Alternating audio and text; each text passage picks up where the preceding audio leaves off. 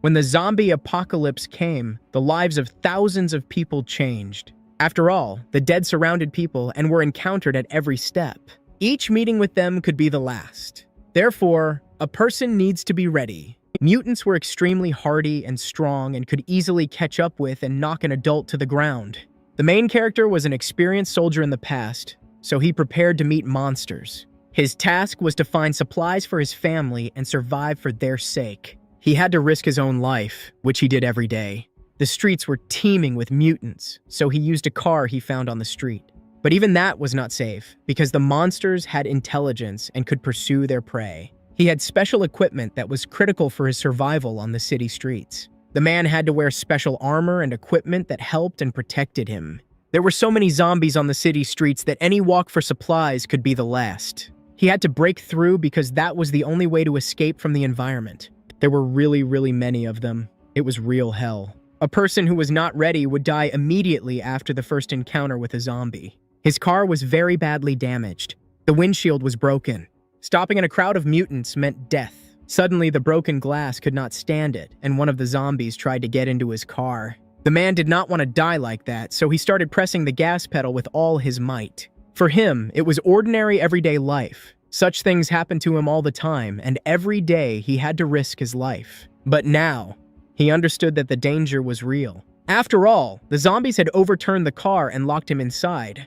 The car became a living grave for him, and gradually the zombies began to surround him and climb inside. He couldn't die because it meant the death of his loved ones. He had to do everything possible to survive.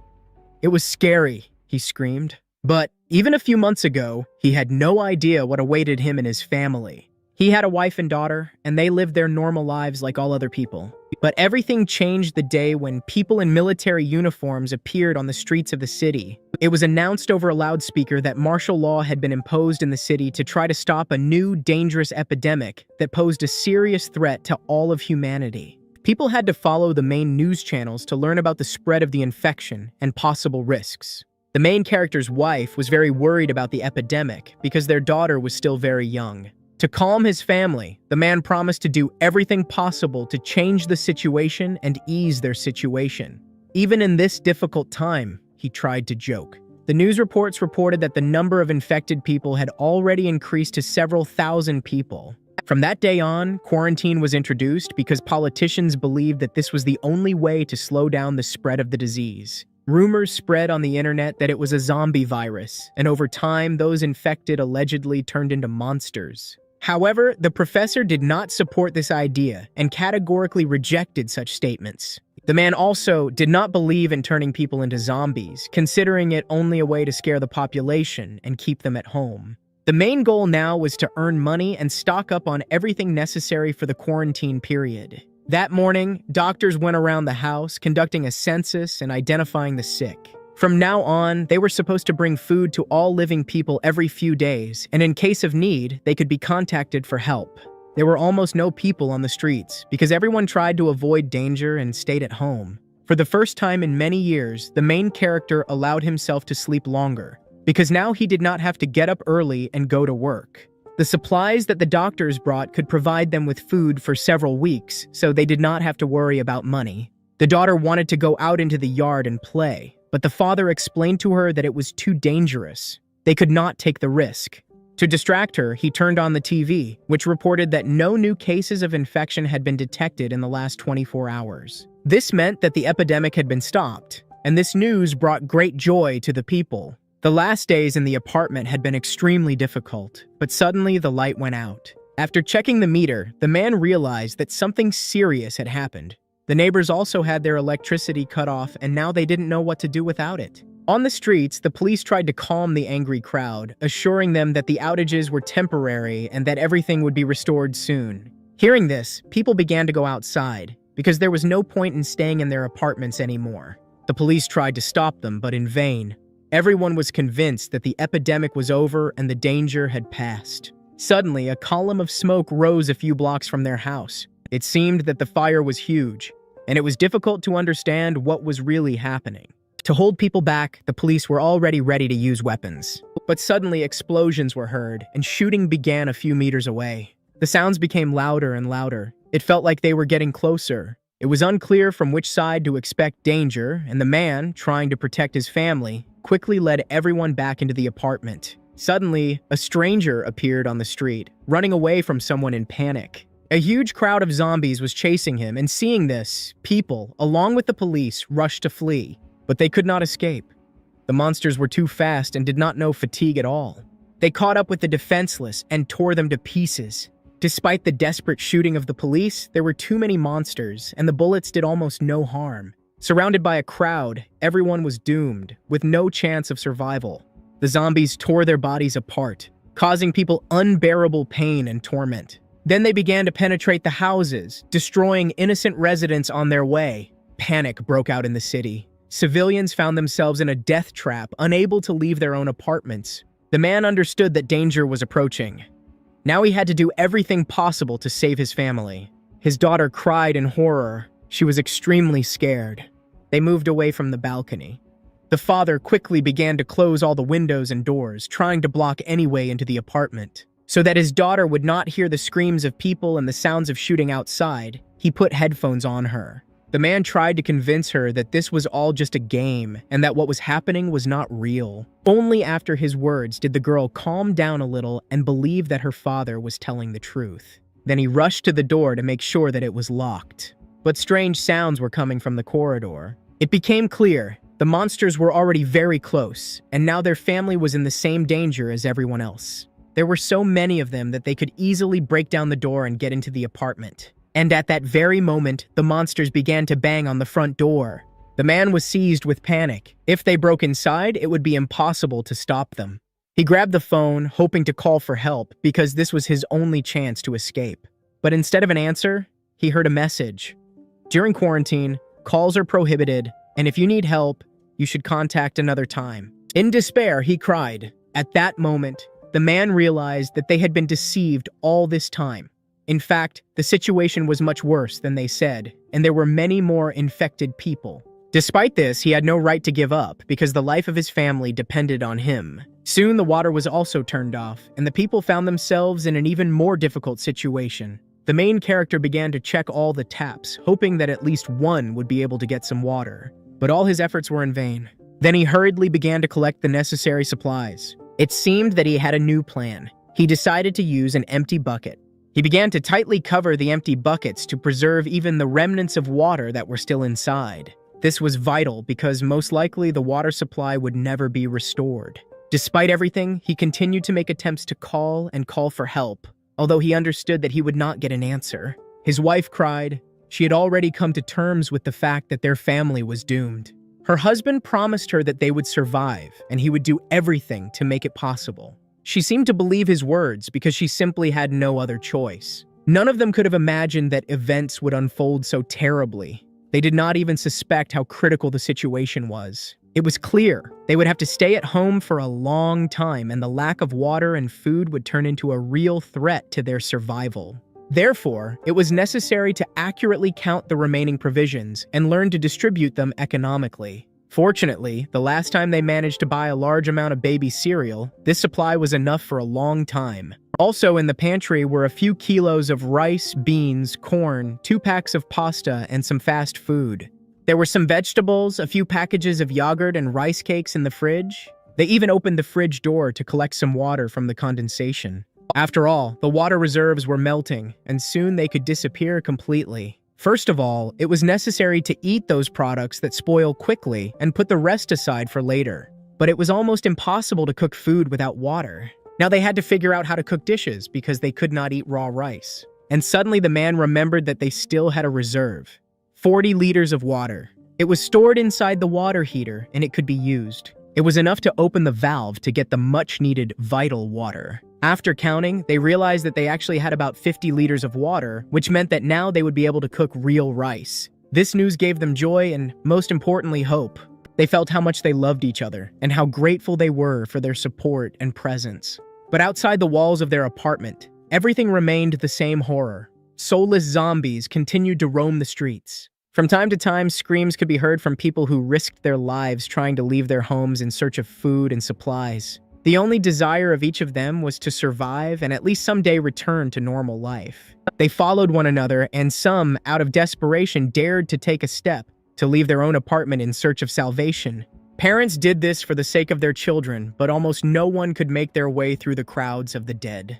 At that moment, a brave man died.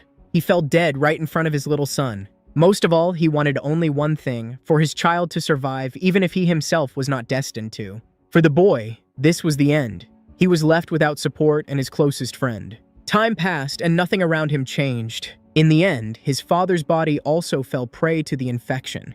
And the child, trembling with fear and shedding tears, only watched and prayed that it would turn out to be a terrible dream. But in front of him stood no longer his father, but a soulless creature, in which there was no heart or emotions left. He did not even feel pain. When someone threw a bottle at him, he did not even react. Seeing this, the boy was not only scared, but also felt sorry.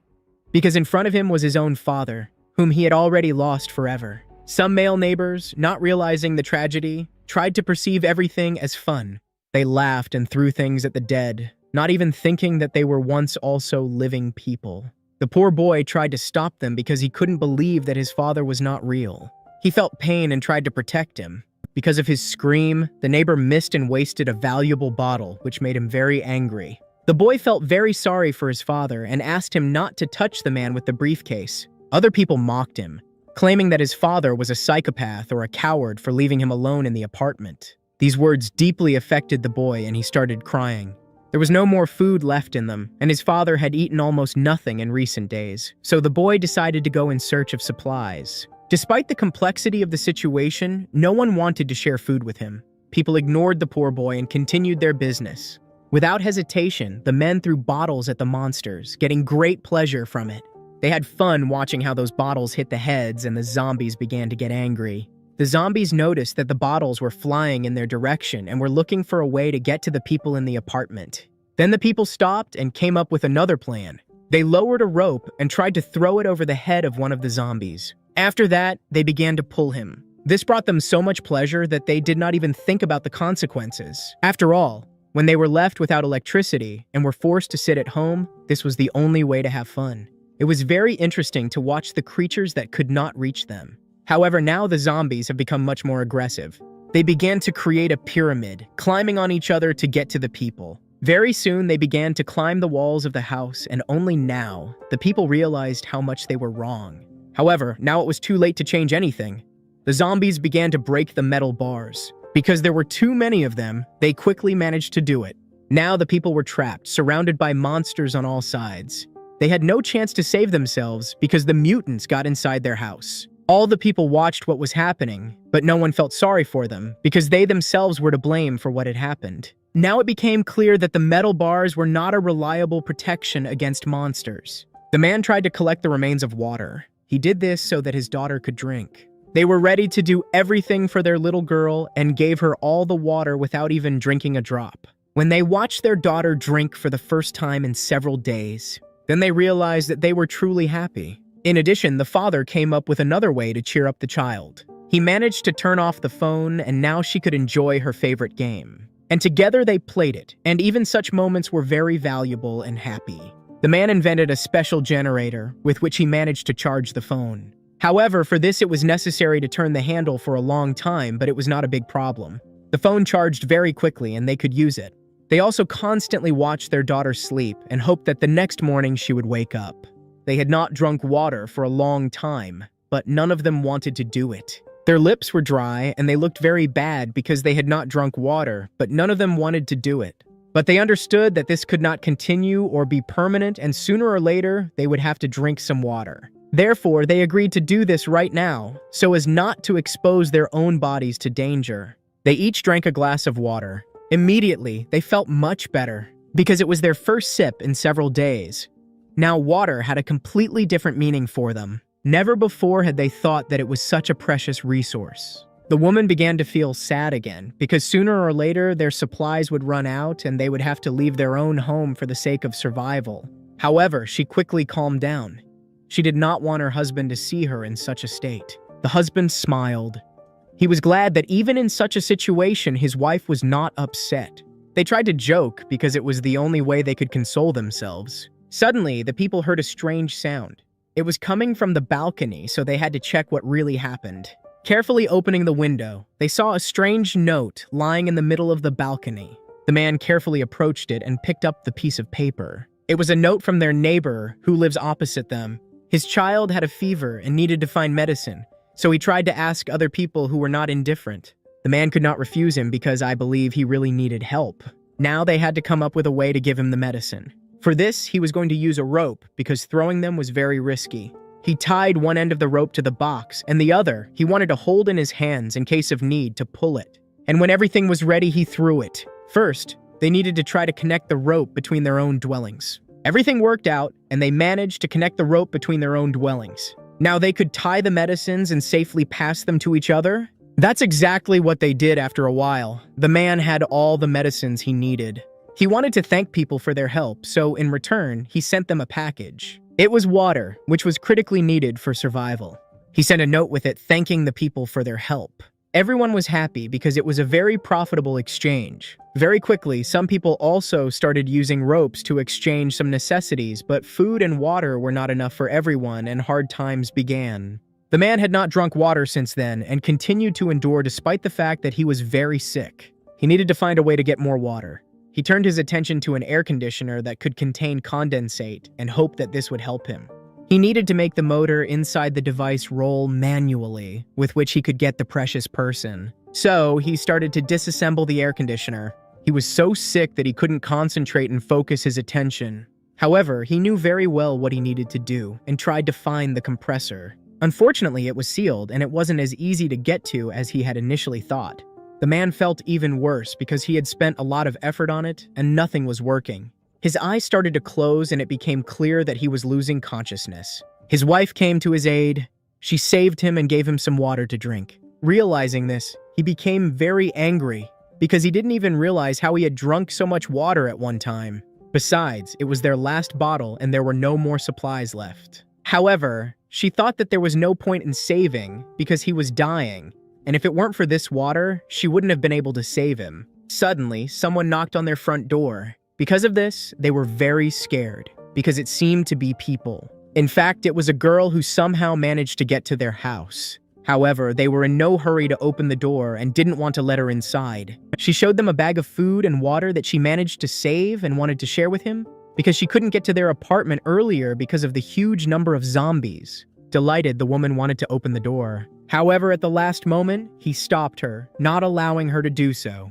He tried to calm her down and wanted her to behave quietly and not make any noise. She continued to talk and tried to convince them that she had a lot of water and other resources. However, the man replied that he was not going to open the door. After that, they saw the girl just leave. In fact, the woman could not understand her husband's behavior. However, it was impossible to believe that someone could remain so kind in such a difficult situation.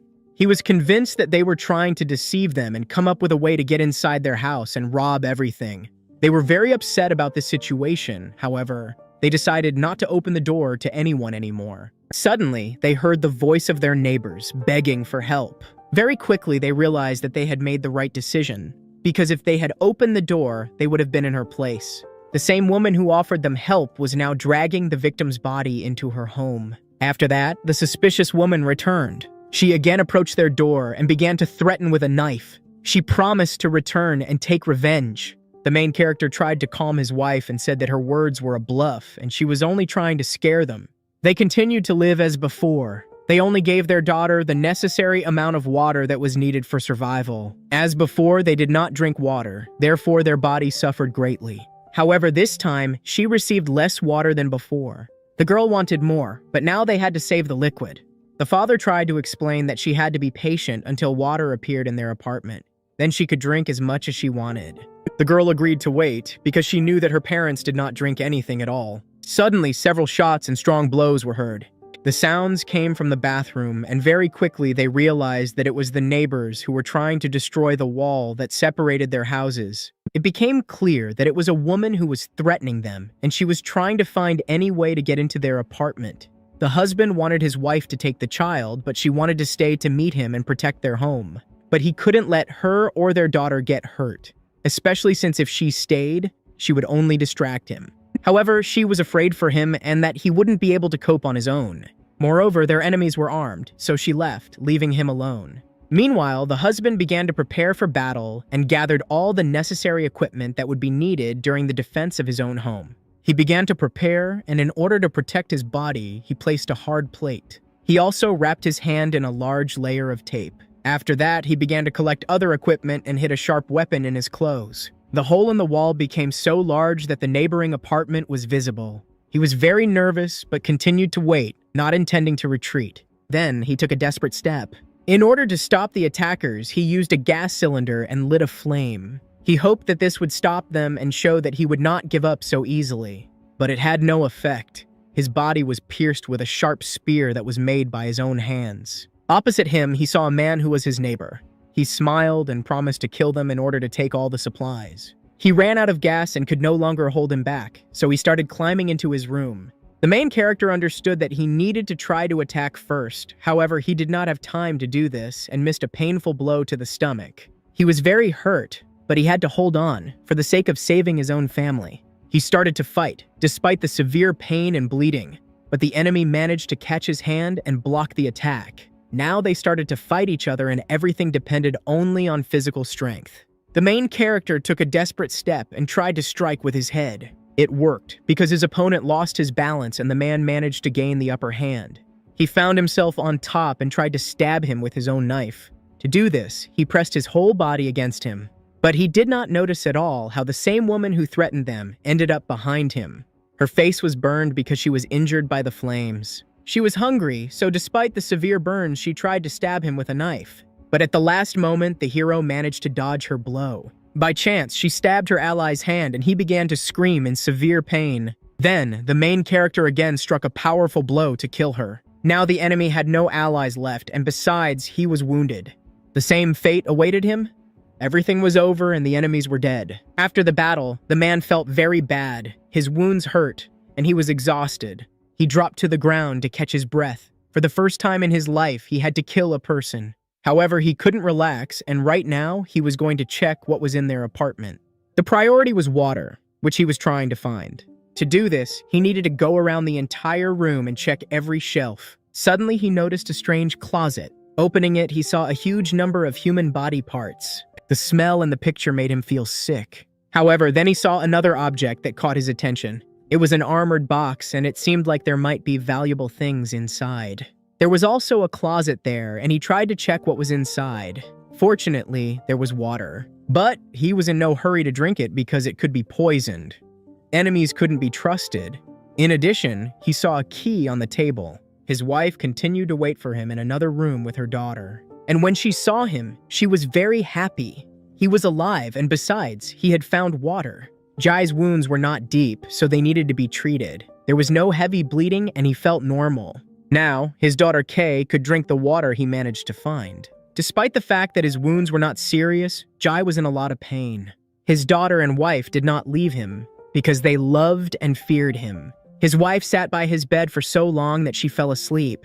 But when she woke up, she noticed that her husband was no longer lying there. He got dressed and was going to fix the air conditioner so that they would have water. The woman could not understand where he got so much strength to continue working. In the neighbor's room, he found a battery. If he could, he would be able to start the air conditioner. He needed to do everything possible to get condensate and be able to produce enough water. He was very nervous that you tried to do everything right and very carefully so as not to break anything.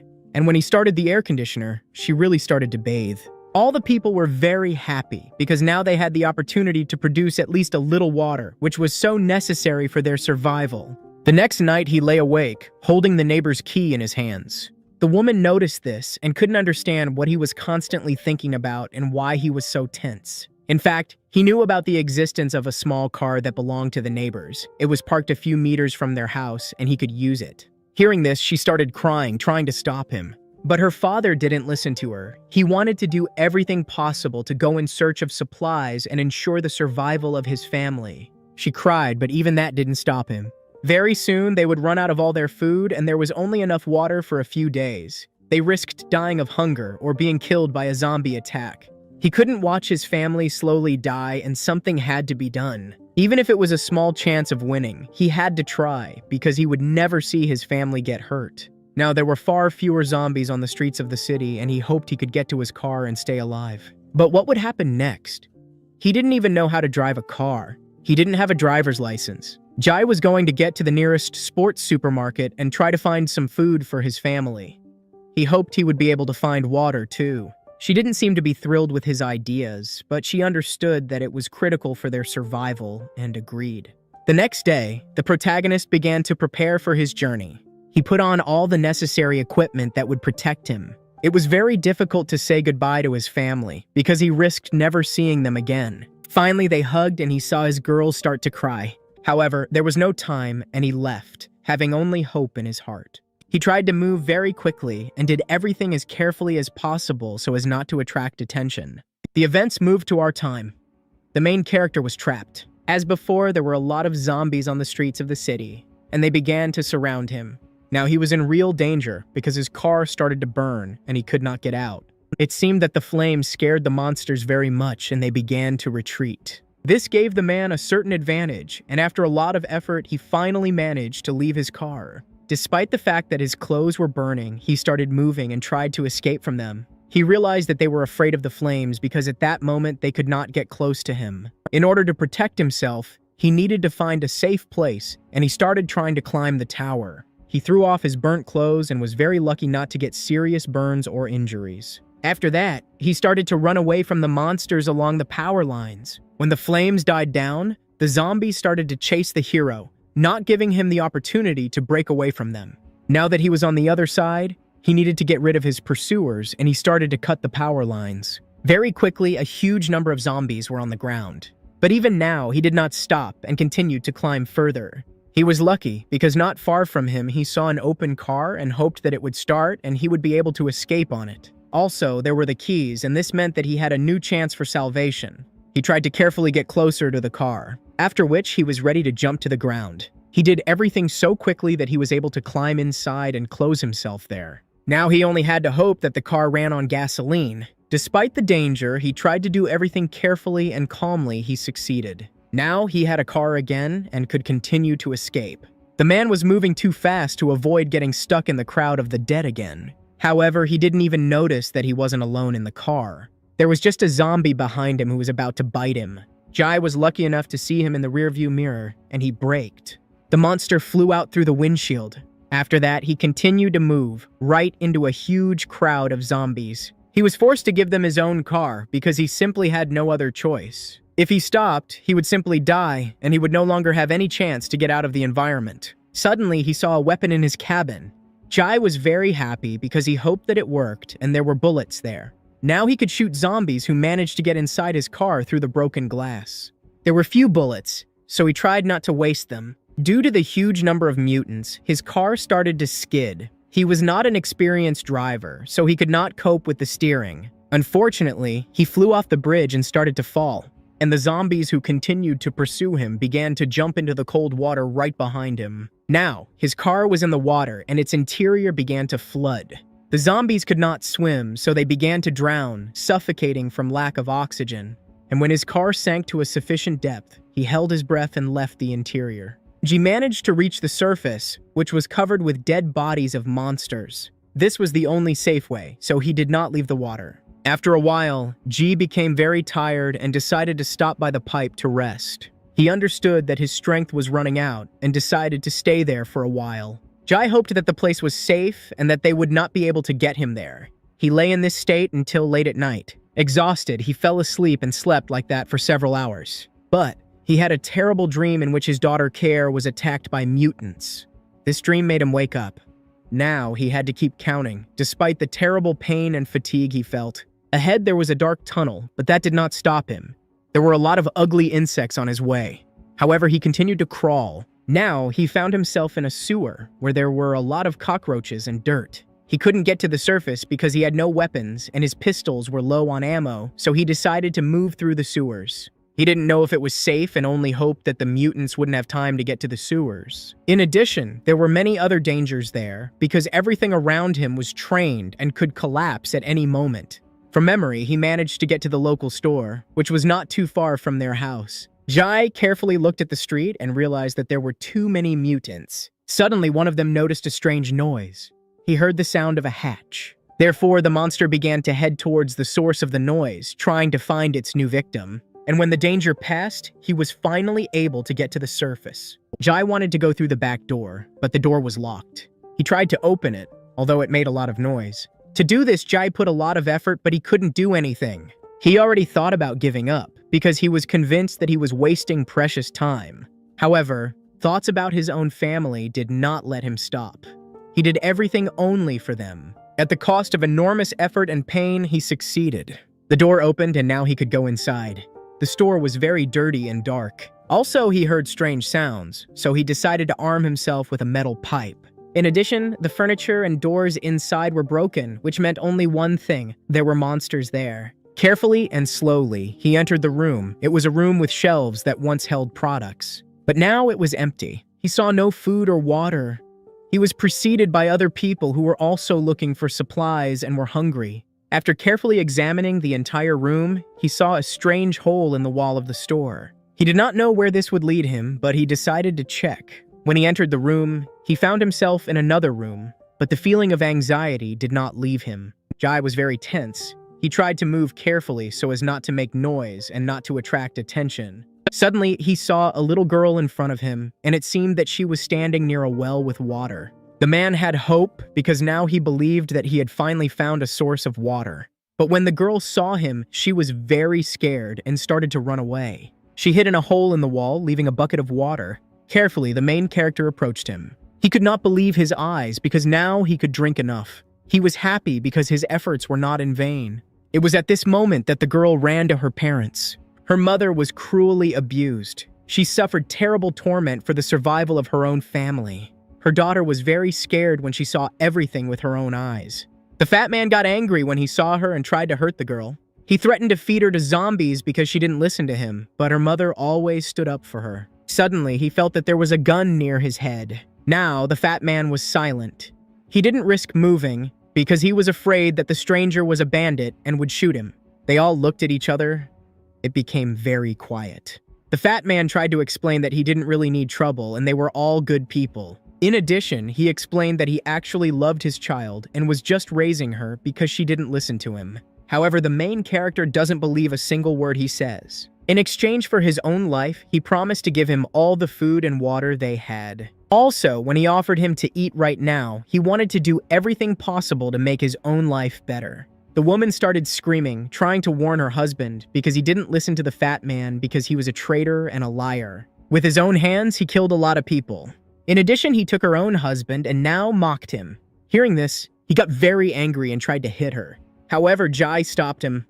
He started threatening him with a gun again. Suddenly, the big man grabbed his hand and tried to take away his weapon. In addition, he hit the main character, which made him lose his balance. Great, the advantage was on his side. He started threatening the main character with a gun again, but he did not give in to his provocations. He waited for the right moment, and when he did not, he dealt a strong blow, breaking his head.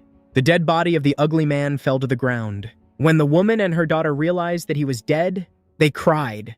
But they were very happy because now we could not be free. Also, she thought that the main character was a criminal and was ready to give anything he asked for, just so that he would not touch her daughter. However, Jai stood silently and watched them cry. He explained that he also had a daughter and he did not even intend to hurt them. In order to calm them down, he hid the weapon and promised not to even touch them. Also, it became known that during the quarantine, there were 57 people in this room and they were the ones who remained alive. Jai could not believe that the fat man was capable of such a thing and killed everyone else. He wanted to know what really happened and why everyone died.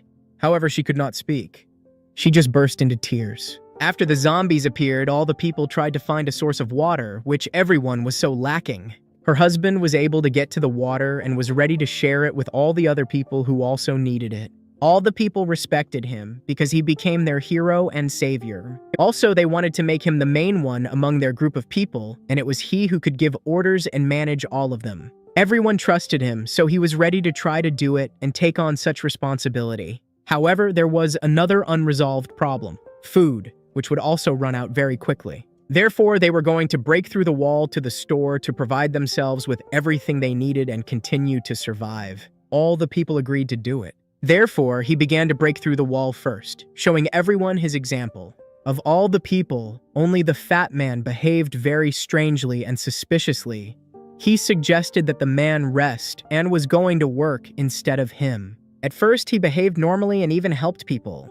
They all became friendly because now they had a common goal for which they worked. People were happy when they were able to get a lot of food and drinks. However, sooner or later, the food would run out, and if they did not save, they would quickly start dying of hunger. He was going to give out food in equal portions every day, and the oldest in their group was to store the food. In addition, they were going to start growing their own plants and tending to the harvest. None of the people took his words seriously. They could not imagine how they could grow their own food. Also, they were scared that they would have to go up to the surface to do so. Now that they had water, they could also plant plants on the roof, but for that, they had to move the soil to the ground floor. If everything worked out, in a few months, they would be able to eat the food they had grown themselves. Everyone was delighted with this idea. Very soon, they began to prepare to plant the crop. First of all, they selected potatoes that were starting to sprout. After the land was tilled and prepared, the women began to plant the plants. They did everything carefully so that each plant would sprout. None of them doubted that they would succeed because they had enough water to water their plants. They just had to wait for the time to come for everything to grow. The people were happy. After a while, some shoots began to sprout. Then, almost all the plants took root and began to grow. Because of the large amount of water they were watered with, they grew very quickly. But one of the men could not help himself. He picked the crop and started to eat it, right from the ground. The chief did not like it, so he wanted to punish him. His behavior disrupted the order and left many others without food. He tried to explain to the man that now he was not just a sprout that could be eaten when it grew up. But the man was so hungry that he was ready to endure beatings, and the chief could not hold back. He beat him severely because of what he had done. When he returned, he met his grandparents. They were waiting for him because they had a very serious conversation. They checked that no one was listening to them, after which they went with him to their room. However, the fat man was watching everything that was happening and saw how Jong beat the man who wanted to eat. He became very curious and wanted to listen to their conversation and find out what they were really talking about. The old people told him that recently they had been giving people as little food as possible, which is why the riot started. With the amount they had left, there was only enough food for a few days. In fact, there was only enough food left for a month, and in order not to cause panic among the crowd, they lied. Because of this, they found themselves in a critical situation. This meant that they would have to starve for a whole month until the potatoes grew. As soon as the food ran out, everyone would start eating the potatoes that had not had time to ripen. Because of this, everyone would die. They were also worried that a food war might break out and people might commit terrible crimes for food. They hoped that Zhang would be able to persuade the crowd to wait and calm down, and he promised to do so. The fat man heard their entire conversation. After a while, a famine began in the camp. The people refused to work because they did not receive food and had no strength. They felt very bad, and because of the hunger, they could not stand on their feet. Instead, they wanted to force the fat man to work because he, due to his large fat reserves, felt much better. In response, the fat man also mocked them and called them lazy because they refused to work. He also lied to them that he had food, which made them immediately stand up and try to make peace with him. The fat man began to ask them if the men were really that hungry. And then the fat man told everything he had heard from Zhang's conversation. He called the man a traitor because he had deceived his people. He also said that it was Grandma, Grandpa, and Zhang who had eaten their food and lied about having enough. When the men heard this, they wanted revenge. Immediately, they ran to Zhang, but before that, they took more people with them to make sure they had the upper hand. They all started shouting, demanding that they be given their food, which they all needed so much. They considered the old men traitors who had deceived everyone and eaten up all the supplies. Soon, Zhang came to them. Everyone began to tell him about what had happened and accused him of lying. However, Zhang could not believe his ears. He did not expect that the people he had worked so hard for would now start accusing him. However, many of the people were losing consciousness due to hunger. And then, Zhang said that the supplies were much less than they were told at the time, but explained that he just didn't want to cause panic. Everyone started whispering. They seemed to understand. However, the fat man couldn't accept it. He rushed at the man and tried to hit him. In response, Zhang dealt a strong blow that stopped him. Immediately, a fight broke out. All the people were fighting among themselves for the food. The fight was so fierce that people were seriously injured. Zhang ordered everyone to stop because this could not continue. He was saddened to see his once friendly people turn into barbarians who were ready to kill each other for a piece of bread. In order to reconcile them, he allowed the people to take their share of food, but warned them that the consequences would be terrible. After all, they would lose everything, and the harvest, for which everyone had worked so hard, would be destroyed. Because of his words, everyone calmed down, but no one wanted to harvest the food. The next night, all the men gathered on the roof of the building. The fat man tried to persuade them to carry out a coup and defeat Zhang, because he was a thief who stole their food. The fat man believed that Zhang was trying to do everything possible so that the people would simply die of hunger. And instead of slowly dying, they had to go and take their share by force. He wanted to kill everyone who disagreed with him. At that moment, he took out a knife, but the people remained calm. The fat man shouted, calling them cowards. However, in reality, there were not so many men who were ready to side with the fat man. Zhang had many more men, however, the fat man considered them inexperienced and hoped that they would be able to win. And suddenly the first man joined him, who was also hungry and considered Zhang a traitor. Then the next one joined, and gradually, almost all the men who were on the roof sided with him and agreed to fight for food. Suddenly one of them got up, his stomach hurt, so he wanted to go to the toilet. However, the fat man did not let him do this. Instead, he simply stabbed him with his own knife. No one could believe their own eyes and that the fat man was capable of such a step. The body of the dead man was lying on the ground. This was the first victim. Now, everyone had to touch his body in order to show their confidence and readiness for battle. The first volunteer who was ready to do this appeared. He took the fat man's knife and confidently approached his dead body. After that, he stabbed him right in the back. Finally, the fat man was truly pleased that he had managed to attract allies to his side. They started to descend and intended to find the main character and his team, but instead met his daughter. She did not suspect that the men were evil and could hurt her, so she smiled at them and wanted to give them a flower. Seeing her, the fat man was very happy because he understood that he could blackmail Zhang's head. After that, he became very angry and was going to kill the child, even though she was small and could not defend herself. At this moment, Zhang appeared, who ran to her scream. When he saw what had happened, he could not calm down. Despite the fact that he was alone, this did not stop him and he continued to fight them. He managed to hold off the attackers for some time. But because there were many more of them, he was seriously injured.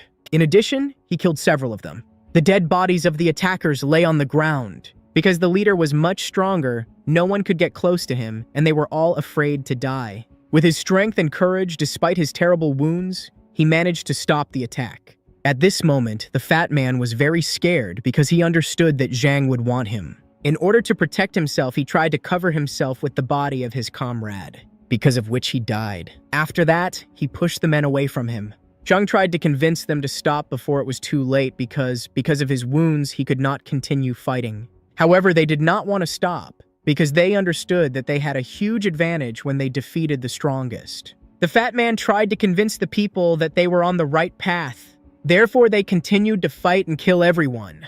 They managed to destroy a huge number of people and capture everyone who tried to hide, including women, children, and old people. They threw them down to feed the zombies. But that's all that ended there, because after that, he turned people against each other, and they staged a massacre, as a result of which everyone died.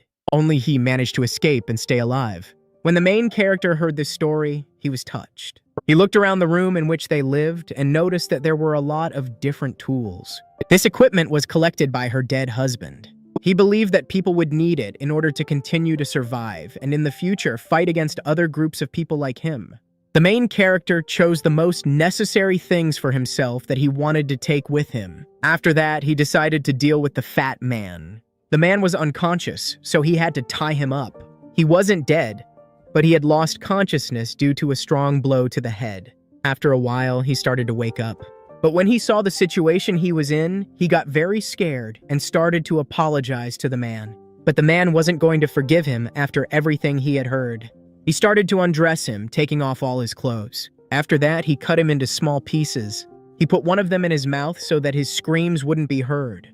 Now, the woman and her daughter could avenge the death of their husband and father. They could do anything to get revenge, even kill him if they wanted to. At that moment, he approached the girl and gave her the metal stick. He believed that this was the right decision because now she could avenge the death of her father. However, he ordered that she not overdo it and accidentally kill him because he could be very useful. The girl agreed and took the weapon from him. She approached her victim and hit him on the head with her strength. Her mother joined her and together they began to beat him. Meanwhile, the main character tried to take as many supplies with him as possible because he believed that this was his loot that he had earned. Also, he wanted to eat, so he tried to eat as much as possible in order to at least restore his strength a little. After that, when he was going to check if his house was visible from this place, he carefully looked at the high-rise buildings, trying to understand if there were any living people left in them. And when he realized that there was no one there, he became very sad. There were no lights in the houses. It only meant that the people there were dead. Also, he looked into his own house, which also had no lights. Because of this, he became very sad and tried to hold back his tears. The girl understood that he was very difficult and offered him water. The man drank the water with joy and thanked her for it. She also asked if he was trying to find his home where his family lived. However, the man replied that his parents, with whom he had lost contact for a long time, were not far from here. He hoped that they might be alive and were waiting for someone to save them. She thought that he was going to save his parents and wanted to go in search of them right now. The man just sighed heavily. The main character was not going to do this because he did not have enough strength and resources to take them with him. He also told about his daughter, who really wanted water and was waiting for his return, so when he was about to leave, suddenly, the little girl screamed. This saved the main character's life because he noticed her mother trying to attack him. At that moment, he managed to dodge and grab her by the neck. Jai did not understand why she did this, because he saved her and saved her from terrible torment. Therefore, Jie began to threaten her with a knife and was also going to kill her. At the last moment, he thought about his own girl. He felt sorry to leave the child without parents. Therefore, this made him stop and change his mind. He let go of the woman, but did not take his eyes off her. Now he could no longer understand who he should be more afraid of, zombies or people. The poor woman was exhausted and lowered her weapon. She regretted her actions and started crying. Now that her husband, who had always tried to help everyone, had died, she had lost trust in people and could not believe that she had been saved for nothing. Also, she felt very weak and could not continue to protect her daughter. Jai felt sorry for her, but he could not change anything. After all, now all people were suffering and going through difficult trials. Human kindness was now becoming a weakness, and it was necessary to think only about their own survival. However, he believed that they still had the right to choose and could choose their own path for themselves. He admitted that from the very beginning he wanted to kill them both, but the choice to believe them almost killed him. He understood that if people did not change, they would continue to kill each other, and I would not be able to win for anything, and the apocalypse would never end. Perhaps her dead husband thought the same, and that was why he was dead now. Perhaps he paid for his own kindness and the fact that he trusted people.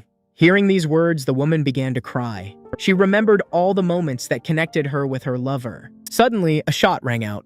This sound was very close, and the main character rushed to the window to check what was really happening. When he turned the binoculars, he saw a terrible picture. It would be about two groups of people who were on neighboring houses. It seemed that both groups had run out of supplies and now they were trying to kill each other. One of them was much stronger because they had armor and weapons. The bravest and strongest of the men were going to storm the neighboring building.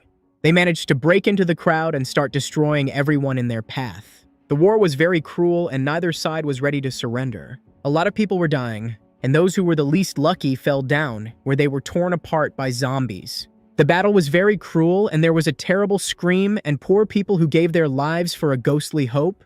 The strongest had firearms and ammunition. Therefore, they shot each other from the stands and did not risk their own lives. In addition, people managed to invent powerful weapons, which became fire cocktails. They threw them into a crowd of people, from which they received terrible burns.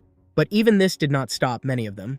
They continued to fight despite the terrible injuries, because the survival of the entire crowd depended on each of them. Suddenly, the main character saw his own parents fighting on one of the sides. He could not believe his own eyes, because he saw how hard it was for his father, and realized that they were alive. Now he realized that his parents were in real danger, because the Borgs managed to go over to their side and throw a net over them. After that, they were in danger, and the enemies began to beat them with their feet and other objects. Jai cried, but he had no way to change anything and somehow help them. He watched as his parents and other unfortunate people were beaten to death, and I wanted to throw them down until they were devoured by mutants. Also, the head of the enemy camp came to their side and was going to kill all those who were not going to obey him.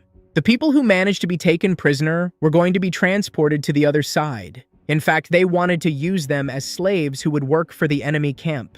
His parents were one of them, and Ji saw their bodies being carried inside the house. The woman realized that these were his parents. They were engaged in the transformation of people, so they were allowed to stay alive. And then, the woman realized that most likely they would be prepared, because they knew a lot of important information about other people and the routes where there were the fewest mutants. Jai asked his father to be patient. He was going to come to his aid and free him from captivity. But the woman heard about his plan, could not believe how he would be able to cope with armed and strong enemies on his own. However, he did not know whether he would be able to win or whether he would be able to survive at all. But if he did not do this, then his parents would definitely die. That now she realized that he was actually very similar to her husband and spoke the same way as him. Therefore, she did not doubt that he would succeed and believed in his victory. For this, the man sent to the garage in order to choose the best weapon for himself and be ready for battle. He managed to find a huge amount of various equipment. He carefully examined all the objects that came across his path. Then he started tinkering, trying to assemble the best and most powerful equipment for himself. He used absolutely everything that came to his hands. After some time, he managed to assemble a weapon that could shoot nails. Now he wanted to test its effectiveness. He realized that with its help, it was easy to test the human body and inflict serious injuries. He continued to prepare, and now he needed to try to make some armor for himself. At the same time, he remembered pictures from his childhood when he was a little boy. During his school years, he was often bullied and did not have enough physical strength to defend himself. However, his father always supported him and made him stand up for himself. He knew that his son was not respected and beaten. He had weak hands, so when he tried to make a man out of him, the father wanted his son to finally become braver and start defending himself. To do this, he needed to take revenge on his enemies and make them stop touching him. His father kept telling him that he needed to be responsible and brave. He could lose the battle, but he needed to repay the same and never give up. The boy didn't take his words seriously, but he knew that he was telling the truth. He decided to listen to his advice and do everything as he said. After he returned home, even more new wounds and bruises appeared on his body. The father immediately noticed that something had happened to his son. When his mother saw what he looked like, she was very scared. However, Ji didn't say anything. He didn't want his parents to know about what had happened. But the father noticed the bruises on his hands and realized that he had finally been able to defend himself.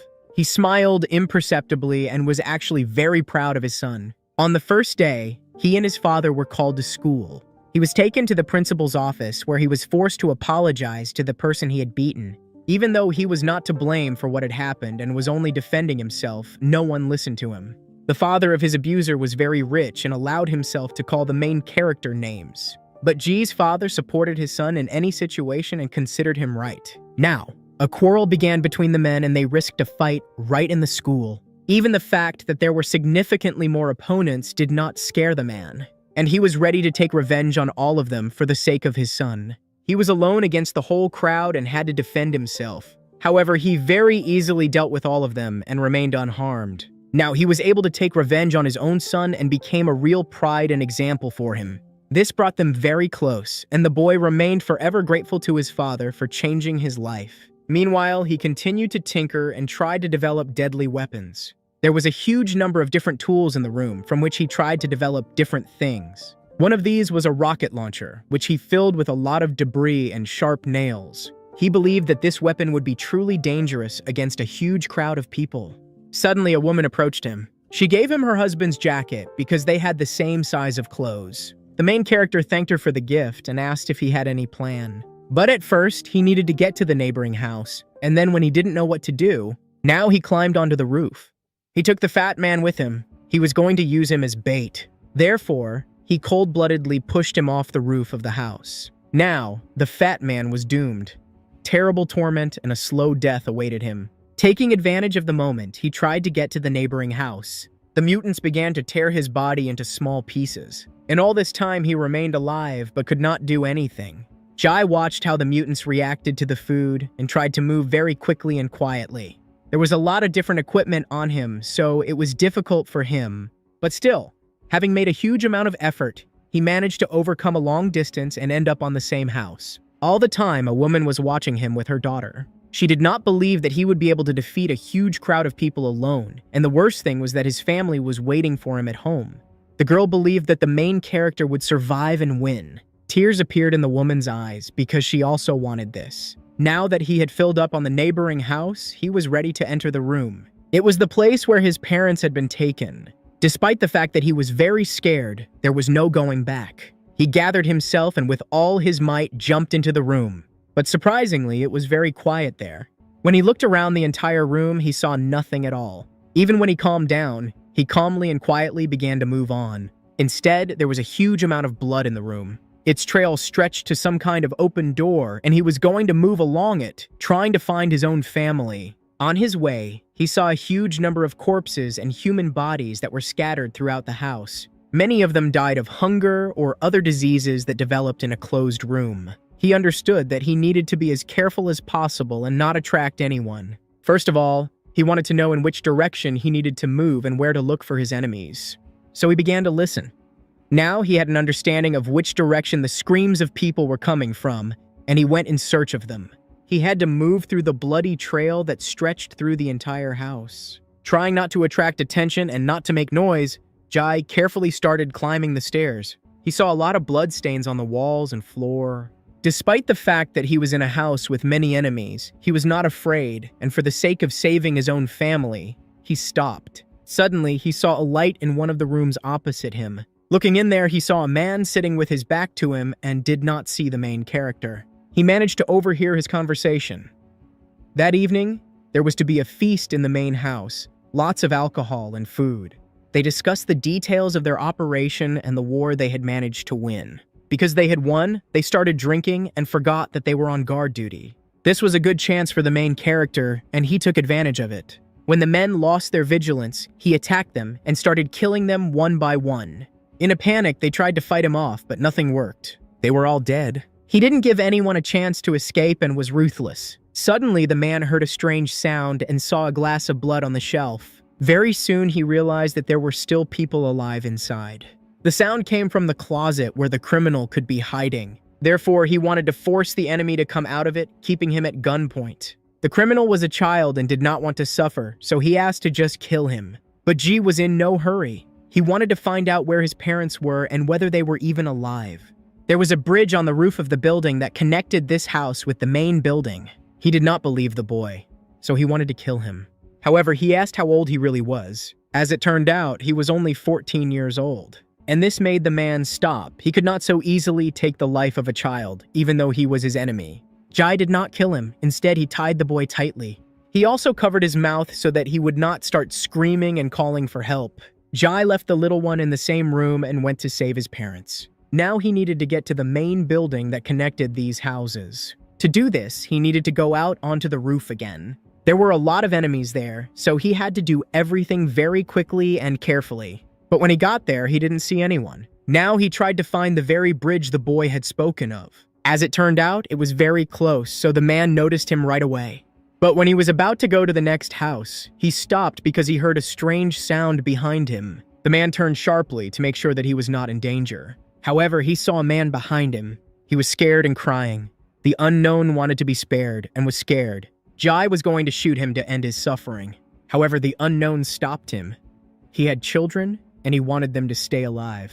But when he looked into the face of the main character, he changed to recognize him. Jai did not understand anything, who this man really was. Suddenly, he took out a weapon and tried to wound the main character. But he did not succeed because Ji was ready for this and expected that the enemy would try to deceive him. He shot him right in the face and took his life in cold blood. After that, his dead body flew down where the mutants would start to tear him apart. Jai just calmly watched what was happening. When the danger passed, he began to move along the bridge, and he heard his enemy screaming, who even after being shot in the face remained alive, and now his body was being torn to pieces. He calmly moved on. However, he noticed that there were a lot of mutants on the street. The monsters were hungry and very quickly ate the bodies of all the people who were below. Now he managed to get to the neighboring house, just Ji was inside. In front of him, he saw two people. There was music playing and everyone was drinking. Therefore, they simply did not pay attention to him, and Jai passed by them, not drawing attention to himself. This time he was lucky, but he had to be very careful and try to behave inconspicuously. Inside, there was a real celebration. Heavy music was playing, and everyone was dancing and having fun. They were the winners in the war, so they wanted to celebrate.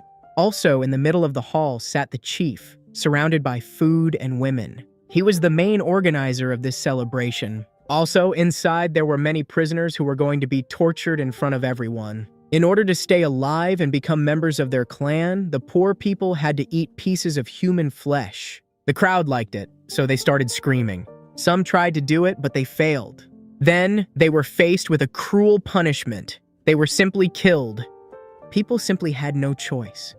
They were forced to do what they were told. Otherwise, they would simply be killed, and their bodies would be thrown to the monsters. Suddenly, the same boy appeared in the crowd. He managed to untie himself and get inside the house. But when he tried to tell the leader about what happened, he didn't believe him because he thought that the kid was just trying to ruin everyone's holiday. But it was too late because the main character was inside the house. He opened fire with his own weapon. Now, all the people inside realized that the war was not over, but they didn't know who the main character was and how he managed to get inside the house. The leader wanted to eat him alive because the unknown had caused him great damage and many of his people were dead. Now, the main character was going to do everything possible to continue killing enemies. And in order to remain unnoticed, he turned off the light and the whole room was in darkness. Those who had a flashlight were lucky because they could see the main character. Now they tried to block the stairs to prevent the man from getting inside their room and shooting them all. Suddenly, the main character disappeared. Instead, he threw an explosive mixture at the enemies. Now everything was in flames and people began to burn alive. The chief urgently ordered everyone to put out the fire because they simply had no way to leave the room. A lot of people got burns trying to put out the fire, and those who dared to run away, the main character was waiting and simply shot. He sat in the darkness and waited for people to come to him. The flames were able to hold them back. He had time to try to find all the prisoners. The man was lucky because at the end of the corridor he saw a light and his parents were sitting in a cage. Emotions overwhelmed him. But when he saw what was done to all the prisoners, his heart almost stopped. He urgently needed to do something because he risked simply not having time to save them. Meanwhile, the enemies managed to put out the flames and were already trying to find him. G managed to hide behind the stairs and held his breath so that they would not hear him. Despite the danger, he started moving. He tried to go down a few floors below, but there he saw mutants who managed to break inside. There were so many of them that G had to run away. The only way to escape was up the mountain, so he started running straight there. But when he broke away from them, he was able to block the door. Jai didn't believe that such protection could stop them completely, but now he had some time.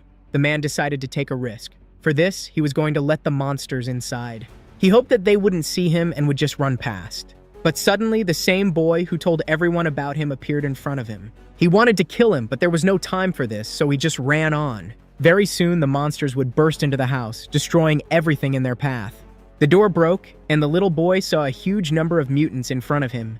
The people who were trapped screamed and called for help, but nothing could save them. Meanwhile, the prisoners were protected because a cage separated them from the monsters. They all pressed against the wall, trying to survive this terrible moment. Now, the main character's path to his boutiques was blocked. In order to get to the other part of the house, he had to go outside. He moved very carefully, trying to keep his balance. However, he saw in the window the same boy who miraculously managed to break away from the zombies and close himself in one of the rooms. But now, it became a trap for him, because in a little while the monsters would also break down his door. He tried to shout to the main character and ask to be saved. But the man did not have time for this. He needed to move on. Despite the fact that the monsters were already nearby, he decided to save him, because the boy was just a child. Therefore, he turned around and tried to break the net. He unbent it with his own hands so that the boy could get out, but warned him never to come into his sight again. The child's life was saved, and therefore, he continued to move on. Above him, he saw a window and realized that it was the same room where his poor parents were. He managed to get to them, and looking inside, he saw them. It was really them. They couldn't believe their eyes because they didn't even know if their son was alive. But now, he was saving them, trying to do everything to unbend the heavy metal. Together with them, he managed to save all the other prisoners, and now they were moving along a narrow passage. Any step could be their last, so everyone tried to move slowly and carefully. Now the main character began to climb up. He needed to get to the bridge that connected this house with another. But when he climbed, he saw that his enemies had managed to block the stairs and were still alive. They blocked the passage with all the objects they could get their hands on, and the people who remained there were doomed. They didn't let anyone in. Jai finally managed to get to the bridge, but when he was about to climb the mountain, he saw that there were a lot of enemies on him. They all tried to escape because this was the only way to salvation, but suddenly they noticed Jie and stopped. Many people, including the leader, remained inside. However, their defenses would soon be broken, so they had to retreat.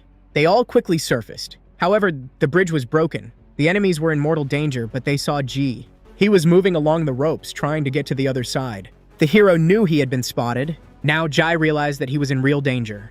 He and his parents froze in anticipation of something terrible, and exactly what they feared most happened. The enemies had weapons, because the enemy shot straight at the man. A bloodstain appeared on his face. In addition, he felt such intense pain that he could barely hold on to the rope.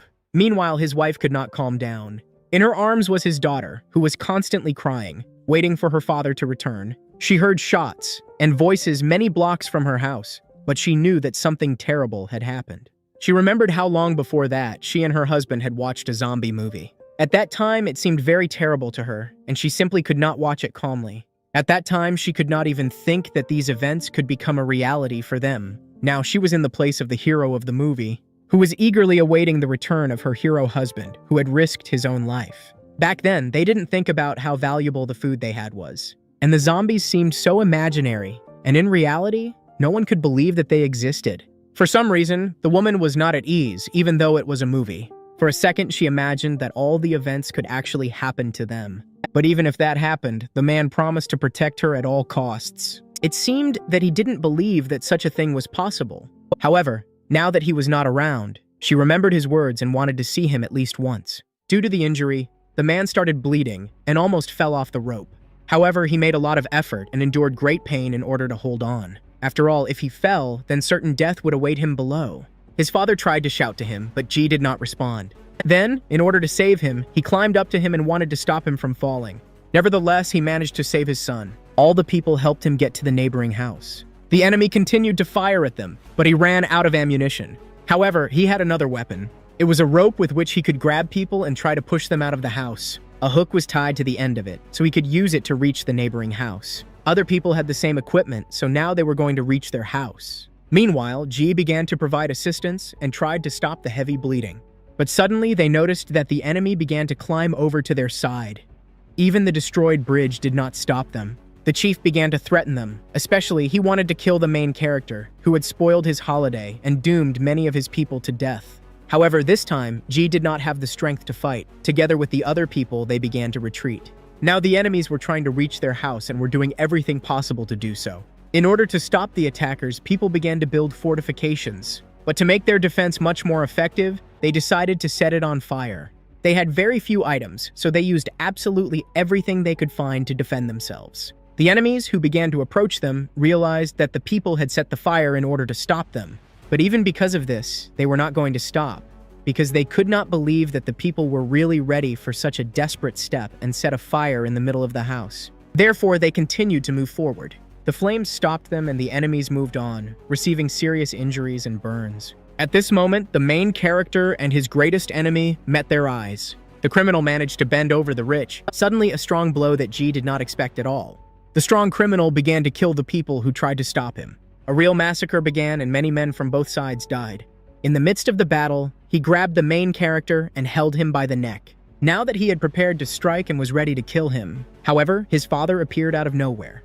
He managed to stop the attacker and seriously injure him, in a row his own son's life. However, the enemy managed to dodge and remain unharmed. After that, he struck back directly in the man's stomach.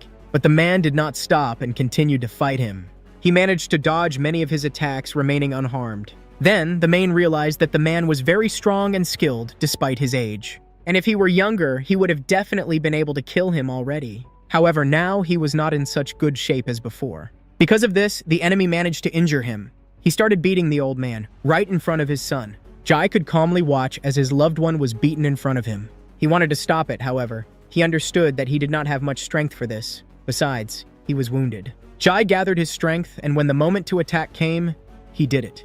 Blow after blow, he began to beat the strong enemy. However, his allies stopped him. People united in order to stop the enemies and prevent them from passing further. For the first time, the mask flew off the enemy's face, and everyone saw his terrible face. The enemy promised that all his people would die. Suddenly, a strong explosion sounded behind him. The blast wave threw his body away, and the flash of flames was visible for many blocks from there. This was seen by a woman who had been constantly watching what was happening. The smoke and flames scared her very much. She could not believe that Ji had died. However, in reality, he was alive. The people were also alive, but many of them were seriously injured. At the same time, the main enemy was also alive. He was the only one who managed to survive, but he had serious wounds. In addition, he lost his fingers and could not get up. He had no leg, and very soon he risked dying from blood loss. Others began to climb out of the rubble, who also managed to survive. Now they were going to continue attacking people. But despite the order of the main one, none of them dared to do this. Despite the fact that he started screaming, they were not going to move further and attack the group of people. Suddenly, a sharp knife hit him right in the face. His own people began to kill him because they did not want to just go to certain death. The main character watched all this. They decided to leave them and wanted to leave the building before the flames completely engulfed it. Suddenly, the woman noticed the main character and was very happy when she realized that he had survived. Her daughter was also very happy when she saw that Ji had survived. Now, the woman thought about how she could show the man the direction in which he needed to move. Therefore, she ordered her daughter to bring a flashlight. In the dark, he was very visible. Therefore, Jai noticed him without any problems and knew in which direction he needed to move. That was where his salvation was, because the woman had enough food and water, which would last for a while for all of them. People began to move. They did it along the power lines. The main character, who was walking behind, cut the wires behind him so that the enemies could not catch up with them. Now they were safe because the enemies had no chance to catch up with them. After a while, they got inside their house. Suddenly, everyone started applauding him. Jai became their savior and saved many others besides his own parents. They were all proud of him and thanked him for the gift of life and salvation.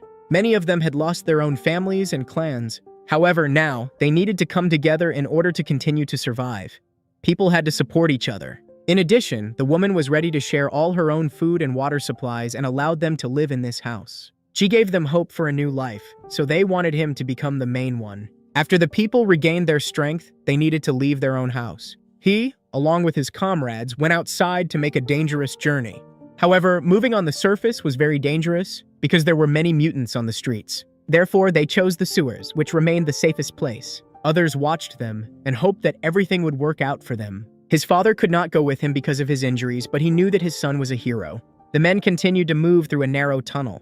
On their way, there was a lake that they had to cross. In order not to waste all their strength, they decided to use the inflatable rings that were in the house. The men managed to do this and they reached the land, but immediately met the mutants. A fight began. They tried to kill the mutants that were approaching them. In order to continue moving, they had to get to the roof of the house. The men acted very well, so they tried to do it as quickly as possible. They had no chance of making a mistake because they were being chased by a lot of zombies all the time. At the cost of joint efforts, they ended up on the roof where the mutants could not reach them. And in order for them not to be able to reach them, they had to take away the ladder. Now, the men moved on, helping each other. Gradually, they approached their goal. Now, they were very close to the main character's house. Only a few blocks remained to be walked. Gio knew that his family was waiting for him, and he believed that everything was fine with them and they were alive. Ahead, the most difficult stage of the journey remained, because the distance to the neighboring house was very great, and the street that separated them was too wide and dangerous. Before moving on, they decided to rest and gain strength. The zombies that were on the street were very strong and fast. Also, one of the men knew that even they could not do without water and some kind of food. With his own eyes, he saw how the dead drank water from the ditch, ate cats, dogs, and other corpses. Moreover, they attacked each other. In addition, it was found out that the zombies could not swim and were afraid of fire.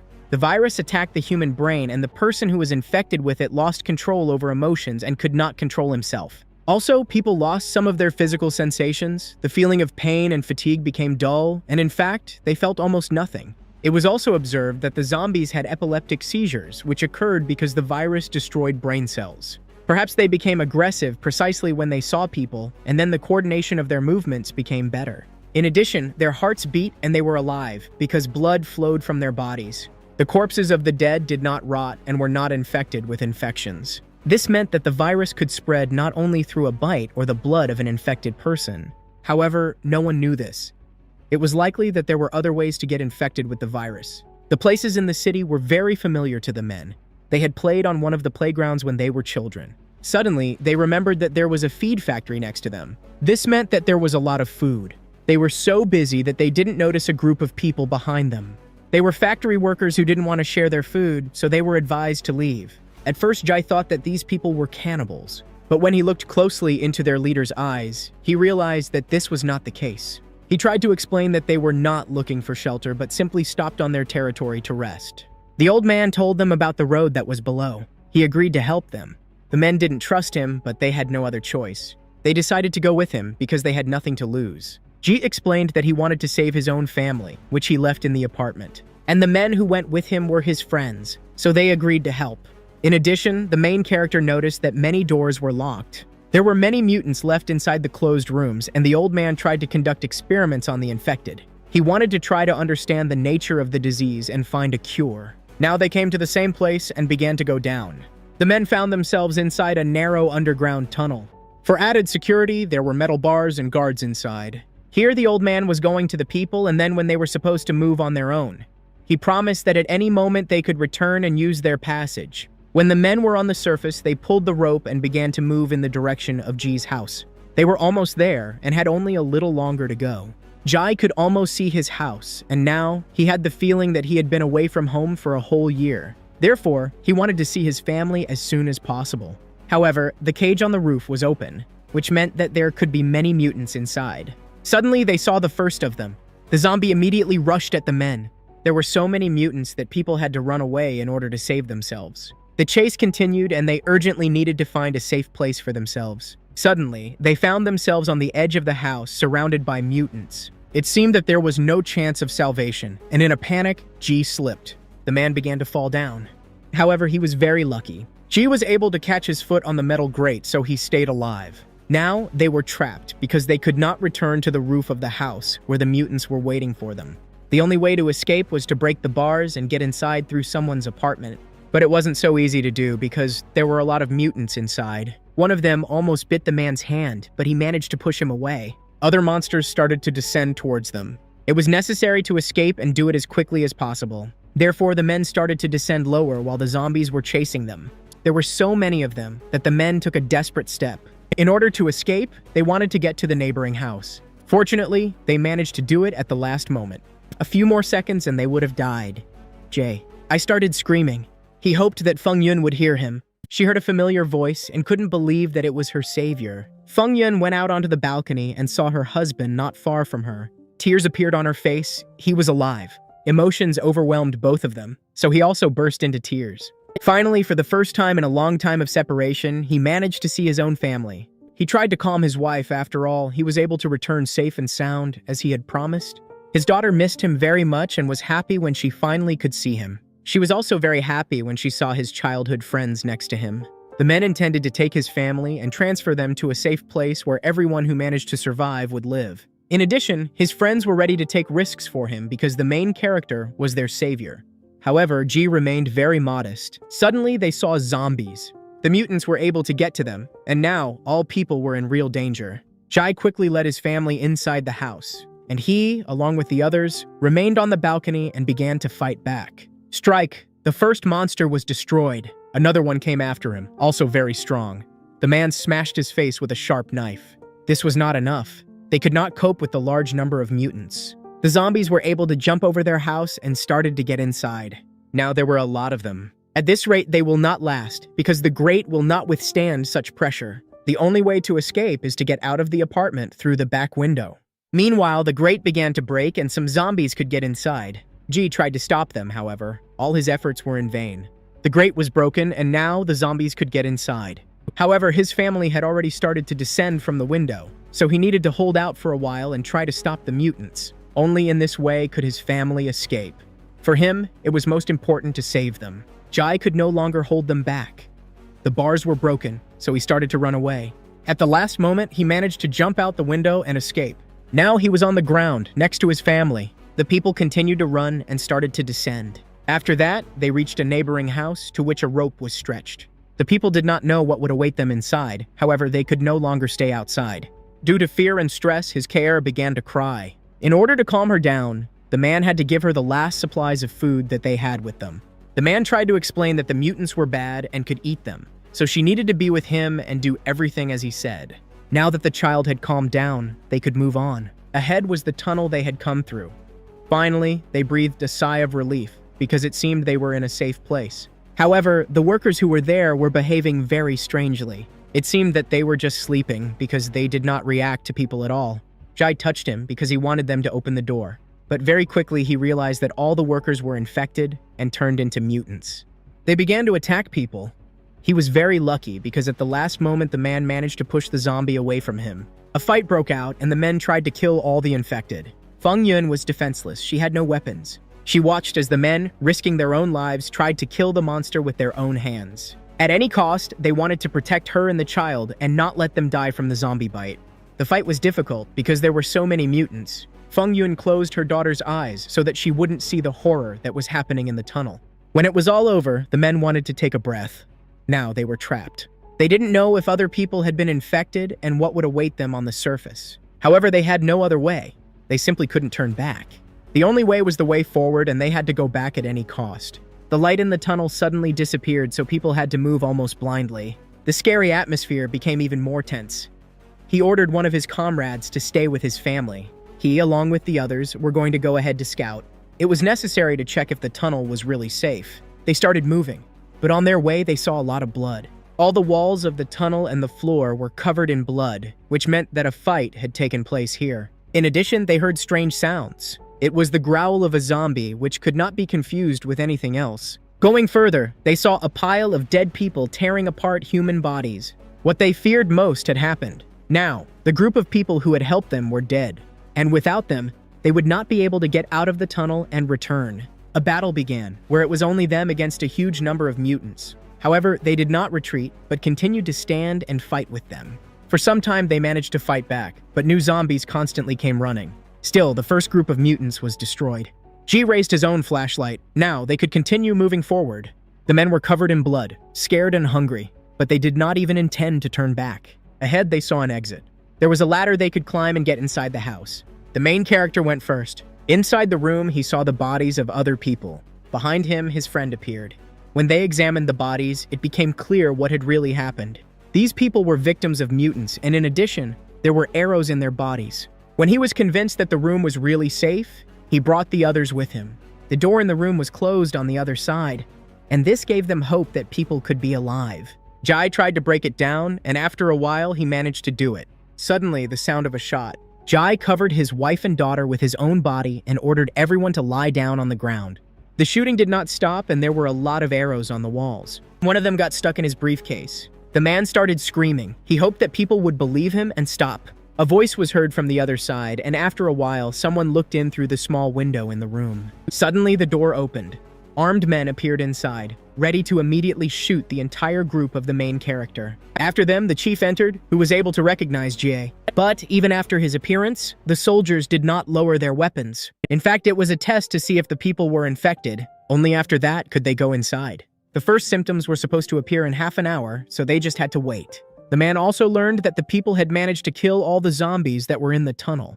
With this act, they surpassed all his expectations, and then he realized that they were strong and brave warriors. As a sign of gratitude, he was going to treat them to food and drinks, so he invited the people to walk with him. However, Jai did not believe his words. He wanted them to just let go and refused food and any gifts. The old man was silent. He looked intently into the protagonist's face. And when his soldier started threatening people, he simply shut him up. It seemed that the old man understood that Ji was afraid and did not trust him. Nevertheless, he forced the people to go with him, and very soon, they were brought food and drinks. At any moment, he could simply give the order to kill them all, so the people simply had no choice. However, none of them ate anything except the guy in the blue suit. He was so hungry that he completely forgot about caution. Moreover, he was very surprised when no one except him even touched the food. Nowadays, people risked their lives for such food, so at this time, rice rolls became a real delicacy. However, the man did not take his words seriously, because he was convinced that it was just a move by the main character to gain respect for himself. However, the old man took his words as a threat and became very angry about it. They started arguing, so in order to calm them down, the main character intervened in the conversation. He was also curious why they were not being let go, and it only meant that they were needed. In fact, the old man wanted to ask them for a favor. Besides, he wanted to make a deal with them. Suddenly, everyone looked at him. As it turned out, the old man had lost touch with his own son, who lived in another district. That is why he wanted people to go looking for him. However, everyone knew that there were no people left in the area, because all the houses were occupied by mutants. Moreover, the man sent several units to rescue him, and none of them ever returned. Jai understood that his son was dead because a lot of time had passed since the day they introduced quarantine. But it didn't bother him at all, because he would never change his own decision or change his mind. Jun tried to explain that they were not experienced fighters, and besides, there were too few of them for such a journey. But the main character stopped him. He had conditions, and if the old man agreed, then he would go in search of his son. The old man became curious and decided to listen to him. For the return of his son, Ji wanted to receive 1,000 kilograms of grain. But when the man heard his words, he fell silent. Still, he agreed. But there was another condition that the man was going to voice. Jai wanted his wife and daughter to be taken to a safe place, to his parents. After that, he would calm down. But after his words, the head just laughed. He dropped a glass of water on the ground. They broke, and that was a sign. After that, people began to be tied up and tried to be taken prisoner. Hai had no choice but to try to resist. He started fighting and managed to injure one of the attackers. After that, another blow. Even several strong workers could not calm him down. However, when the gun was pointed at his wife, he stopped. Jai understood that she would be shot immediately, so he simply had no other choice. His daughter was crying, but Ji could do nothing to stop this horror. He simply gave up and waited for the enemies to tie him up. The cunning old man mocked them and was happy that the people were helpless. The old man thought that Ji wanted to trick him and was actually just looking for a way to escape. When he laughed, the main character's eyes filled with blood. His wife and daughter remained in the camp while they were sent on a mission at gunpoint. He really didn't want to part with her again. Feng Yun was crying. She was afraid again for her husband's life. Kair wanted to comfort her. She believed that her father was a superhero and could save them again. The old man tried to explain that he was not evil. He wanted to help them, but most of all, he wanted to try to find his own son. After these words, the woman could not stand it. She did not want to say this before, but now she could not help herself. She started to shout at him because he had done a very mean thing. The old man had grabbed them at the very moment when they needed help. But the soldiers covered her mouth so that she would not shout anymore and call the old man names. The man was convinced that he was doing the right thing. In his opinion, any person should first of all think only of himself, just as he thought of his own son. Suddenly, he turned to the man and woman who were standing next to him. He ordered his prisoners to be lowered down and handled as carefully as possible. They could not be tortured, and he ordered them to be fed well and given plenty of drinking water. Deep in his heart, he hoped that the men would be able to bring his son back. Meanwhile, the men continued to make their way through the streets of the city, which were swarming with zombies. They had to jump from house to house because walking along the streets was very dangerous because they were simply swarming with mutants. Their journey was very dangerous, so they helped and watched each other. One of them had an idea. He wanted to try to take the old man's daughter prisoner and try to free the main character's family. However, Ji was convinced that it would not work so easily because his daughter was not as important to him as his own son. Suddenly, she appeared right behind them. She went in search of her own brother. She managed to overhear the men's conversation, and she knew that in fact her father loved his own son more than her. The men realized that this was a good chance. Right now I could kill them all and then strike back. However, the woman was convinced that it would not work because her father had very good security and many shampoos in different parts of the city. And right now they could observe secret agents who were hiding in neighboring houses or on the streets of the city. So if they dare to take such a desperate step and try to follow the old man, he will definitely be able to stop it. In fact, she didn't love him because he didn't appreciate her and wasn't proud of her and his cool son. She became his problem right after she was born. Her relationship with her father was very difficult, but she was willing to risk her own life for him. But in reality, she was doing it for her own brother, whom she loved very much despite the fact that he was his favorite. Instead of wasting time, it was better to think about the next plan. She took out a map where there was a green dot, which was a place where they could stop because it was very safe there. It became clear that they had to cover a long distance, so it was a very dangerous operation. There were a lot of big houses in that area. The streets were wide. Also, a public park was opened, where there would most likely be a lot of mutants. Another area was marked on the map, which had a lot of tall houses. Also, there was the center of the old city. The scariest place they could find themselves, there was a large square that was filled with mutants. Also, there was a yellow line on the map, which was the metro route. However, The woman said that it was not completed and the construction had not been completed in time. In any case, they needed to pass by the city center. Therefore, they needed to try to build a plan. There was very little time left, so they kept moving. I didn't watch the huge number of people who managed to survive who were hiding in their own homes without food and water, but they couldn't help any of them. Every time I had to pass by people who were dying. One of the women, who hadn't left her apartment for several months, asked for some food and water. The girl stopped. She felt sorry for the old woman, so she gave her some food supplies. The old woman was very happy. However, the main character stopped her. He knew that the old woman was a cannibal, so there was no need to waste time on her. At that very moment, she took out a knife. She tried to attack the girl with it. At the last moment, she managed to jump back and avoid the attack. In fact, it was a trap that many people fell into. Now the real danger threatens them, because armed people began to attack them. One of the guards who was walking with them was wounded. She managed to wound one of the attackers, but the fight was not over yet. The door to the apartment opened and armed men started running from there, straight at them. There were a lot of them, and they were moving straight at the main characters. Also, an armed group of people started running from the other side. Now they were surrounded and had serious problems. She had no other choice, so she tried to blackmail and promised to blow up the building with her. This made the men stop, because none of them wanted to die. Jai held one of them at gunpoint, but he was afraid that the woman could really blow up the house, so he didn't want to take any chances and stopped. Suddenly, a strange scream came from the middle of the house. The same woman who had started it all came out. The old woman was very weak, but when all the soldiers saw her, they were scared. It seemed that they were all afraid, because she was the leader. Just at that moment, a woman from her group of people lost her husband and could not bear it anymore. She was very sorry, so she decided to let him try a rice ball, at least before he died. In fact, this food was very delicious, and he thanked her for this gift. But now he died. People started crying because he was a very good soldier. The old woman also cried a lot and started to regret trying to attack those armed men. But when the others smelled the rice ball, they realized that it was very delicious. He remembered the day when she first tasted human flesh. Right then, the old woman gathered them all in her own kitchen and decided to feed them. None of the people expected to see a soup that had so much meat in it. Moreover, it was very delicious. But many people wondered where she could get so much meat and cook so much food. Furthermore, none of them had seen any animals or other products. This question haunted them. Where had they been able to find the meat? But she did not answer. The woman simply stood up and left the table, but everyone saw her bandaged and cut leg. At that moment, everything became clear. What had really happened to her leg? People wanted to hear an explanation from her. But, in reality, she had cut off a piece of her own leg just so they could eat. None of them could understand why she had done it, and people wanted to thank her for the kindness she had done for them.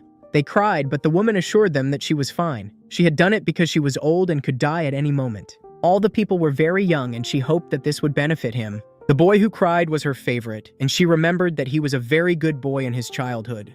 Now the boy who was her favorite died. Now his dead body could become food, which the other people had to share among themselves. When they had food, the old woman let them go, because she didn't want other people to die too. Many of the soldiers couldn't understand her behavior and didn't know why they just let the people go. But the woman was convinced that they weren't murderers and were doing everything for their own survival. Now in front of the group of people was an area with large and tall buildings. The streets were indeed very wide, as they saw on the map, so there were a lot of dead people there. Now, the main character needed to collect all the necessary equipment. They wanted to move to the neighboring house, but they were separated by a wide street.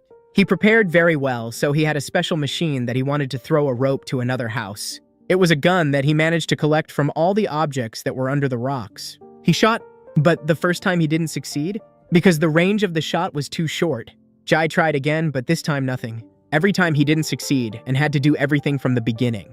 People had already lost hope of overcoming the wide street and wanted to turn back. However, they had another plan, because through binoculars they saw a tree that was very tall and grew exactly where the gun could reach. The rope they had might have been enough.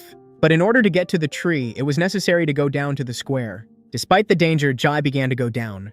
When he was on the ground, all the mutants that were around him started to run. The main character started to run because there were too many monsters and he would not be able to cope with them all. People who were on the roof began to protect him and tried to shoot the mutants who were chasing him. They threw Molotov cocktails at them and burned them. Also, imitated shooting from bows and learning to aim accurately. This allowed the main character to gain an advantage, and he gradually approached his goal. Now he was very close to the red car and the tree. Jai accelerated and jumped onto the car. Then he grabbed a branch of the tree and tried to climb it. When he was on the tree, he tried to pull the rope that people were holding onto at the other end. From the tree, he managed to reach the neighboring house, which is what he was trying to do. Nevertheless, he succeeded, and very quickly he was on the neighboring house. Now he needed to pull the rope so that other people could reach him and continue their journey. He was so preoccupied that he didn't notice a mutant appearing behind him and starting to chase him. In order to prevent him from biting himself, the man threw the book over his head and threw himself. People couldn't help him because the distance was too great and their arrows simply didn't reach him. So now he found himself alone against a strong mutant who wanted to eat him. The giant monster was right in front of him. The main character prepared to fight him. But the hero realized that the mutant was on the glass, so he could cheat. And he did it. And in order not to risk his own life, he simply destroyed the glass under him. However, the mutant managed to grab the edge of the metal support with his own paw. The man simply chopped off his fingers. Now, it seemed, the danger had passed because the mutant was on the ground. The height was not very great, so the monster was on the ground and remained alive.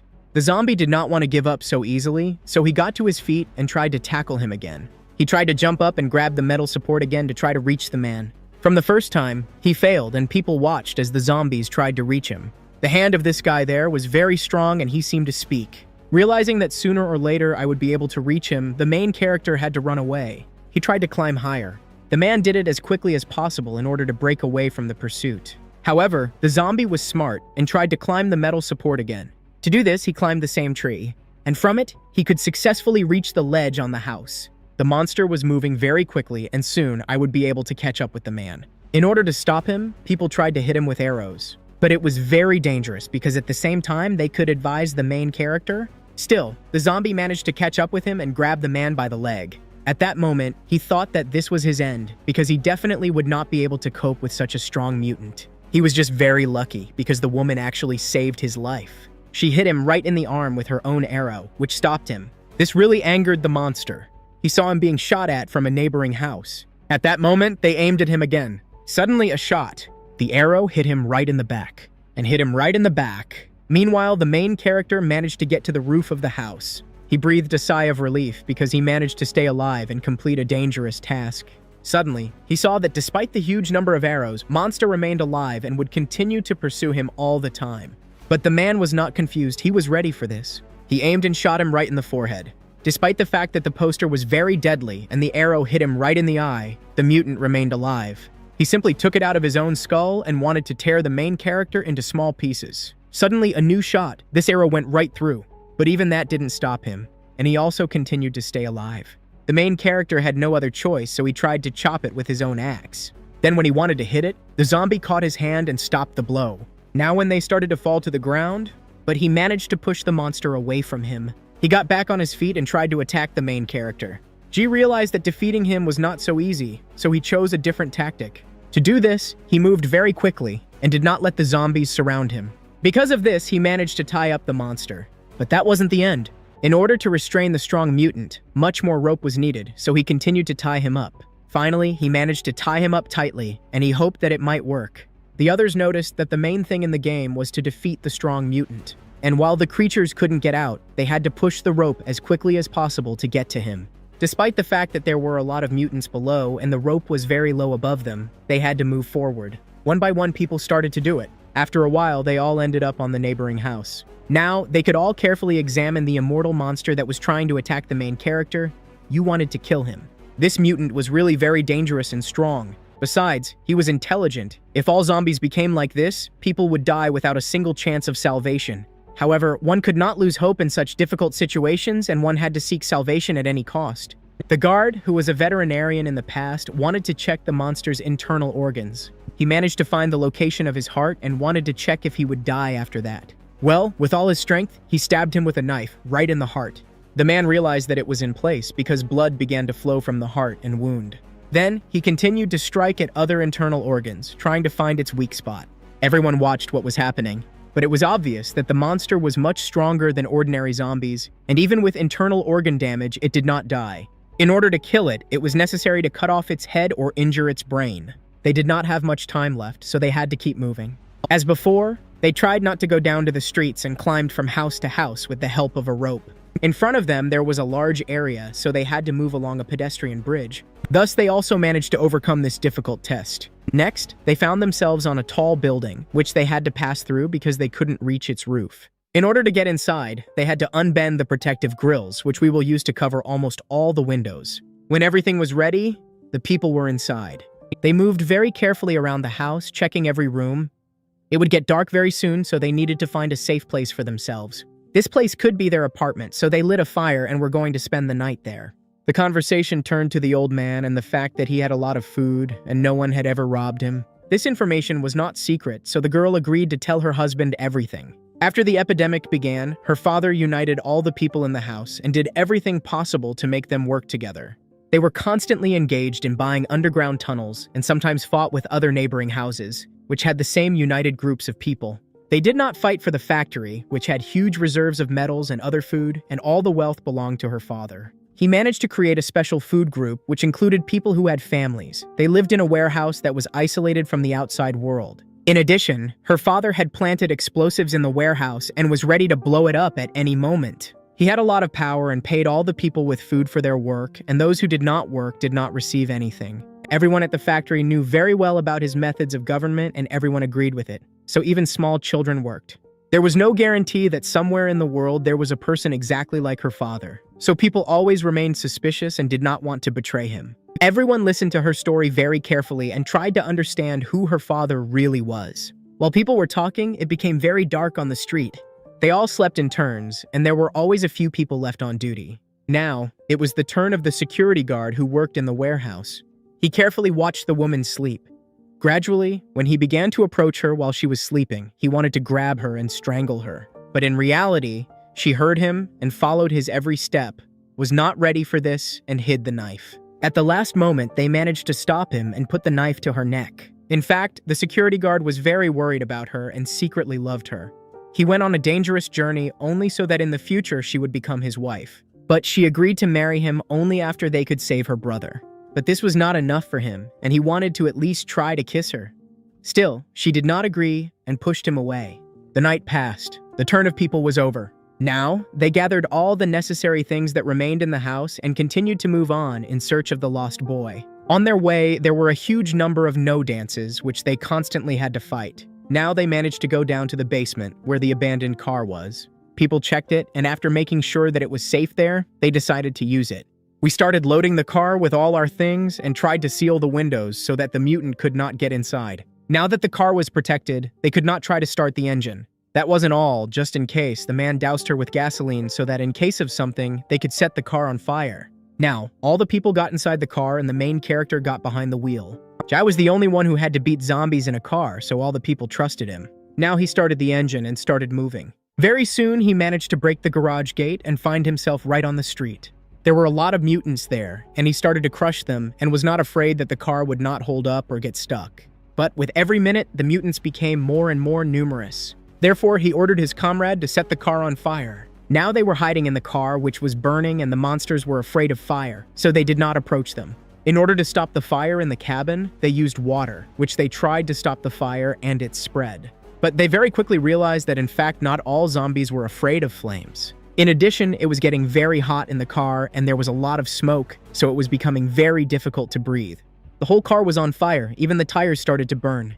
People were driving to the park and now that they were in place, they had to urgently leave the car. But when they got out of it and started running, the car exploded because the fire reached the tank. They were very lucky because if it had been a few more seconds, they would all have died. On the map, they noticed that there was a huge lake in the park with a lot of boats in it. It seemed to people that this was a very safe place because there were the fewest mutants in the water and they did not go into it. Therefore, each of them took a felt for himself and began to influence from the shore. This was the only place where people could relax and feel safe. On their way, there was a bridge on which there were a lot of mutants. And in order for them not to jump on them, they had to shoot them. In addition, the dead on your street jumped straight into the boat to them. However, people managed to overcome this threat. She remembered how long ago he had rested in this beautiful city with his family. He and his girls really loved this place. There were always a lot of people here, and it was very beautiful. G missed the times when he and his family could just rest and live. They fed the fish from the boat and laughed. He loved his family and wanted to spend a lot of time with them. However, now, he wanted to go back to those beautiful times again. He watched the fish in the lake swimming near their boat. And now, for him, it was food that was needed for survival. People were very happy because they understood that now we could not eat normal food, and fish on the tables for them was a real salvation. But there was no time for this, because soon they needed to get to the shore, on which there were a lot of mutants. First of all, when I tried to clear a passage for myself in order to safely get to land and continue moving. But when they went ashore, they did not even suspect what danger awaited them. At first, everything was very calm and they did not hear anything suspicious. In order to conquer their way, they decided to walk through dense thickets. However, people could not even think that there would be a huge danger waiting for them. Immediately, a huge number of mutants rushed at them. A real bloodbath began, and none of them expected that there would be so many zombies. They began to surround people and attack from all sides. One of them even managed to bite the girl's hand. Now she realized that her path ended there, because immediately incomprehensible things began to happen to her body. At one point, another mutant wanted to bite her hand. But at the last moment, he was shot right in the face, which is why the girl was saved. In order for the infection not to spread throughout the body, it was necessary to take a desperate step. Therefore, she cut off her own hand and tried to stop the bleeding, while other people covered it with their own bodies. But the pain was so strong that she began to lose consciousness. She simply fell to the ground and could not continue fighting, so people had to try to protect her. The guard took her on his shoulder, because they could not just leave her there to die. Besides, there was still hope that she would survive. People had to run. There were so many mutants that they would never be able to cope with them. The main character stopped so that people could get to the nearest building. Now it was his turn. He started running, catching up with them. The monsters continued to chase him. G was in heavy equipment and spent a lot of strength, so we started to help. The zombies approaching him grabbed his clothes and legs, so he dragged him down. After the main character tried to stop them and save them, people began to run away from them. Nevertheless, people managed to get to the mountain and everyone remained safe and sound. In addition, the girl came to her senses and remained healthy and unharmed, although her hand hurt very much. There were so many mutants that we did not build a living pyramid from each other and could reach people. Therefore, in order to stop them, the man had to use dynamite. There was a strong explosion and all the mutants who were nearby died. In addition, part of the building was destroyed and the people were only miraculously not under the rubble. But even though they had to stop the monsters for a while, others continued to arrive and would soon be able to climb up to them. Therefore, despite this, people continued to run away from them and tried to find a new safe place for themselves. This place was to be the neighboring house, so they began to climb the mountain. However, the zombies continued to pursue them. The girl understood that she had become a burden to people, so she wanted them to just leave her and not drag her along. But the guard, whom she had promised to marry, continued to save her no matter what. He really loved her and could not leave her just like that. He knew that she considered him a freak and that she did not like him. The main character tried to hurry him up and do everything to make him move faster and not betray him.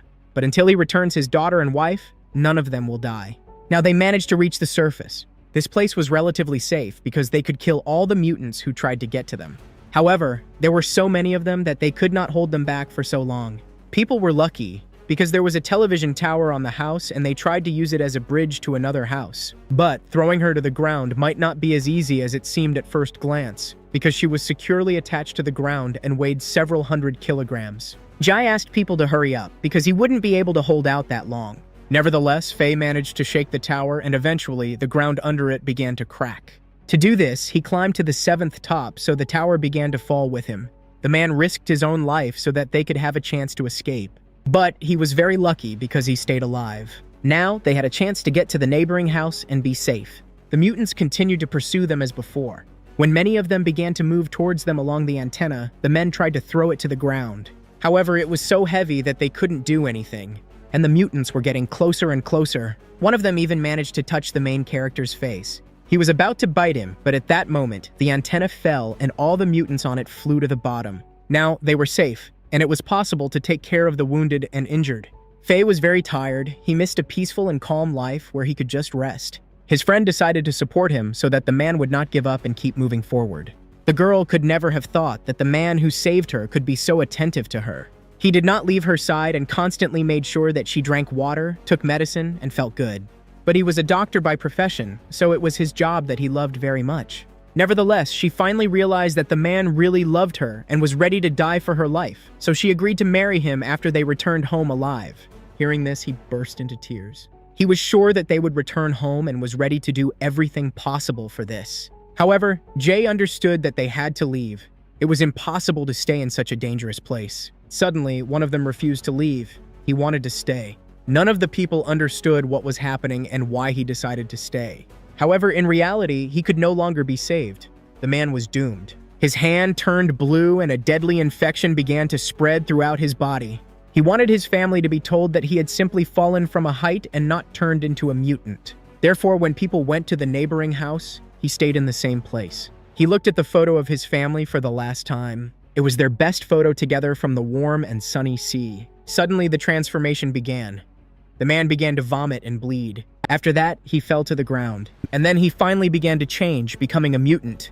Now he became one of the mutants who attacked people and were real killers. Finally, the people managed to come to the park, which was teeming with mutants, and there were no tall buildings nearby. Now the men truly understood how important and complex the operation they were about to perform was. The main character was so busy that he had no words, and all the time he was just silent. But before moving on, the men decided to have breakfast and regain their strength. They were in a dangerous place, so they decided to cook the fish they had caught the day before in the lake. Jai was so worried that he couldn't even eat. He refused the food that was offered to him, but he understood that he needed to regain his strength and energy. But instead of eating it himself, he gave his piece to the wounded woman who was sitting aside and watching them. The people were near a department store from which you could get into an underground cave because the shopping center and the dungeon were connected. Going around the square through the underground streets was a very good idea, but there could be many doors inside that were closed, so it would be a big problem to get inside the department store and get from it to the dungeon. However, they simply had no other choice. They could not go around the store through the streets because there were so many mutants there. Without wasting time, the men started moving and the main character was descending on the rope. While the others were holding him, Komi tried to break the glass in order to be able to get inside the store. He was very nervous because he did not know what dangers the store would hide inside. Also, he needed to cut the metal grill that protected him. After that, they were finally able to get inside and were ready for anything. On their way, they found a red door that could lead them to a storage room with supplies, food, and water. Now they had to try to break the lock. The main character succeeded, and now he found himself in a dark and cold room. Inside, there were tables with a lot of cutlery on them. Finally, they realized that they had come to a department where kitchen items were sold. However, they moved on and reached a place where clothes and many other valuable things were sold. However, this was not at all what they were looking for, and so people continued to move on. Finally, they managed to get to a place where there were really valuable things. Many axes, ropes, climbing equipment, and much more. She began to choose, and the first thing that caught his eye was a sharp axe. It was very comfortable and looked sturdy. In addition, it was very expensive and cost a whole $1,000. However, there was nothing else of value in the store. His friends were still unable to pick up anything for themselves. Meanwhile, the woman continued to look at the objects.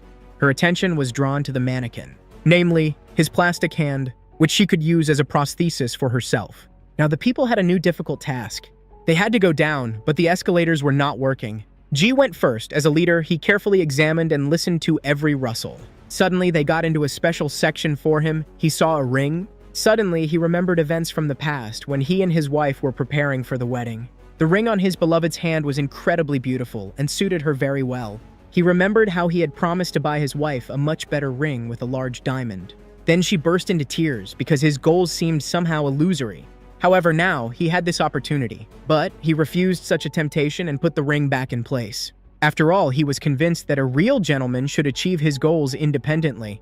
However, Jun thought differently. He decided to take the ring with him. The diamond that was there was very strong, and this could help in a critical situation because it could cut glass. After that, they continued to move further through the house. Ahead was the main character, who illuminated the path for everyone else with his own lantern. Ahead, they saw a human corpse, which was still fresh after all had not begun to decompose. This meant that they were not the first people to be inside the store.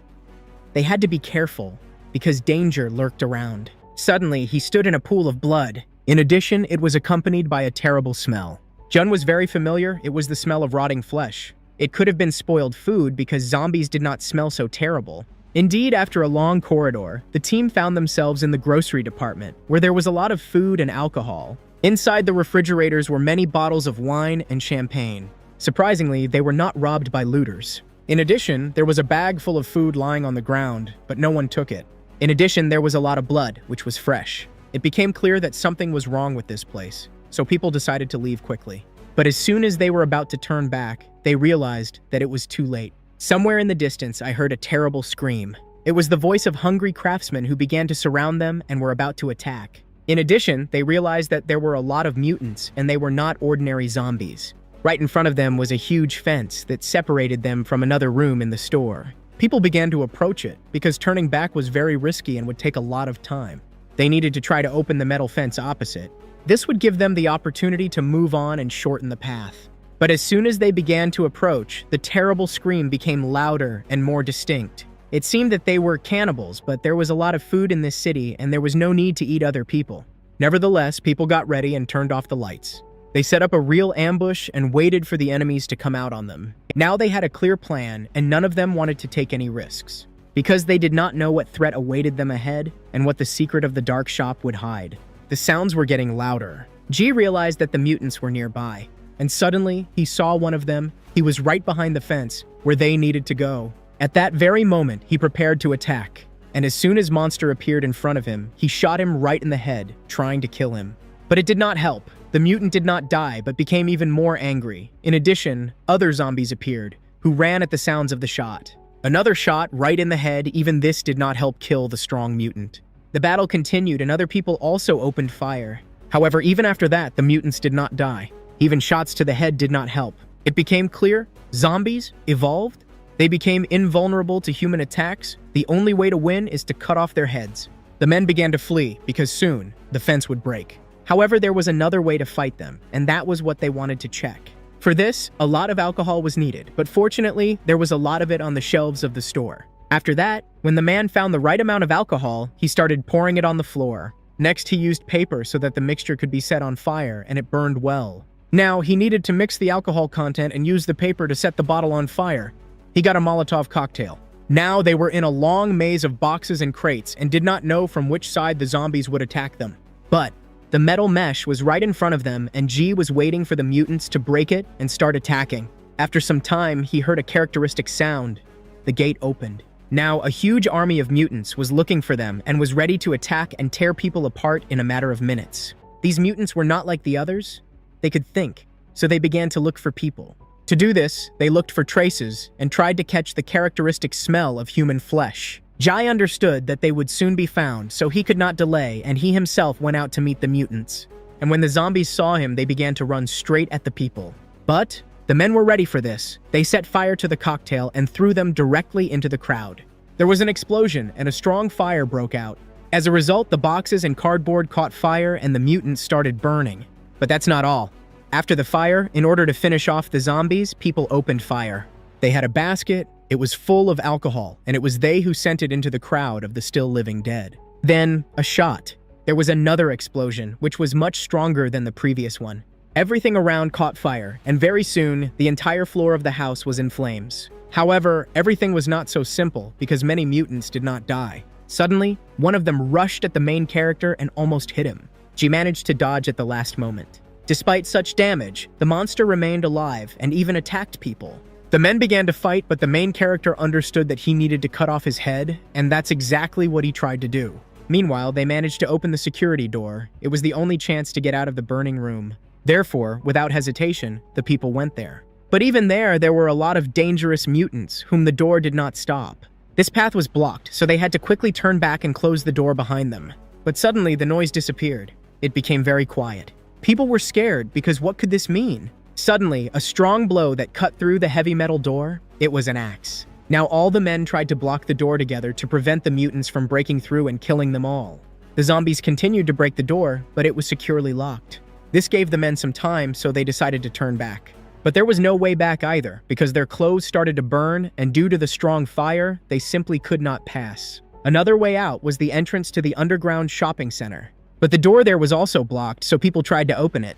With joint efforts, they managed to do it, and finally, the passage opened. Now it was necessary to break the metal grate. After some time, everything was ready, and the people opened the way in a dark underground tunnel. They started to go down the stairs, but as soon as they started to go lower, they realized that everything was underwater. Now they were knee-deep in water, and their movement slowed down. The water began to collect because the sewage system in the store was not working. Suddenly, they felt strong jolts due to strange sounds. It was a door that could not stand it. The mutants managed to open it, so people had to move as quickly as possible. They started to run. At that time, the zombies were able to feel their ice and began to chase people. Now, the men had to shoot back at them. It was getting deeper and deeper ahead, so they had to use inflatable rings to keep from drowning. In fact, the deep water was their salvation. The zombies couldn't swim, so they stopped. But not for long, because after that, they started climbing the walls and caught up with them again. Moreover, they were moving much faster than people could swim. However, they simply had nowhere to run, because there was a dead end from which there was no way out. They had no other choice, so they had to dive into the water. The man held his breath, then dove in.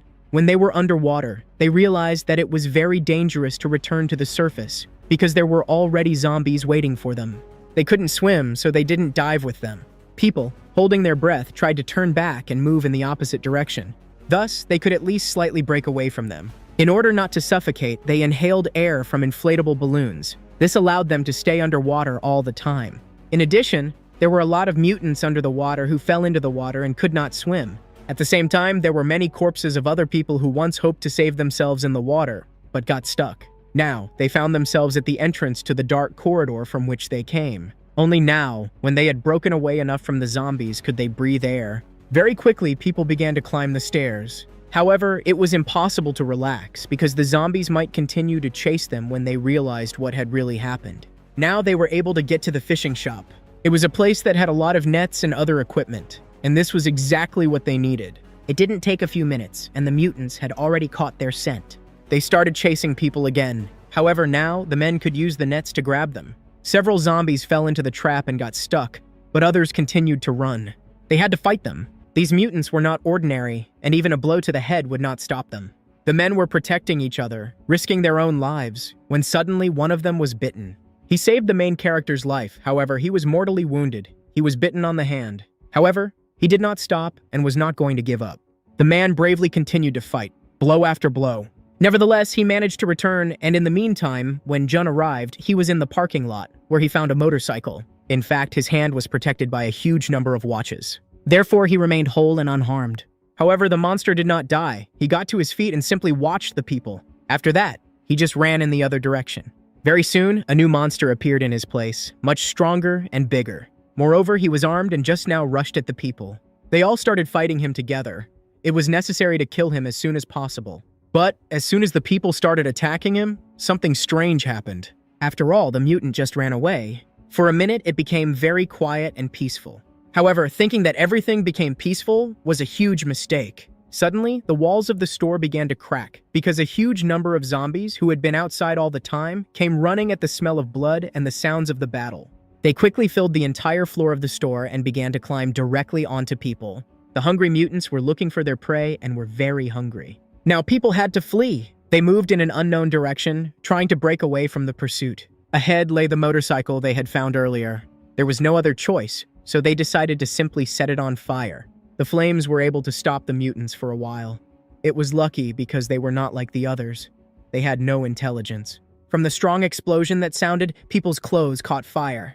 Jai tried to put out the fire and wanted to save his friend. However, very soon, the fire would stop, and people simply had nowhere to run. Ahead stood the strongest and smartest mutant. It seemed he was their leader. It was necessary to escape, urgently. There was very little time. As soon as the fire stopped, the zombies started running after them again. People were lucky. They found an exit to the roof of the house and the door was open. But what happened to the city surprised them all. Houses and entire districts were destroyed. There was no life there. Now, the hope of finding a husband and saving the main character's family became illusory. However, there was no time to waste. Using the objects at hand, they managed to block the door. Now it was necessary to get down from the roof and run. That's exactly what they did and started running. People were running in an unknown direction and saw only human corpses and ruins on their way. They tried to search the bodies of the soldiers in the hope of finding weapons or other valuables. They were lucky because one of them managed to find a machine gun and some ammunition for it. However, now the mutants broke through. They were able to open the door and chase the people again. Despite the fact that the people were constantly running away, they could not completely escape. They ran further and a whole bunch of zombies continued to pursue them. The woman felt very bad. She could no longer and wanted to stay, but her husband couldn't allow it. He agreed to carry her on him as long as she didn't die. There was a plane ahead, which was the only chance to escape. Its tail was high, so it could be the only safe place for them. When the people got to the surface, they started shooting back. That wasn't enough. The only thing they had left was a few bottles of alcohol. which could also be set on fire. In order not to catch fire themselves, they moved to the very end of its tail. After that, a fire started. Now, the mutants didn't rush into the fire, they just chose the same tactics and waited for everything to end. G understood that they would not be able to leave until they tried to kill the main zombie. He understood that he was the one who managed to find them all the time, and the other zombies simply obeyed him and followed him. He had a gun, however, the bullets were not suitable for it. It was necessary to take a risk and try to physically reduce them to the desired size. The most terrible thing happened because the main mutant began to put out the fire. G was recovering. He had the last hope that it would work. If not, they would all inevitably die. Suddenly, a shot, then another one, and more. He managed to hit the zombie right in the head, and he fell dead to the ground. For a very long time, he showed no signs of life, and it seemed that they had managed to kill him. However, this was not so. The mutant was alive. He became even angrier and began to rise to his feet in order to continue attacking people. It was necessary to make a few more shots, however. The cartridge case got stuck, and the man could not get it out. However, they tried to do it. They succeeded. They hit him right in the head, and it seemed that this time they managed to kill him. However, the flame would soon go out, and they had absolutely no idea what to do next. But the only way is the way up, to the tail of the plane. Therefore, one by one, they began to climb the mountain, and from there, it was already possible to fire. When they were at the top, they could try to get to one of the neighboring houses. From there, the distance was not so great, therefore, they managed to get to one of the houses. Now that they had pulled the rope, they could move on and escape from danger until the flames were completely extinguished. There were a lot of mutants on the streets of the city who did not pay attention to the people moving above their heads. Suddenly, the remains of a human hand appeared on the ground. It was bait because the hungry mutant immediately reacted to it. Suddenly, the rope, it tightened as soon as the zombie got inside with his foot. In fact, it was a trap. Someone was trying to catch the mutant. A guy who lived in this part of the city developed a special device with which he caught zombies. After that, he bathed them, tied them up, and held them hostage. Also, he had a lot of clothes, and he carefully selected them for his prisoners. Also, he dyed them. He was not at all afraid that the mutants could bite him. Now, he was carefully preparing for a meeting with them, setting the table with food, with candles and flowers. At such times, it was the only chance not to go crazy and have fun. This girl, who turned into a mutant, he liked since junior high school, and all his life he dreamed only about her. But she didn't even pay attention to him. Every time he got too close to her, he would start to get scared and blush. He even had to run away a few times. However, one day he dared to talk and confessed his feelings for her. But when he realized that he had said too much, he tried to fix it. As a result, he was so scared that he just burst into tears. After that, he ran away again. Even when he got older, he also tried to win her attention. But suddenly, martial law began in the country. There were many soldiers on the street, and now he couldn't see her so often. But even that didn't stop him. Every day he watched, and suddenly, he noticed her in the crowd of zombies. Now, she was his target, which he tried to grab. Only now, she would be next to him. Now he felt very sad. The guy couldn't even think that he would sit next to her in such an atmosphere. His heart ached, but he still loved her. Also, he wanted to feed her and shared a piece of his own food. The zombie started eating. She did it so greedily that she almost bit off his fingers. However, the guy wasn't scared at all. After dinner, he turned on the movie. This movie made him cry every time he watched it. The mutant wanted to bite him. But instead of running away from her, the lover took a few photos. After that, he wanted to play some game with her. But when he turned on the TV, he heard a suspicious sound. Fortunately, he had cameras by which he could determine who it really was. Among the crowd of armed people, he saw a very familiar face. It was his sister. Meanwhile, the people ended up on the next house. Finally, they were safe. Now, it was necessary to try to find the guy. On the roof, they saw a suspicious thing and realized that it was him. Meanwhile, the boy thought that his sister had been taken prisoner. He was so scared that he grabbed his weapon and ran out to attack the people. She was very happy to see him alive and stopped him when he was about to start shooting. Now, he burst into tears because he realized that his sister had given her own hand and risked her life to save him. He could not calm down, but he had already made a choice. In fact, he did not want to go anywhere and was going to stay in his house. His sister did not understand his behavior. Especially the other men who almost died saving him were surprised. In fact, he had special reasons for staying. Very quickly, everyone understood what was really happening because his captive was able to free herself and was just now trying to attack people. But when one of the men swung, the guy stopped him and covered the zombie with his own body. He did not think at all that the monster could bite and kill him. However, fortunately, this did not happen. Jai had time to react and saved his life. The man grabbed the mutant and threw him away. After that, his sister struck and killed the repeater, chopping her head into 2 parts. The poor guy simply could not accept this loss, so he rushed to her dead body. Despite the fact that she was a mutant, he loved her and wanted to stay. However, G knew that there were many other people in the house, but now they had all disappeared somewhere. In the old house, there were people who served his father, and when the epidemic began, they all united to work together. The guy became the main one because he opened a food storage for them, and this quickly won their favor. But everything was not as he thought right away, because he himself had to become an exile. People simply took everything from him. He had to run away just to stay alive. But then he got tired of this life, so he decided to fight no matter what. He had to kill all the people just to survive himself. Everyone wanted him dead. However, time was short, so the boy gathered all the food and things he had and decided to go with them. But new mutants appeared on the street and began to attack them. They had to fight back, so the people fought. When the threat was destroyed, they could continue moving forward. The boy knew the area well, so he led them to a military store. There were a lot of powerful weapons, ammunition, and equipment there. After that, they robbed several more abandoned vans in the hope of finding more valuable resources or weapons. They were lucky because they managed to find a van that had a lot of gasoline in it. The men began to check it. Everything was intact. However, it was necessary to prepare the car for a collision with zombies. As before, they were going to seal the vulnerable spots with mattresses and blankets. Also, the men wanted to disguise it and tried to load all the equipment they could find inside. After that, it was possible to move towards the house. They opened the gate, but there were so many zombies there that there was almost no hope of reaching and breaking through. However, the mutants were running past and none of them paid attention to the car that was just standing in the middle of the street. They waited until the mutants calmed down and stopped. And when that happened, he started to drive away as slowly as he could. They succeeded, and slowly but surely, they started to move. In addition, they tried to move very carefully so as not to accidentally crush anyone and not make noise. Did they really succeed? They drove along the city street, bypassing all the mutants on their way. The driver was so nervous that his legs were shaking. It was important to do everything carefully and correctly. But there were so many mutants around that the road was blocked, so they could not move further. Suddenly, Faye cautiously looked out of the car and fired a shot. Then another one and several arrows fell at the mutants' feet. A telephone with a timer was tied to one of them. When it started ringing, all the mutants ran towards the noise. Now the road was free of mutants and people began to move on. The man carefully pressed the gas and the car rolled down the city street. Now he was going to do the same thing to try again to distract the mutants who had gathered and blocked the way. Thus, they slowly but surely drove down the city street, approaching salvation. Now the boy confessed why he really left his father.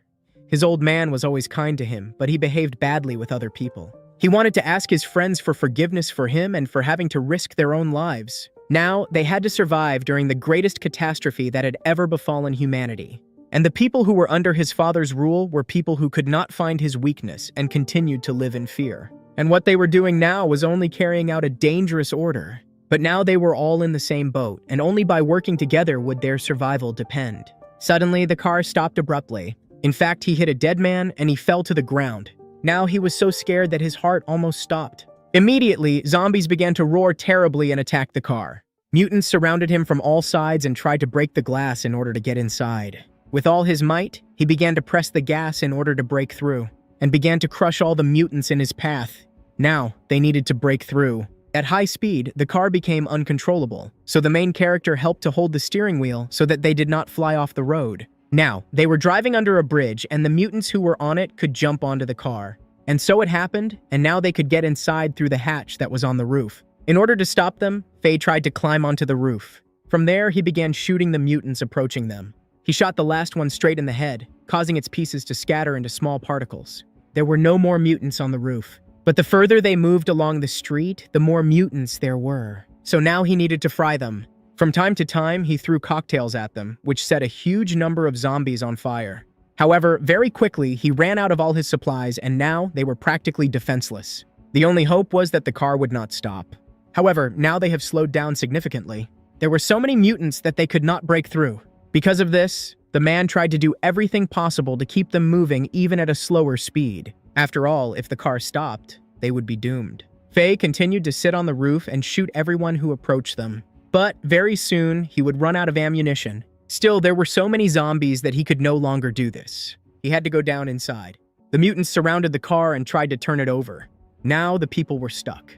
The car stalled and the engine could not be started. Suddenly, the car started to roll over. There were so many mutants that all together they were able to do it easily. They were lucky because the car body was armored. They could hold out like that for a while, but they needed to rest. While the others were sleeping, someone had to sit on duty, and the rookie wanted to be the first to do it. But no one trusted him, so Jun was the first to be on duty. Everyone else was asleep, and then they had to think about how to get out of the death trap. Meanwhile, everything was calm in his father's house. None of the people knew whether the main character would be able to return alive and save the main character's son. However, his family had to be taken care of. At this time, they were brought food. However, the girl did not want to eat anything. The food she was given was not tasty, and besides, she was used to her mother cooking and did not want anything but her food. In addition, she did not like the suspicious woman. However, in the end, she left the food and left because she was afraid of getting angry and lashing out at them. After her, Uncle Wu went to the room and brought rice rolls. This was exactly what Kare liked. Therefore, she started to eat. And the man was happy and said that such food was very difficult to get in their time. And then, he promised to give her as much as she wanted on the condition that she would just go with him. But the woman kicked him out and also broke a plate on his head. She would not accept such gifts from him again. Silently, he returned and began to clean up the remains of the broken glass. After that, they silently left their room and went away. Feng Yun was so scared that she started crying and trembling. All the time, she held a piece of sharp glass in her hand that cut her. However, she was ready to fight and defend herself, just in case. At night, the man returned. He hoped that the women were asleep and wanted to go into the room very quietly so as not to wake them. Wu began to approach her bed, but he did not notice that Feng Yun was not there. She was not sleeping but was waiting for him to return. And now, she struck and wounded him with a sharp piece of glass right in the chest. His body began to bleed, but she continued to beat him. Wu could not cope with her, moreover, he received a lot of wounds. He begged to spare him, but she did not stop. Feng Yun cut him and then he began to scream and call for help. Feng Yun wasn't even going to let him go, so she just covered his mouth and would beat him until he died and stopped breathing. Finally, he stopped resisting. The whole room was covered in blood. Feng Yun looked at his dead body and understood that now she would have big problems. However, she did it for her own protection. Together with her daughter, they began to pack food and all their belongings. Long ago, she was preparing to escape. She knew that the dead man's body had already been found, so she tried to leave the house and escape as quickly as possible. But they were already being searched for, and panic began among the workers. She hid, however, one of the workers noticed her and found her. After what happened, she was taken to the head, who tried to force them to talk. However, the girls remained silent. Also, another woman was brought into the room, who instead of feeding them buns, gave the girls food. As it turned out, she took the best food for herself, just like Wu did, because leftovers were found in his stomach.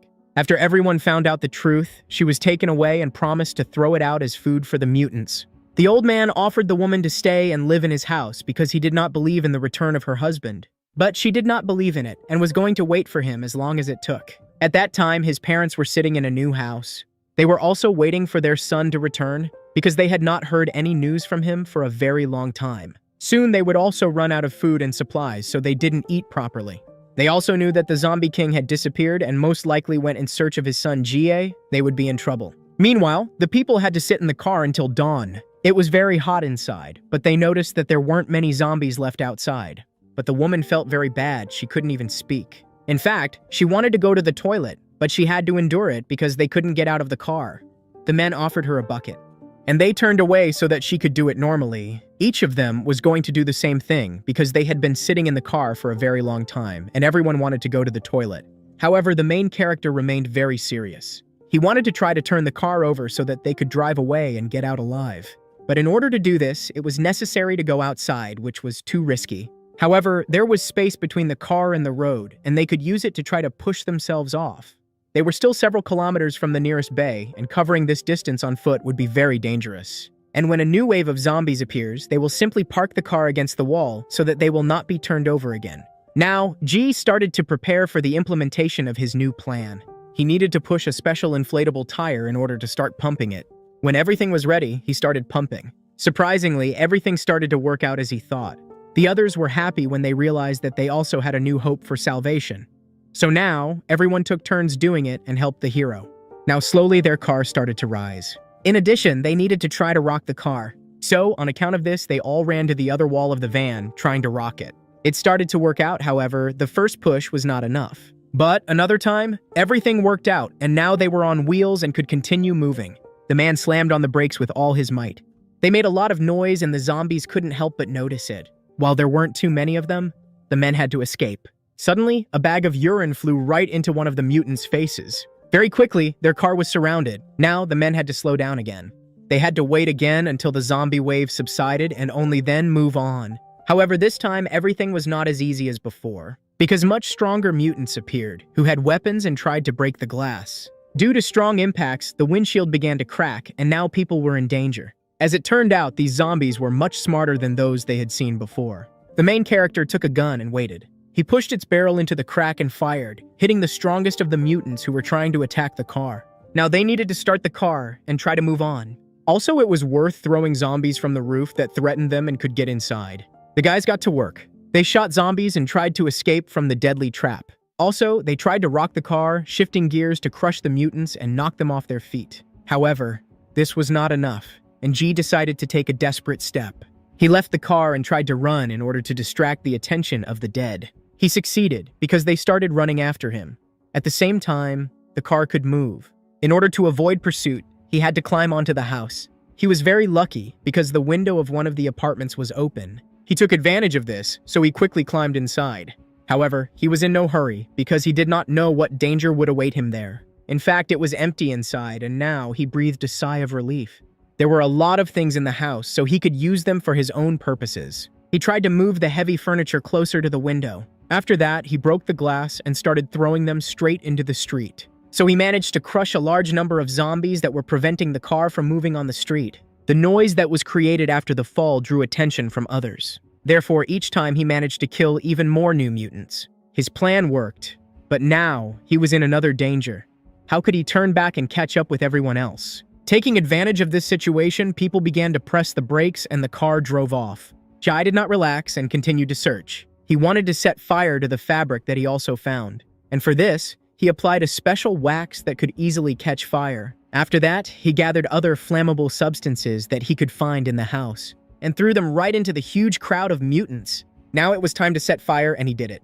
The huge crowd of mutants caught fire, and he was pleased that he managed to do it.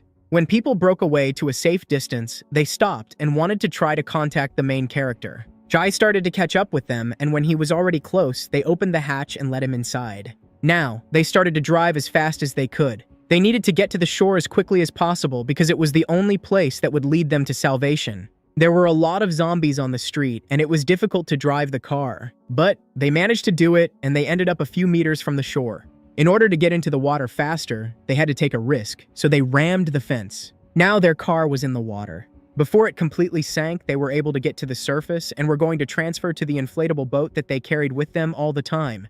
When everything was ready, the people began to swim. But even now, the monsters were chasing them and moving along the shore without entering the water. Now they managed to get closer to the bridge. There they stopped. The men wanted to wait until nightfall and hide from the zombies. And when it got dark, they could continue swimming further. All the zombies who were waiting on the bridge left, and now they calmly floated down the river with Feng Yun. But when they approached the factory, Ji grabbed his weapon. His friends did the same and surrounded the girl and the man who was protecting her. He wanted them to return home and tell the owner that the job was done. They had no choice, so the guard took her with him and left. Meanwhile, the main character and his friends watched what was happening. Faye also had to return to find his father and tell him to send some people after them just in case. Meanwhile, the woman managed to get to her own father's house. However, her brother stayed with the men, and it was him that the man constantly watched. He was very happy when he saw that his son was alive and well. Now, they were ready for a deal. The old man wanted to start in order to pick up his own son faster and not make him wait so long. Therefore, it all started and two people swam to meet the main character. Feng Yun and his daughter were with them. The boy was thrown into the water and forced to swim to meet his own father. He did this on the shore. He was met by guards who helped him get up. Meanwhile, a man approached the main character, who reported that his son was safe. He suggested starting to pursue the woman and abandon the deal. But the man refused because he was afraid he would be killed, knowing that Ji was nearby and was preparing to shoot. Therefore, he ordered everyone to retreat and return home. But when the woman was on the boat, she did not see her husband there and was very scared.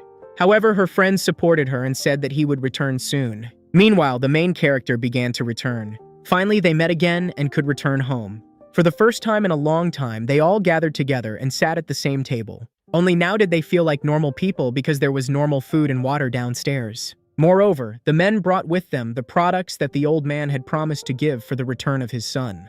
Therefore, now they could eat as much as they wanted. However, it was impossible to forget at what cost they had won this victory because the men almost died. In addition, there were different rules of survival on the island, and there was a threat that others would try to take away their food. Despite the scale of the disaster, there were still people in the city who were fighting for survival. They could pose a threat to others. However, it was possible to try to connect with them and work together for survival. The quarantine that was in the country could not contain the situation, and it was not known whether other cities in the country had suffered as much as their capital. However, none of them knew what the situation was in other regions of the country, and everything was so bad. However, Feng Yun did not know what happened to her parents because all contact with them was lost. Jai could not watch her cry. He felt sorry that her parents could not be found. Other people asked him what he thought about the situation in the country. He was the only one who had seen zombies so closely and fought with them, so only he could know what to expect next. However, from the news, it was known that the cases of infection were not only in their country, but all over the world. This meant that the situation could be much worse, but they did not receive news from the outside world. There was a radio in their house, and they could try to catch the signal. Also, during the journey, Ji realized that the zombies were becoming more dangerous. Many of them could think and had intelligence, so fighting them was much more difficult than fighting others. The man even came up with his own name for them, because these creatures were very different. It seemed that they were monsters that had gained knowledge. The basic intelligence that they were endowed with was most likely obtained in the outside world, but they still ate and hunted people. During his journey, he managed to meet several of them. The main zombie had a very high level of intelligence, and it was very difficult to fight with people like him, because even mutants could learn, and it seemed like something fantastic. In addition, they were much stronger than other zombies, and mutated so much that it was not as easy to kill them as others. People were afraid because it seemed that at this rate, all zombies would be able to evolve and become much stronger. Then, everyone would be in mortal danger. Jai tried to calm them down because despite the fact that the zombies were scary, people were protected and were in a safe place. However, the house needed repairs. They were all one family now and had to work as one. Suddenly, the man managed to find a radio on which some Chinese announcement was being broadcast live. The government asked citizens to take care of themselves and their families during the pandemic because times were very difficult now. People were asked to take care of each other and, if possible, not to leave safe premises. The virus was very dangerous, especially since there were dozens of other types of the most dangerous virus, which spread through the air and, moreover, constantly mutated.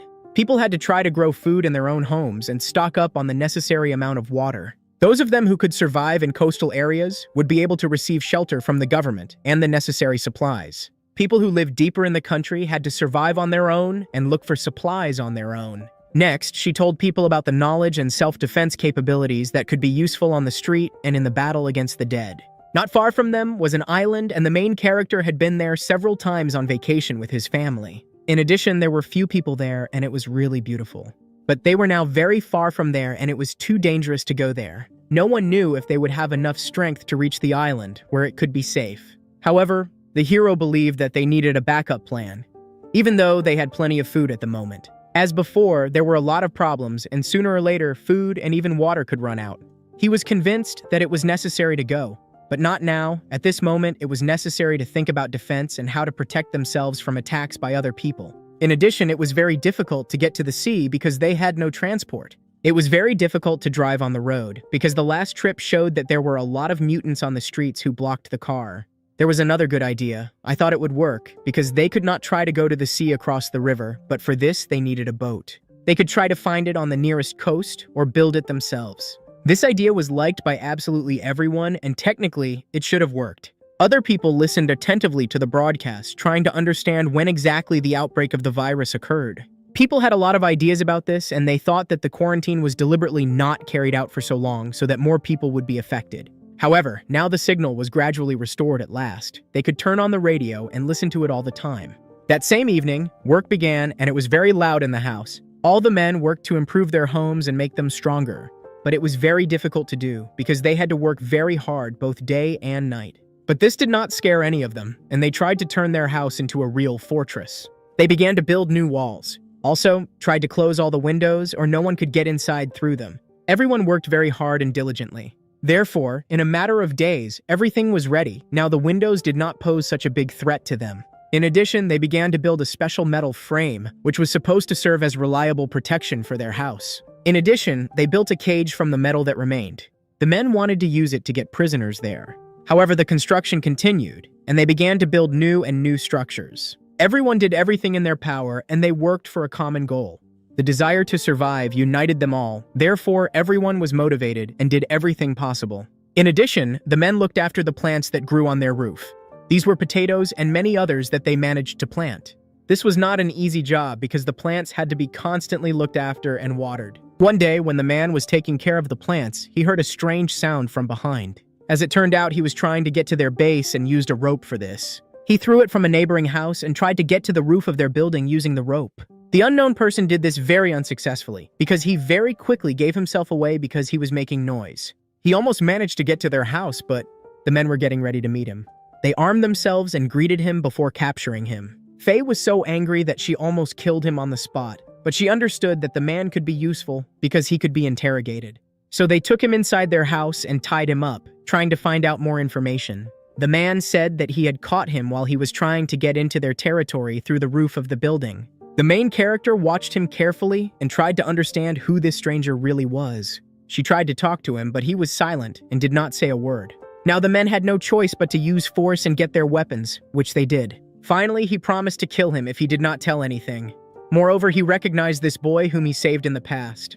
The little one was one of the cannibals who killed their people before. Moreover, he saved him twice. When Faye realized who this guy was, he started beating him. Surprisingly, the little one started laughing, and it seemed that he was not afraid at all. He did not believe that the main character was capable of this and would be able to kill him because he had not done it before. His words made the man stop. The little one warned that they would come for him in the evening, so the people needed to prepare for a new battle with much stronger enemies. No one believed him because his people lost last time and it seemed that they had no strength left for a new attack. But in reality, there were much more of them than it seemed. Besides, they had firearms and armor. The main character tried to understand him because he thought that he was just trying to scare them. However, he knew that the cannibals were robbing and killing everyone around, and there was no doubt that they were going to do the same to them.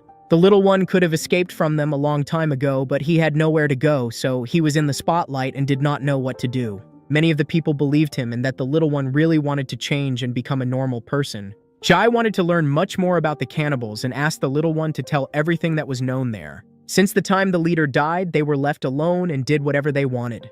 Their horse was planning real chaos and food was running out. Also, I told about the tactics with which they were going to attack them, and this gave people the opportunity to understand everything and prepare. The main character, although he did not believe his words, decided to be reassured and prepare for battle. That same evening, as the little one said, everything began. The enemy attack began exactly at the time he said. As was already known, they used hooks to attack. Everything was clearly according to plan, and it seemed that the little one was really telling the truth. It was lucky because it was very visible outside. But time passed, and when the hooks were thrown, no one was looking for them, and the enemies did not appear. Were they really deceived, and in fact, the guy just broke into their trust and used him again? But the man was in no hurry. A lot of time passed, and the people got tired of waiting for the enemies to appear. They spent all the time on the roof of the house waiting for the attack, but nothing happened. Several hours had passed since the hooks appeared on the roof, but still nothing had happened. When the men were about to go into the house, everything started and the enemies began to climb towards them. There were so many of them that it became scary and incomprehensible how it was possible to defeat them. Now, it became clear that there would be no clash and it was necessary to fight. A battle began between the men and they had to manage to unhook the hooks before the enemies got to the roof. That's exactly what they did. So many enemies fell to the ground, where they were eaten by zombies. Shots began to ring out and the enemies opened fire on them. But the people managed to prepare even for this because they used metal shields. In addition, they tried to take a retaliatory blow. But at this very moment, the enemies began to use fire, which was a very deadly and effective weapon. Very quickly, the women tried to put out the fire so that the men wouldn't get burned. The people kept a deft defense and waited for the enemies to approach them themselves. When she tried to do this, they simply shot them in the face. Others they easily killed with cold steel, smashing their heads. Because they were well prepared, none of them were injured and all remained alive. Everyone who could hold a weapon tried to fight and do everything possible to win this battle. Even old people who could not fight tried to untie the hooks. The strongest stood in front and the weakest supported them from behind. This tactic turned out to be very effective because the enemies suffered huge losses and could not even reach their house. The strongest moved ahead and it was they who suffered the greatest losses. Suddenly, Faye was wounded. He was immediately given medical care and the others covered him. Then, the most interesting part of the operation began. After all, while the enemies were busy with the battle and trying to get to the neighboring house, the main character, together with the strongest men, managed to surround them and go in from behind. Now the enemies were in mortal danger. Jai, together with the others, simply began to shoot them in the back, killing everyone in their path. They killed everyone and spared no one. They did not need prisoners, so they did everything quickly and cold-bloodedly. They had the best weapons, the best protection, and a lot of ammunition. However, the main character hesitated. He could not kill the women and other children. When one of them tried to ask him to let them go when he was ready to do so, the girl had knelt down before and begged him not to do this. Still, they didn't kill everyone, and she was going to take some of them prisoner. Faye was the only one who was wounded, but he was very lucky because it wasn't serious. In total, they took a few prisoners, and the rest were dead. However, what were they going to do with the prisoners? Wasn't it easier to just kill them and force the women to work? But the main character and his friend didn't like this idea. Therefore, they were going to make their own decisions and decide their fate. Despite the fact that they were mountaineers, they only deserved death, and they were ready to kill each of them for what they had done in the past. This decision was not easy for him, but he understood that it was necessary. There was not much food to feed the prisoners, so he ordered to kill them all. After that, they were simply thrown from the roof. And on the ground, zombies were already waiting for them, who ate them all and tore them to pieces. The next day, people lived a normal life in a city that was teeming with mutants. Those who could looked after vegetables, and others built fortifications. Jen went fishing because he really wanted to eat normal food and meat. He managed to catch a fatty fish, and he was satisfied. After a successful hunt, he decided to return. In fact, he brought food for his wounded comrade because he wanted you to recover faster. Seeing this, the man was very happy because he loved this food and was grateful for such a gift. However, he was very upset because he became incapacitated for a while. He was sorry that he was looked after like a small child. Although on the other hand, he understood that it was necessary, and no one wanted to risk his life. Meanwhile, the main character went on a special mission. He personally tried to explore the city and find a way to save his team. And when no one saw, he just cried because only he knew how hard it really was for him and how much effort he put in to make everyone happy. He remembered how he and his wife constantly argued because he was away for a long time and he tried to make her life better. She constantly yelled at him because he was an irresponsible person and didn't understand how much he tried for her. But now, he felt very sorry for his family because they were suffering and living in such a terrible time. It was at this moment that he decided to change everything and promised to make every effort to get them out of this city. The man didn't want to stop there and tried to do much more for them. Therefore, he decided to go on a journey. On the way, he was constantly reminded of their quarrels and how he hurt his loved one. He loved her very much and was ready to give his life for her. And even more, he loved his daughter, to whom he always wanted to be an ideal father. Preoccupied with his thoughts, he completely lost his vigilance. And it was at this moment that he realized that the ground under his feet began to collapse. He stepped on a fragile piece of the roof, therefore collapsed. In fact, he fell into a trap and found himself right in the heart of the enemy camp. The enemies, who were cannibals, wanted to kill him. But at the last moment, he managed to shoot at the enemy who was trying to strike. However, there were many more of them, and another one hit him right in the head. The man lost consciousness, his eyes closed, and for a while he only heard the voices that were around him. The voices said that he looked very good and had a strong body. They were really pleased with their prey and they couldn't wait to taste his meat. They were cannibals who were going to eat him, suddenly when he saw the events of his childhood. At that moment, he was a little boy who lived a carefree life, and one morning, his sister woke him up. He remembered how they ate seaweed with her. She also gave him water, but even that didn't help, because as before, he was still very hungry. They decided to go to the store to eat. The girl gave him everything and didn't ask for anything. She lied that she wasn't hungry. That morning, he felt very bad, and she tried to cure him. His parents weren't with him, so she was the only one who took care of him. At that moment, they were truly happy. Even though they were living on the verge of poverty, parents could not afford to buy themselves normal food, so the children survived by trying to earn money. They had to drink water in which they placed salt. This food was very tasteless. However, they had no other choice. The little boy liked it and was willing to drink it all the time, because it was the only thing that kept him from feeling hungry. That day, he drank so much that he felt sick again. He felt very bad and wanted to ask for help. But it didn't help. His stomach hurt so much. And then, for the first time in his life, he lost consciousness. The sister thought he had died and started crying. In the future, they were always together, but when the sister got older, she didn't pay as much attention to him as she used to. He also had an older brother with whom he didn't have a good relationship. The older brother didn't take him with him because he thought he was boring. However, one day everything changed, because the boy returned home to take the little one with him. He felt sorry for his younger brother, who was always alone at home. His parents were gone, so he was very lonely and scared. For the first time, he took him with him to swim with other older boys. As it turned out, they were not far from the same island they were going to get to now. Therefore, in order to show him to his younger brother, the older brother took him with him and started swimming. It was necessary to hold on tightly because there was a very strong current, and the little one did not know how to swim, so he risked drowning. Immediately, they began to swim. Very quickly, they found themselves in the middle of an island, which was located on a river outside the city. This island was a real urban legend, so there were many people who wanted to get to it. But there was one very interesting detail that immediately attracted his attention and was remembered for the rest of his life. There were a lot of leeches there, which were dangerous for people. They managed to find one of them. He was interested in learning more about it because he had never seen one like that before. They climbed out to cling to a person and suck blood. His sister had grown up, but he still spent a lot of time with her. She looked after him, and it was obvious how tired she was. She took him to school and really could replace his mother. He had to work part-time and take exams for other people. His parents were fired and had no money. His older brother worked all year so that they could survive and have at least some money for food. The little one didn't need to worry because he considered himself old enough to provide for him by earning money. But one day, something changed. He, along with his family and his brother, went to the river and found himself in a very difficult situation. His family began to drown. But the brother who rushed to save them also found himself in danger and began to drown. Now, he had to choose which one of them to save. Never before in his life had it been so difficult. He loved his brother very much. Even more, he loved his own wife and child. The man cried. Now he saw again this vision that he had seen for many years in terrible nightmares. His loved ones and other people who died asked to save them. Now they were being taken away by zombies. It was all because of the epidemic. The man hated himself for not being able to turn back time and save his brother and sister. He loved them because they were the ones who replaced his parents. But now he was left alone in a cruel world, and he had to fight.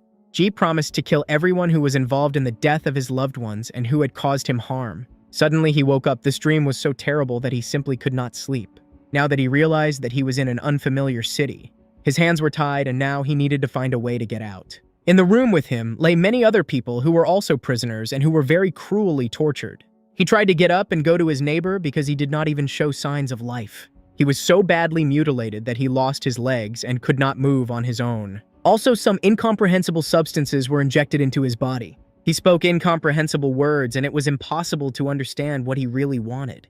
Jai leaned over him to try to understand his language. As it turned out, the man was lucky to save him because his children were waiting for him at home and were hungry. Now he needed to come up with a plan and a way to get out of here alive. The stone walls were too thick, so he wouldn't be able to break through them. But in the dark corner of the room, there was something else, much more terrifying than a sick invalid. Approaching there, he saw a zombie who started screaming and roaring. He was tied up, he was sitting on a chair, and all the time trying to free himself. Besides, he had been here for several days and was very hungry. His chair was securely bolted to the floor with metal nuts, so he couldn't escape. It seemed that the zombie in the past was also a person who was captured. The monster was chattering its teeth. It seemed that it was trying to show or say something. However, it was obvious that it had no intelligence. The hero threw a wooden board into its mouth and it immediately ate it. However, it still remained hungry because saliva was flowing from its mouth. Suddenly, Jai noticed a very interesting thing on the floor. He had to bend down to get a better look and understand what it really was. As it turned out, it was shards of glass that were scattered on the floor under his Sagittarius. He managed to take one of them, and this could be the key to his salvation. But as soon as he was about to cut the rope, he noticed that someone was entering the room. He saw an unknown person standing behind a metal fence, but due to the poor light, he could not understand who it was. A bandit entered, holding a knife in his hands and being very aggressive. He accused the main character of killing his leader. After that, he dealt him a strong blow to the stomach. Then he didn't stop but continued to beat him even harder. Another punch to the stomach, this time much harder. The man was on the ground and the man continued to finish him off with his feet. Now when he grabbed him by the hair and tried to lift him up, he promised to treat him the same way as a bedridden patient. He was going to chop him into pieces and make him die very slowly. Another punch and he tore out his braids. But he was going to give the man one chance if he asked nicely and wanted the main character to tell him his story. In response, G only laughed. He wasn't going to give up so easily and was ready to endure and fight until the very end. Another blow so strong that anyone in his place would have already given up. The bandit promised to give him one last chance again and began to threaten. He was going to kill him right there. But the hero was not like everyone else. He didn't even want to listen to him and knew that he wouldn't be killed right away. The beatings continued. Despite the fact that the man constantly threatened him, he understood that he couldn't just beat this prisoner like that. It seemed that Ji had seen him before. He started talking about his wife and other people that he simply ate because he was a cannibal. Now, the enemy really got angry. He grabbed a knife and really wanted to cut his throat, but he was stopped by a fat woman who entered his cell. She admired how brave the man was and how bravely he looked death in the eyes. Now, he thought, because he understood that now they would try to torture him. However, the woman approached the mutant with pieces of human flesh. She tried to feed him and he ate everything she gave him. Now, it was the protagonist's turn and she was also going to feed him. She called all her captives family, and even if one of them turned into a zombie, they still continued to watch over and care for him. However, her ideas about family were wrong. Also, because she didn't notice how badly the protagonist was beaten, because there were many bruises on his face, she tried to calm him down and promised that they wouldn't kill him because they had other plans for him. However, the man had one question. He wanted to know what made them become cannibals and why they chose this path. But in reality, she didn't consider her actions to be anything bad because they were just trying to survive like everyone else did. However, they could have just grown plants and made provisions. What really made them start eating people? But they weren't farmers and never knew how to grow plants properly. They allowed themselves to hurt other people, kill families, and eat them. In fact, they considered it a real struggle for survival and believed that only the strong had the right to live in such a world. But if they felt like they were in the shoes of those people they kidnapped, the enemy answered calmly and said that in such a situation he would simply accept it. Besides, he still wanted to kill him because he was very hungry. But his colleague thought that the main character was not so open and needed more time to talk. She tried to convince him and make him talk, so I wanted to find out information about other people who lived with him. But the man was silent, so she had to just leave. Suddenly, he stopped her because their conversation was not over yet. Now, he stood up and just grabbed her by the hair. After she was on the ground, he ran towards his enemy and tried to kill him, but the other had a knife. He managed to dodge the first blow, and the enemy missed. Now, they were on the ground and started fighting. At the last moment, when the knife almost pierced Jai, an old sick man came to the rescue who was waiting for his time. With all his strength, he bit him on the hand with which he was holding the knife. After that, he jumped on his neck and tried to throw him off. In a terrible struggle, the enemy began to bite him and managed to bite off the old man's finger. But he did not even stop and continued to bite him even more. Now, in the midst of the battle, Jai took the knife from him and freed himself. The advantage was on his side, and now he could kill his offender with his own weapon. In addition, he saw that the woman fell directly on the monster, and he started biting her. Now, she was infected with a deadly infection, and very soon, she would also turn into a mutant. The zombie gnawed at her thick neck. But suddenly, she began to get up. Now, she became the same mutant as him and was ready to tear everyone in her path. Jai was not afraid. He was simply ready for anything, and cut off her head. Now all his enemies were dead. He killed the mutant who tried to attack him. He raised the poor man who saved his life because if it weren't for the old man, it is not clear how their confrontation would have ended. After that, he tied up the living enemy because he didn't want to kill him. Such a death would be too easy for him. He started cutting his body with a sharp piece of glass, causing incredible pain. After that, he beat him, just like he did to him. Blow after blow, but G didn't stop. And when he lost consciousness, he left, leaving him in the cell. Now, he was in enemy territory and was moving carefully around the house. He heard many other people's voices and tried to reach the roof of the house to try to escape.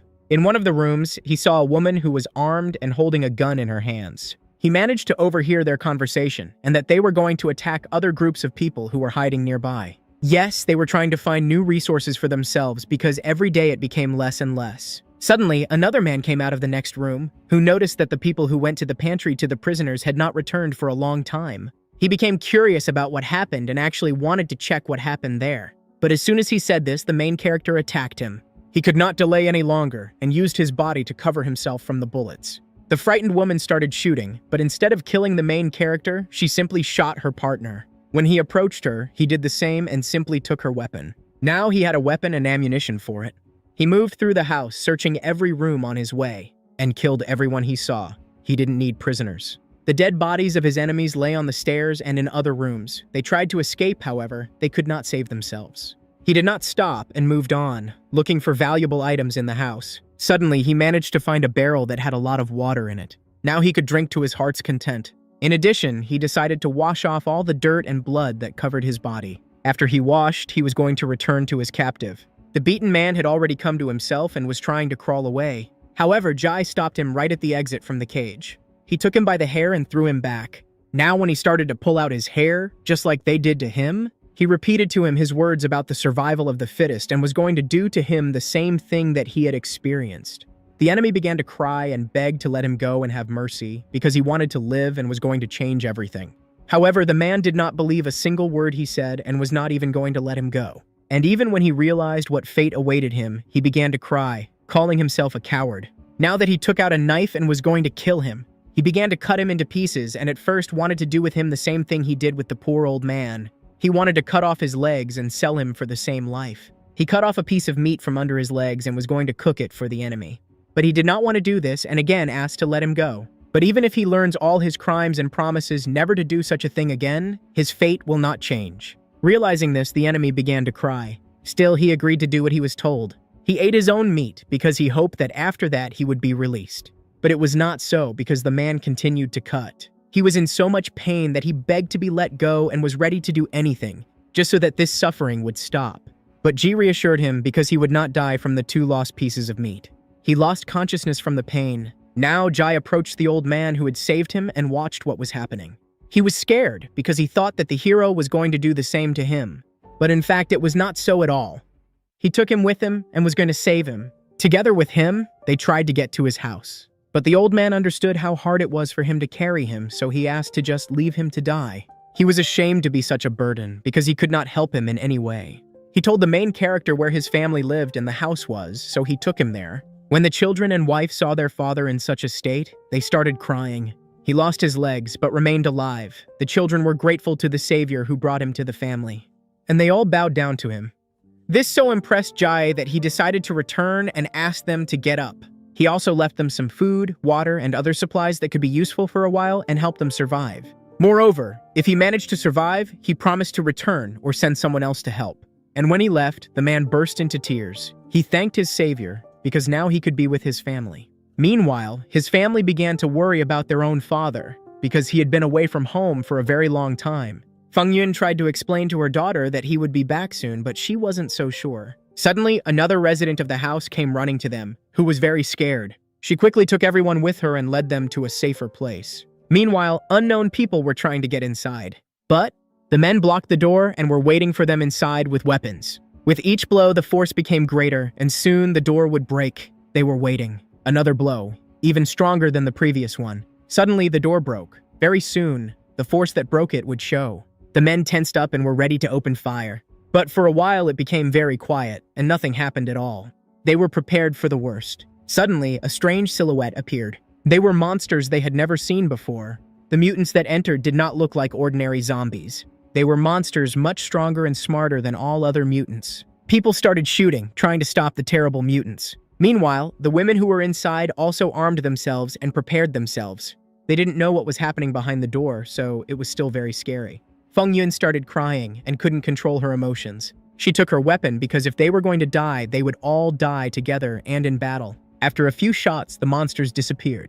The men didn't want to leave the house because they didn't know how many of them there were. They didn't leave until morning.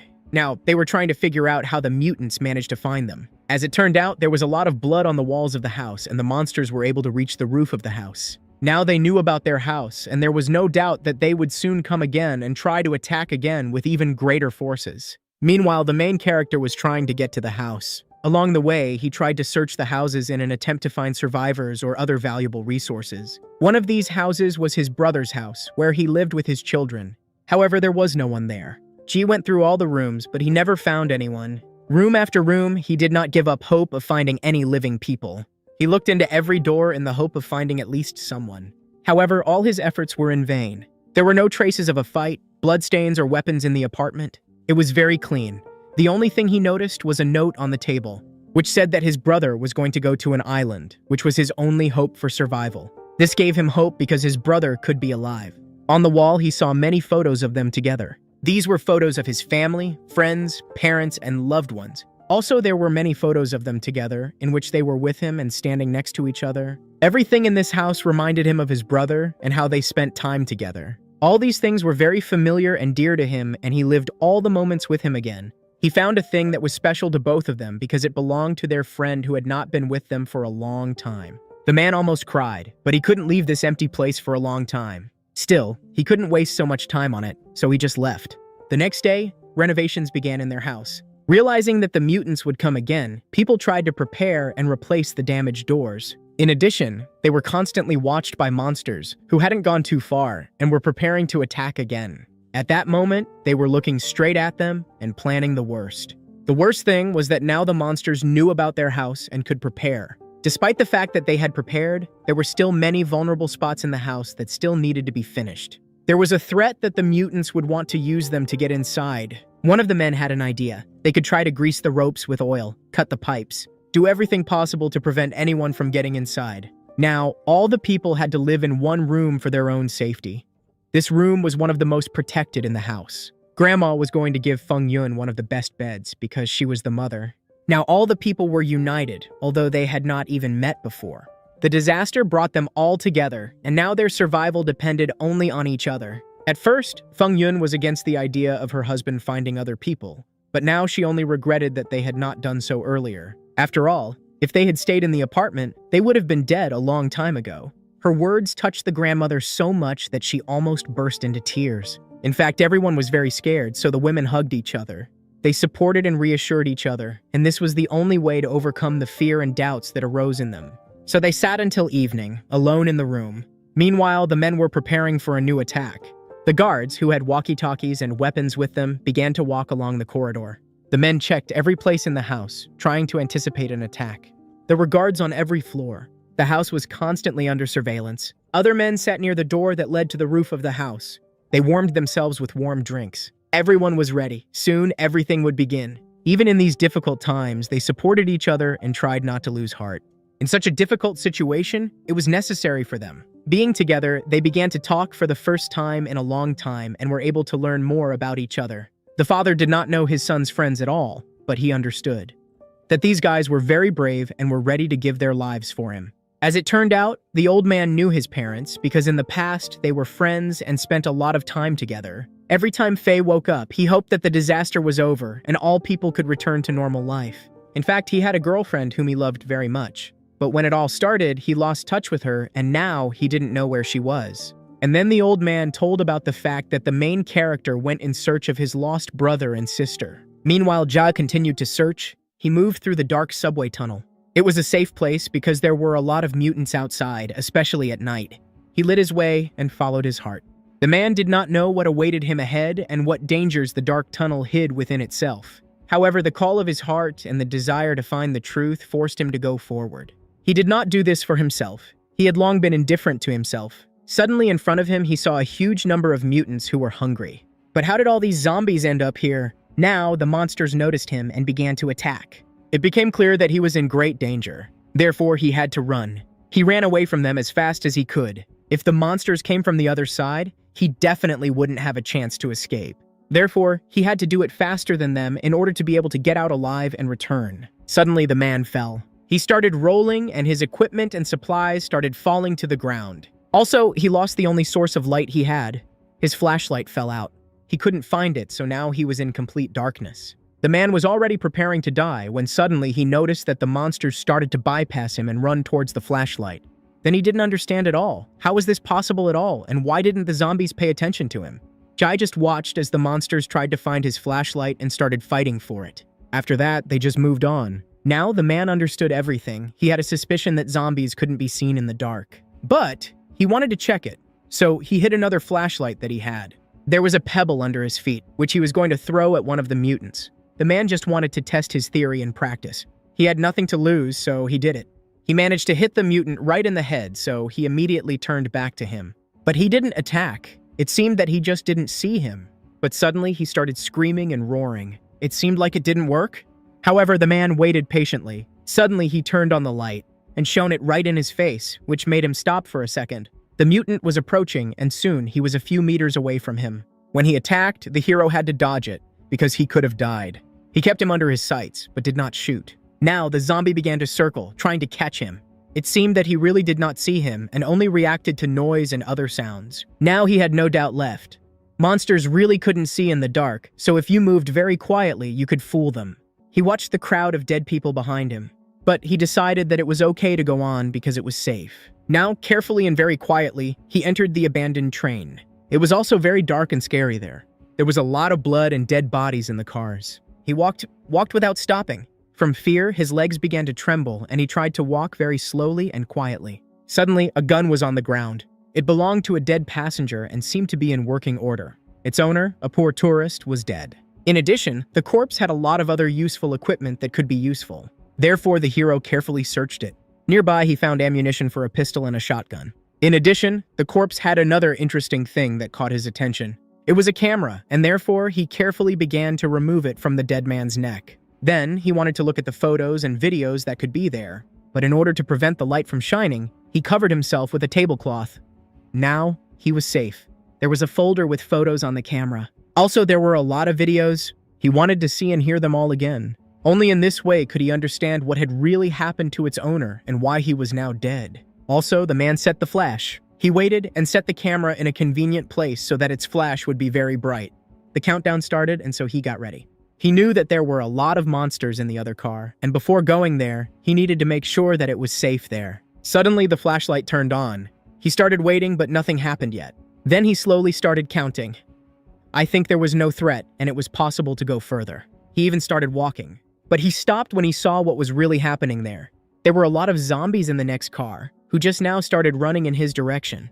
They quickly noticed the source of light, so it caught their attention. The hero had to open fire to stop them. He simply had no other choice. He fired, sparing no bullets, because he wanted to kill everyone who could prevent him from finding his family. After everything became very quiet, he began to move on. However, as soon as the flash caught fire, the mutants appeared again. There were so many of them that he did not have time to kill them all. He had to hide.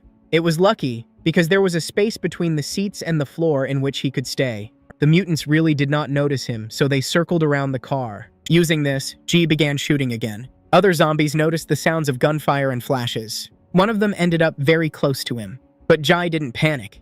He simply opened fire. Suddenly, he noticed that the zombies managed to find the camera and now were holding it in their own hands. But it kept taking photos. Other mutants in the distance, down in the subway, noticed the bright light. They quickly understood what was happening. The light irritated them. He lifted the camera above his head because its bright light was attracting the attention of all the other mutants. Using this distraction, the boy chose the best moment and tried to escape.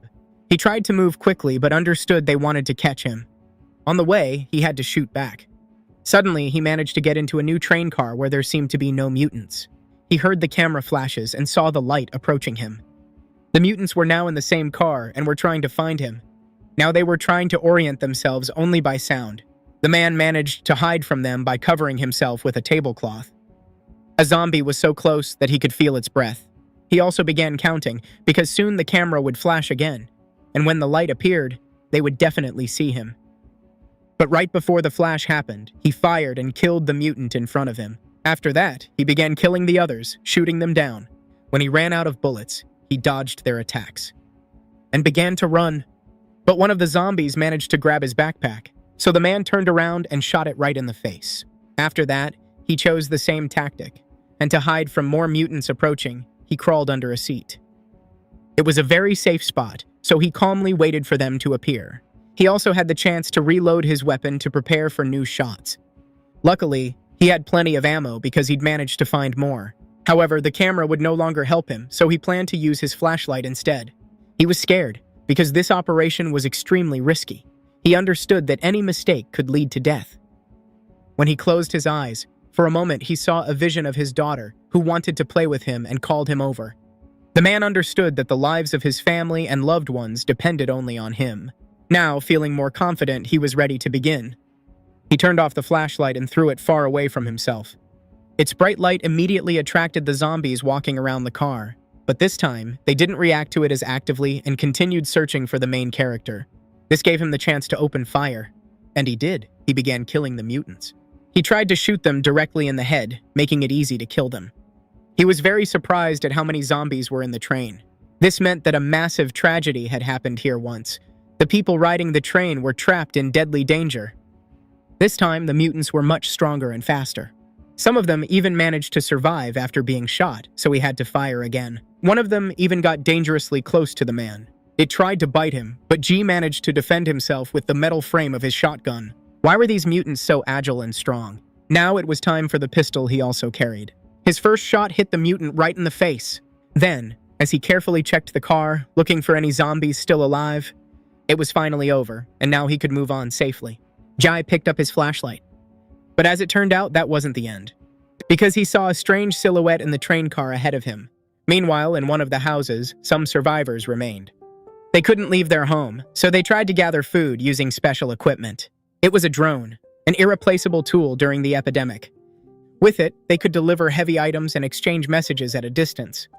The man who built this device for himself learned to control it and used it for his needs. Using a sponge and the drone, he managed to collect drinking water so he never had to leave the house. The woman living next door handled the cooking. They found food the same way, by sending the drone into stores and other abandoned buildings. Since they had no electricity, they had to cook on a homemade stove they used to make fire. They lived together with a father who was planning to leave the house to search for other people and supplies. They didn't want him to leave because it was extremely dangerous outside. The last time he tried to leave, he barely survived, and people only managed to save him by miracle. But he wasn't going to listen, and suddenly, they heard someone opening the door. The soldier prepared himself and was ready to shoot. In reality, it was the main character who had managed to find his relatives. It was his nephew, whom he hadn't seen in a long time, so they decided to talk and learn what had happened to the others. He told them that his older brother had gone to an island and left a note, so they might try searching for him there. But nobody knew if he made it there safely or if he was even alive. But Jay knew that his brother was serving in the army when the epidemic began. The man, who was also a soldier, explained that at first nobody paid attention to it, but later they were given a new mission. Their unit was sent to areas that had lost control in order to create a blockade and not let anyone in or out. They moved in massive convoys, not realizing what danger awaited them, and they thought about how they would return home to their families. But suddenly, something strange began happening to one of the soldiers. One soldier simply fainted and collapsed on the ground. He had an unexplained seizure and could have died. They needed to call medics immediately and stop the transport to save the boy's life. Suddenly, the same started happening to the others. It became clear that many soldiers were infected with an unknown virus, so the survivors put on masks and left their vehicles. And it wasn't just them. The entire convoy was infected. Soon, people began turning into mutants. Chaos erupted. Zombies attacked those who couldn't escape the vehicles in time. Shooting began, and the few who survived had to fight off hordes of zombies. The uncle survived by miracle. Without the help of kind people, he would have died of hunger. Besides, his friend, who had previously been immune to the virus, mutated within seconds. It could be assumed that the virus was airborne, but no one was certain. The man still didn't know why so many soldiers were infected at the same time while others remained alive. This made the main character think. Moreover, in early stages, the virus caused acute inflammation. So how had the soldiers predicted that most people were infected? From the beginning, they knew much more than others, but even that information wasn't enough. Despite warnings, nobody believed in talk about zombies, and they couldn't imagine that the epidemic and all the chaos would become reality. At the time, all this was highly classified. No one was allowed to talk about it with outsiders. The soldiers also didn't want to abandon everything for their job and refused to leave their families. The authorities tried to hide the upcoming catastrophe. But how bad could it have been? And was the disaster global? However, there were islands where large groups of survivors existed, so there was still hope to return to normal life. The soldier had no choice. He couldn't reveal the incoming catastrophe. He simply followed orders. But the main character didn't blame him for what happened. He only wanted more information. The soldier understood that his family was in danger, but they all believed they could contain the virus and prevent its spread. But they failed, and now humanity was on the brink of extinction. The next evening, things got even worse. Now, terrifying mutants tried breaking in not through the roof, but through another room of the house. The room was locked, so they tried breaking down the door to enter the hallway. The men were prepared, and suddenly the door burst open. A horrifying mutant's head appeared through the opening. After that, furniture they had used to barricade the door began falling out of the room. They had to open fire to stop the zombie. But even that wasn't enough. The furniture was too massive, and the bullets didn't penetrate the wood. They were wasting ammunition, so they had to wait until the mutants fully appeared. And if they set the room on fire, trouble would follow. The blaze would spread rapidly, and they wouldn't be able to control it. They didn't even notice when the main character returned home and helped them defend the house. He brought a new ally with him, someone ready to assist. He had powerful weapons and was an experienced soldier who knew exactly what to do. The man began shooting. His weapon was so strong it easily pierced wood and struck enemies. The zombies began to flee because they were receiving lethal wounds. Many of them died. Now everything finally quieted down and the horrifying noises stopped. After that, they dared to look inside the room to see what had really happened. Inside, there were many bloodstains, but they didn't see anyone. It became clear that the mutants had managed to break through the stone wall they had been reinforcing for so long. Now, from the window, they saw the mutants running away. This was already the second attack, and most likely, the mutants had figured out the humans' tactics and now knew their location. They needed to think about this and reinforce the house much more next time, but then they discovered that their captive boy had escaped. This wasn't surprising. He was wild and had taken valuable food with him. The next day, the people began thinking of ways to fortify their home. Without the main character, everything was gloomy. But now that he came back, things felt livelier and more hopeful. During his absence, the men came up with a new plan and wanted to entertain themselves somehow. Faye imagined he was a character in a video game. It made him happy. Meanwhile, events shifted to a factory where a special prosthetic arm had been made for the girl. Now she could hold a bow again and practiced shooting.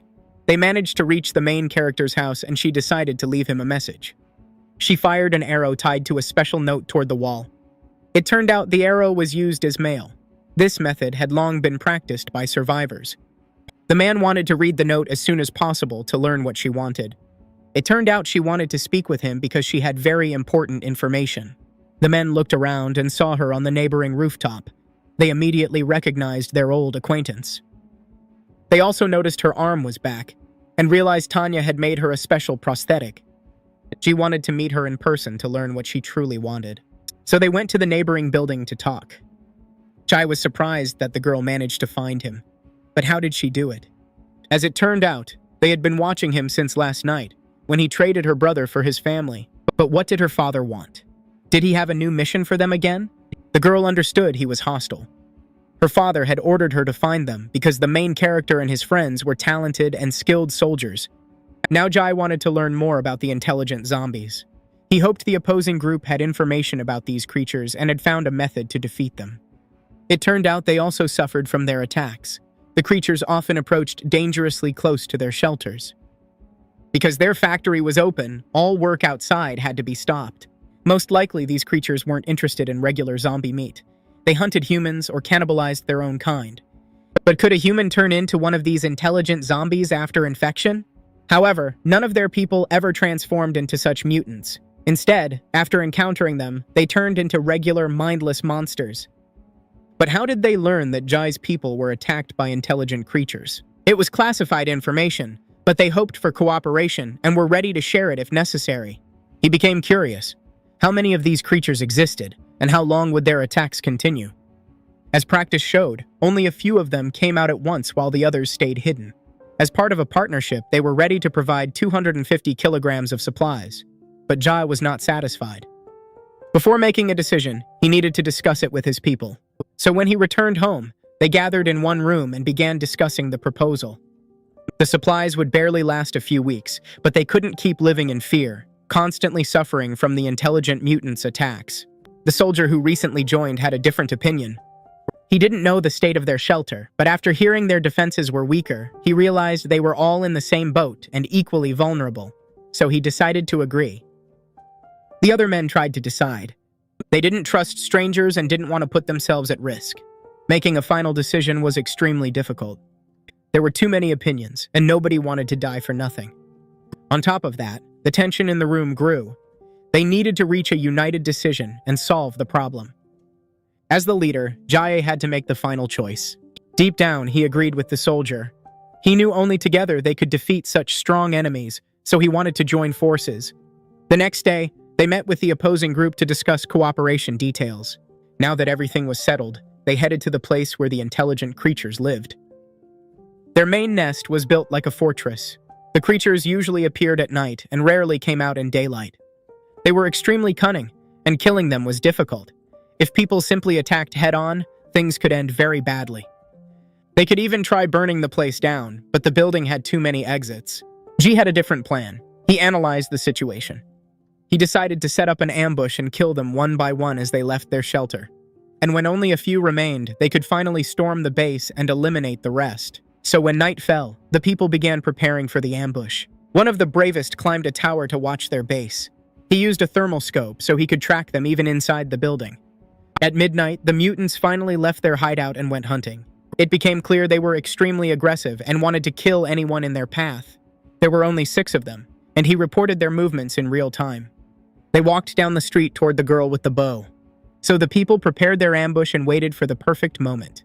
When the mutants got close, they began shooting. People used melee weapons and spears, trying to strike them in the head. It began to work, but surprisingly, the zombies stayed alive. They didn't die even after multiple blows and shots. Once the zombies realized they were ambushed, they started to flee. But it wasn't that simple.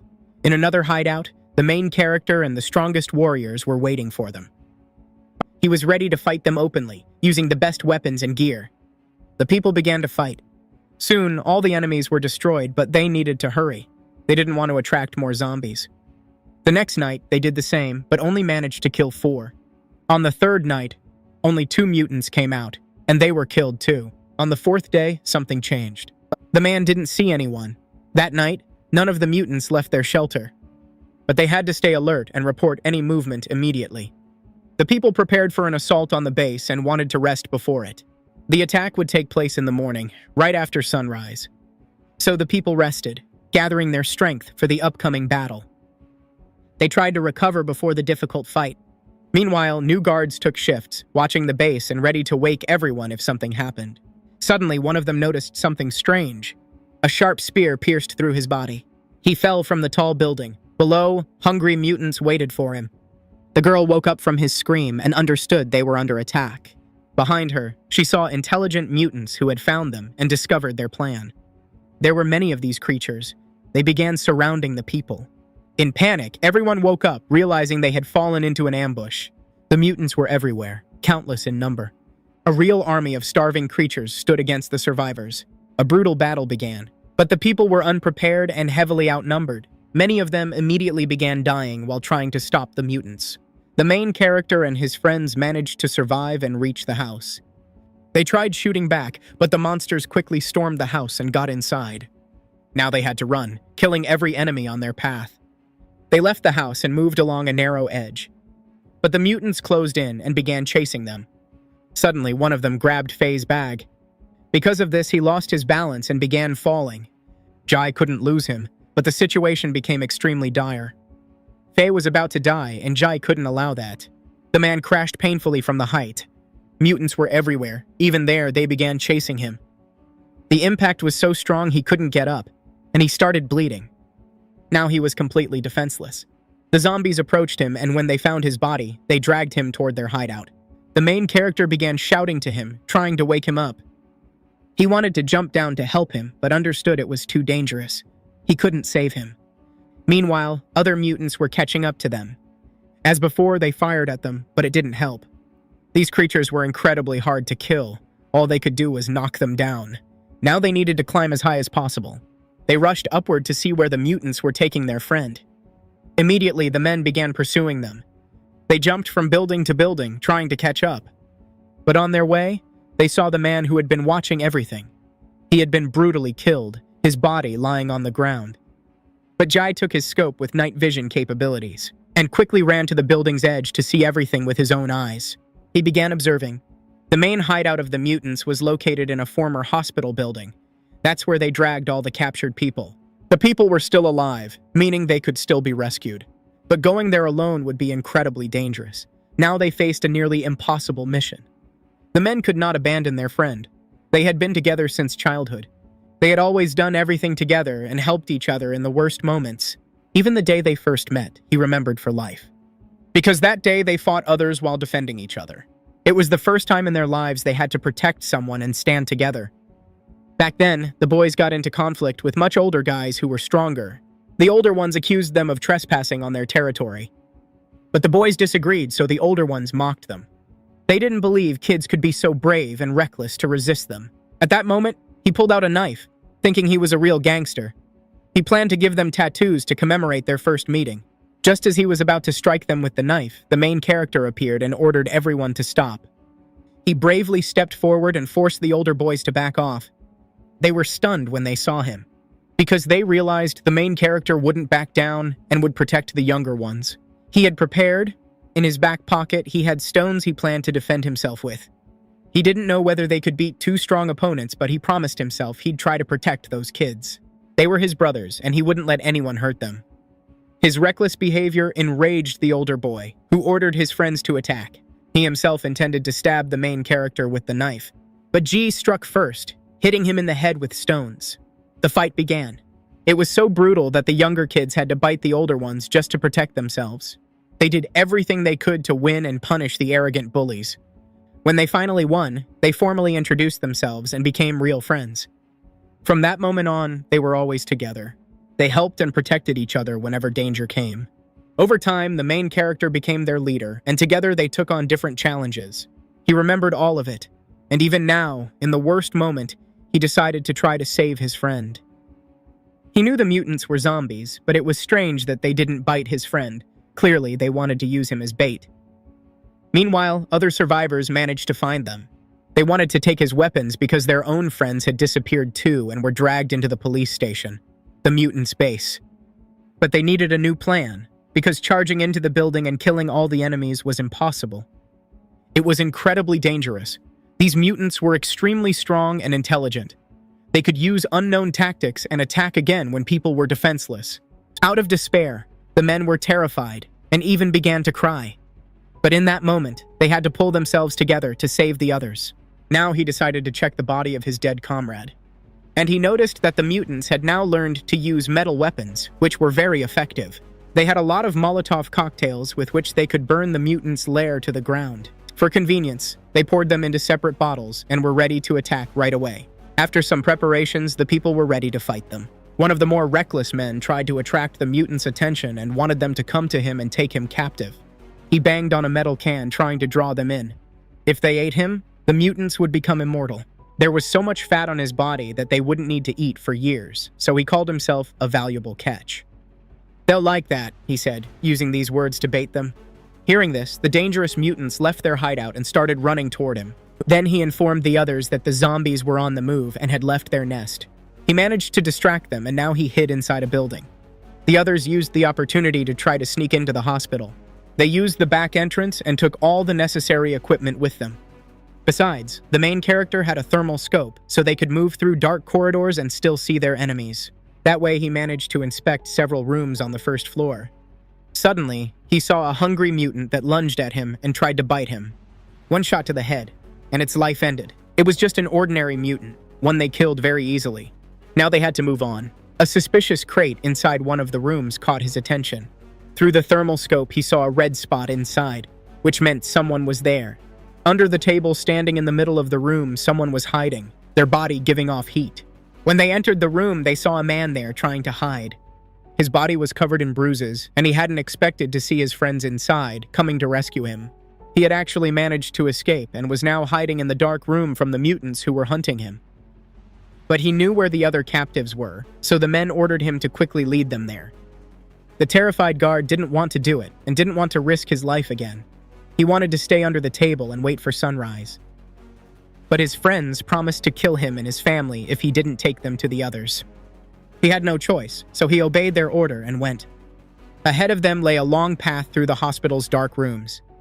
The men checked every room and listened carefully to every rustle. They tried to move very quietly and slowly, searching room by room, but all they saw ahead were countless corpses of people who had once been prisoners of the horrific monsters. Some had been lying there so long that they'd rotted away into skeletons. It was terrifying, but none of them wanted to stop. They decided to save their own people at any cost. Suddenly, one of them slipped on a pool of blood on the floor. As he fell, he knocked into several corpses scattered around the room. In the darkness, he came across a huge pile of skulls. An entire wall of the building was covered in skulls. None of them expected to see that. It was hard to imagine how many people had suffered at the monster's hands. Still, they kept moving. Once again, they detected a heat source coming from one of the rooms. They had no idea that a horrifying mutant had been watching them the whole time. It was their leader, marked by a special outfit. The mutants had learned that humans were inside, and after that, the leader simply disappeared.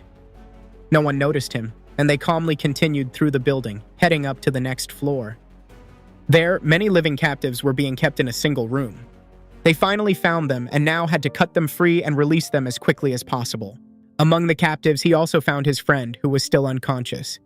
Most of them were seriously injured, so they couldn't take everyone. Some couldn't even stand and begged them to save them, but they had to choose only those who weren't too badly hurt and could still move on their own.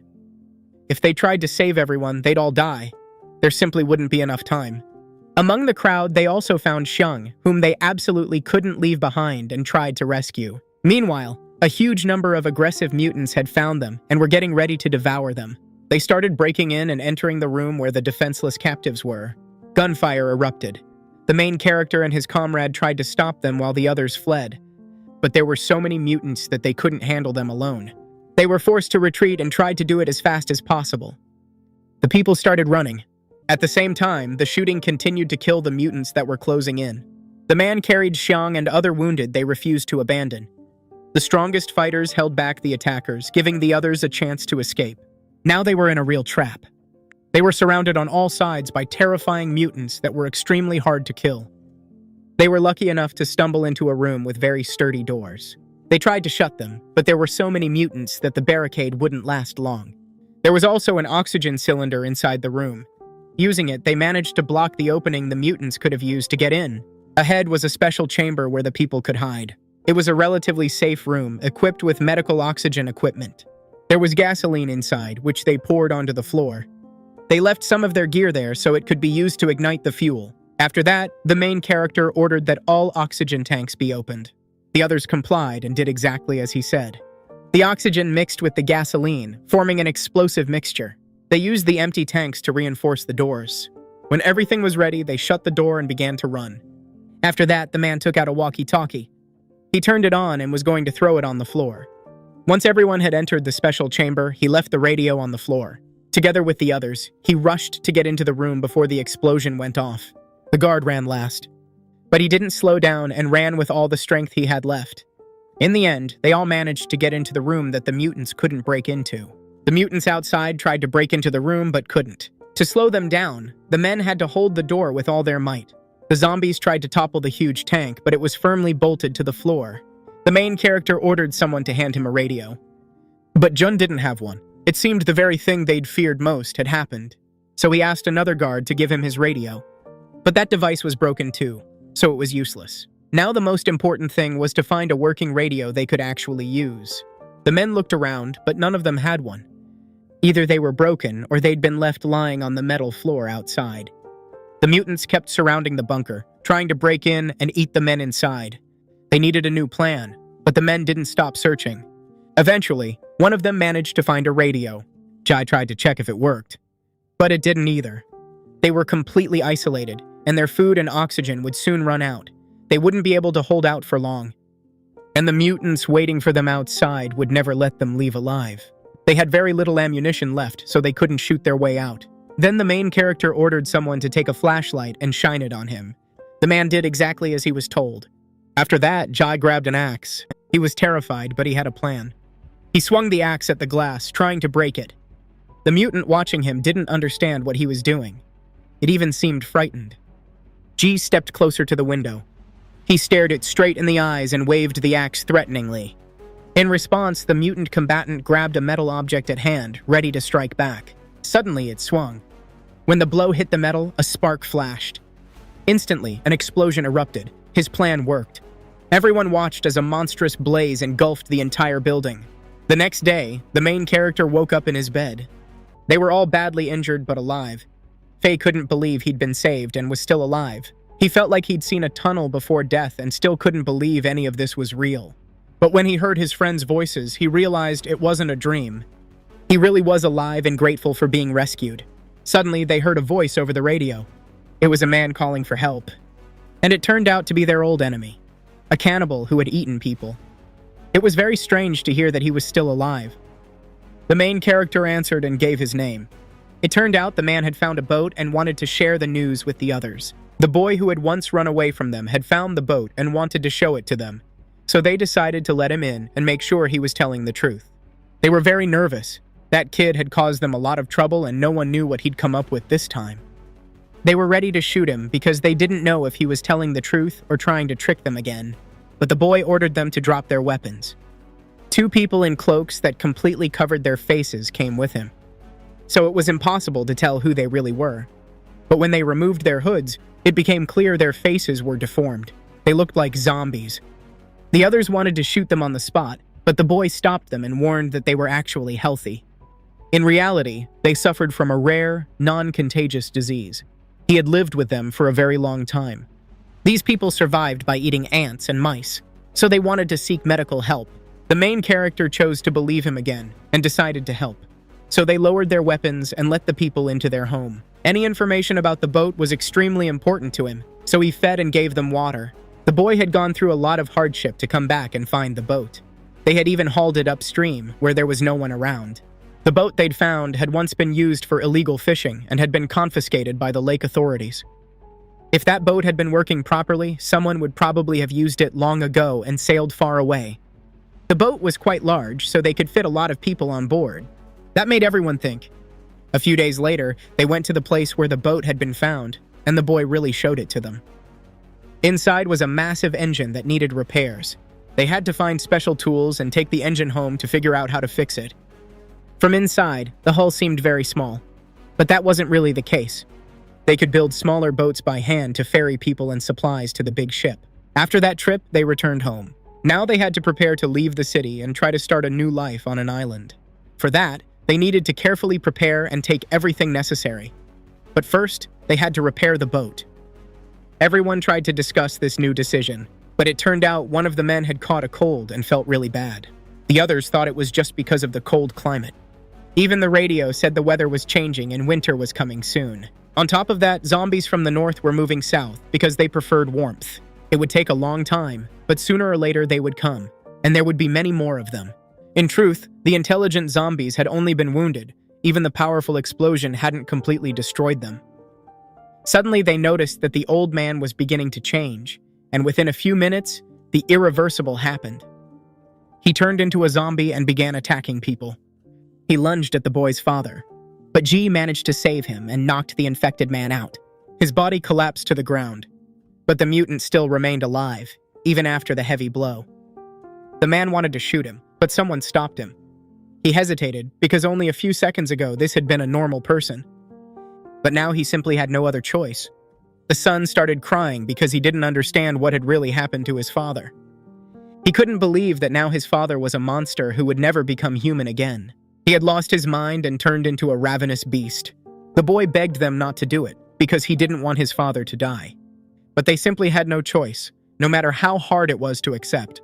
Instead, they decided to release him outside with the other mutants. That's exactly what they did so as not to traumatize the boy, who was already deeply upset. From the house, they watched the mutant. It was very sad to say goodbye to him, but they had no other option. Now they wanted even more to reach the islands, where it was much safer and there were no such terrible mutants. None of them wanted to turn into a zombie and become a carrier of the infection. It was terrifying. Earlier, they had thought only about survival, but none of them wanted to spend the rest of their lives within the walls of that house. So they firmly decided to start preparing. First, they had to gather all the tools needed for repairs. They tried to prepare well and take everything essential with them. Next, they filled huge bags with supplies. Then they were going to ferry them across the river. The main character, who was on an inflatable raft, had to build a proper boat for the others.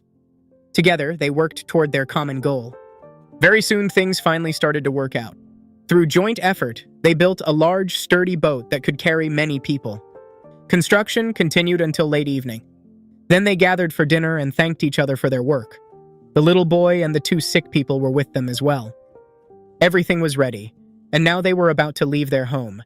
But the sooner that moment approached, the more they began to miss it. Despite how hard it had been to survive in the city, it had united them and left many memories. So they drank to remain a family until the end of their days and always stay together. They celebrated the beginning of a new life. But many trials still awaited them. The people gathered all the necessary equipment, armed themselves, and began preparing to depart. And when everything was ready, they set off across the water. They didn't know what awaited them, but they intended to see it through and reach the long-desired island. The journey was very dangerous, so they stayed alert and watched for mutants with the thermal scope. Suddenly, they saw suspicious figures on a bridge who wanted to attack them. They had to open fire, and to keep the people from being hurt, they needed cover. The women and children were sheltered inside a wooden crate that blocked most of the enemy attacks. The men stayed on the wooden raft and tried to fend off the assaults. Suddenly, one of the metal spears hit the barrels of fuel and water. The contents began leaking, and the inflatable boat was punctured. The people who were on it started sinking and tried to reach the others. Right now, the enemies were above them, so they were practically targets. It became clear that they needed a new plan. It was very hard to break through such dense fire, so the women and children began to cry and tremble with fear. They had no time and had to hurry because the noise of the battle was attracting zombies. Faye suggested getting to the shore and trying to defeat the mutants on the bridge. These were intelligent zombies, and there were a lot of them. Worse, they were the wounded undead who'd survived the powerful explosion. Suddenly, something incredible happened. They started dying, one after another. Enemy arrows and spears were flying straight into their heads. It was unclear who had opened fire and saved the main character's team. Soon, their dead bodies were scattered across the stone bridge. Then their rescuers appeared. It was the old man with his army, who had come just in time. Now that it was safe outside, Ji and his people could come out. When they saw that it was Mr. Huang, they were extremely surprised. Hearing a familiar voice and seeing old acquaintances, they left their shelter. Now Huang had repaid him, and they were even. He wanted them to inform the government that many survivors still remained in the city. And when they reached the island, they promised to do that for him. Then they continued on their way. The old man had a lot of weapons and soldiers, so power in the city could easily belong to him. No one would dare attack him, because that would mean certain death. Meanwhile, Ji's group finally reached their boat. The men began repairing it and tried to load all the equipment. Next, they had to try starting the engine. After working for some time, Faye managed to fix it and get it running. Now they had a chance to get a real boat that could withstand even a storm. But during the previous fighting, they had lost a lot of fuel, so they would have to economize. Now came the decisive moment. They had to set off, and that would show whether the engine really worked. The engine started. The motor was running. They began moving away, towing their old boat behind them. A few days later, they managed to leave the city limits, but they continued along their planned route. They found themselves in a very beautiful place, surrounded by untouched nature and scenic views. At that moment, they were happy because they could finally feel safe. But ahead of them, they noticed a very horrifying sight. Ji came closer to see everything with his own eyes. They had reached a settlement that had been flooded. Almost all the houses were underwater. They moved straight toward it and couldn't understand what had really happened there. Still, they had their suspicions. It might have been a barrier lake. Perhaps a recent catastrophe had occurred here, flooding this town. They carefully moved between the houses when suddenly the boat began to rock.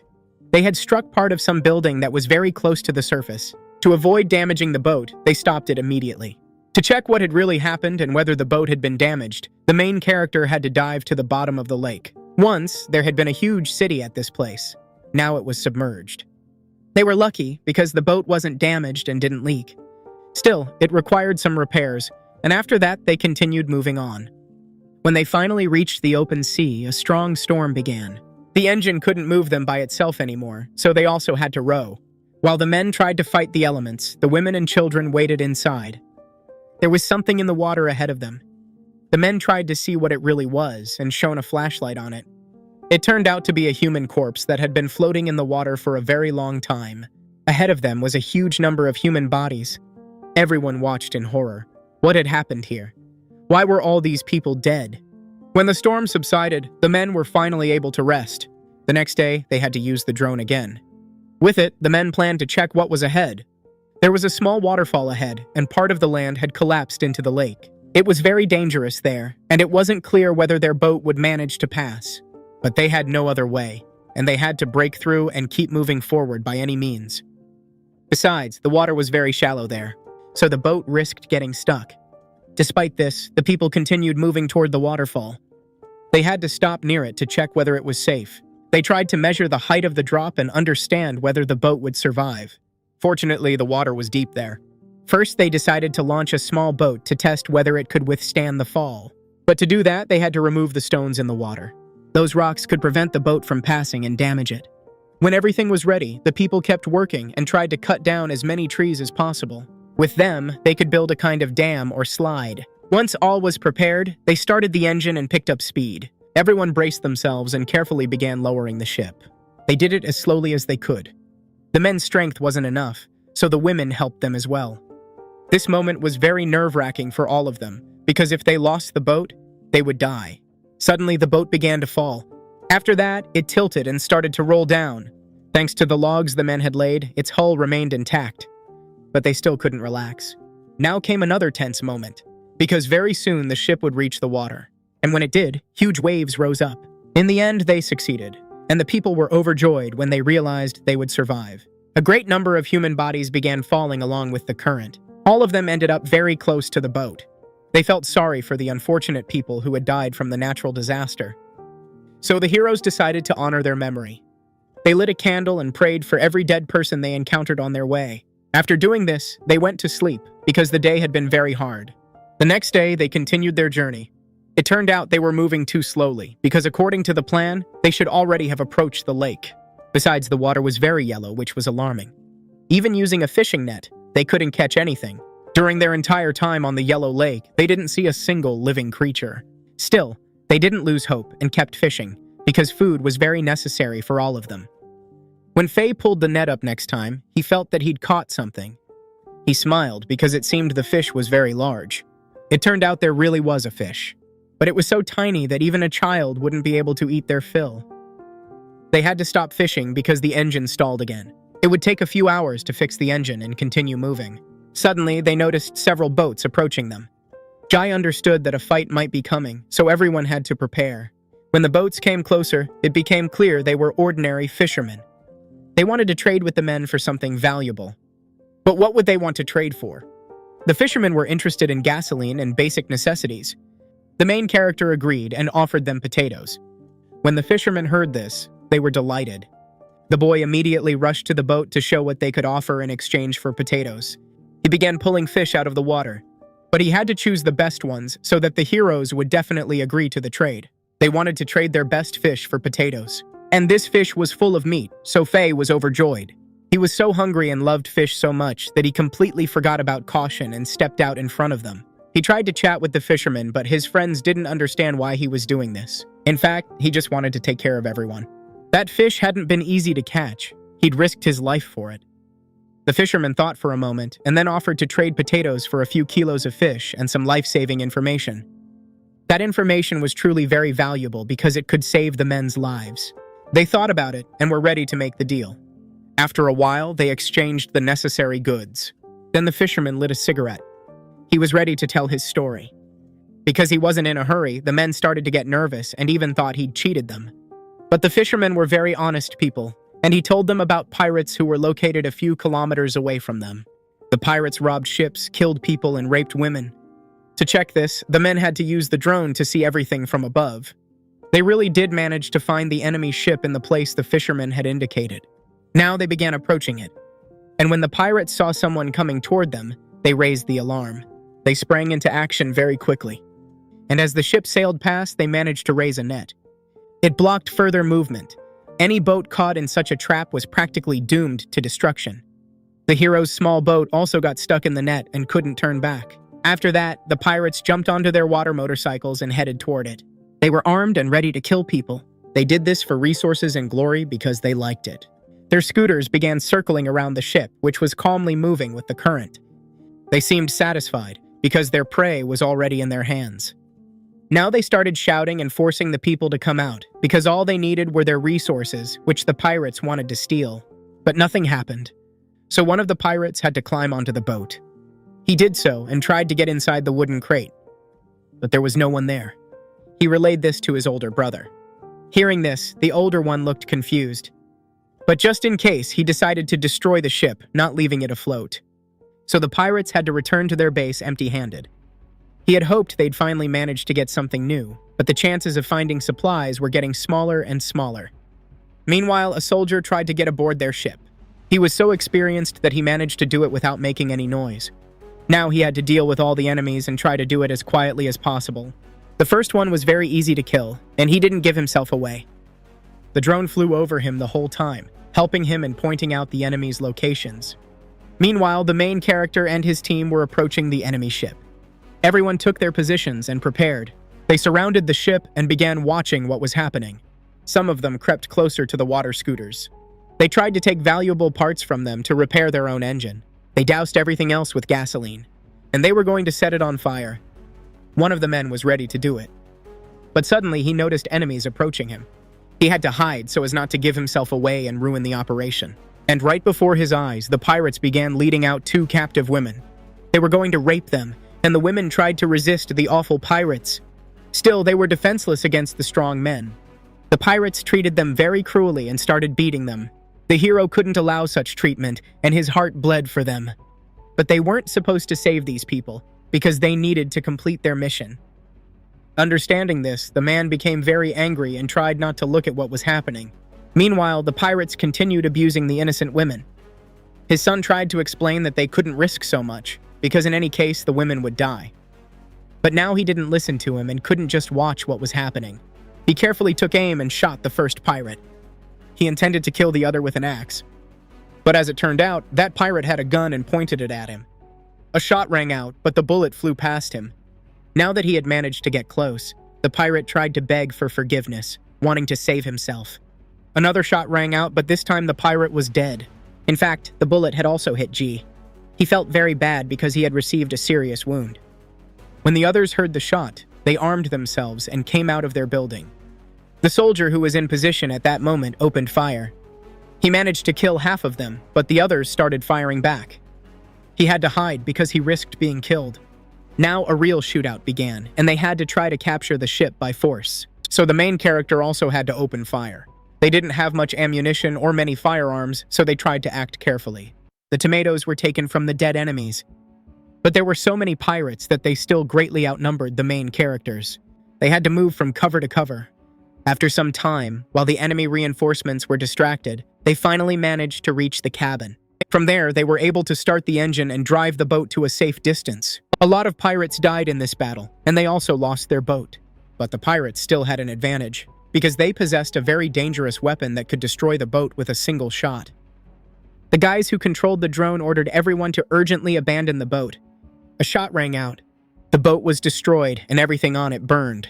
At the last moment, the guys managed to jump into the water, but the pirates opened fire. They had to dive so as not to die from the bullets. Meanwhile, the soldier sitting on top tried to keep shooting. The pirates also opened fire on him. Many enemies died that night. While the pirates were distracted by the soldier, the guys got a chance to escape. They took the rescued women and still planned to burn the jet skis. A huge fire started, and all the pirates' vehicles were destroyed.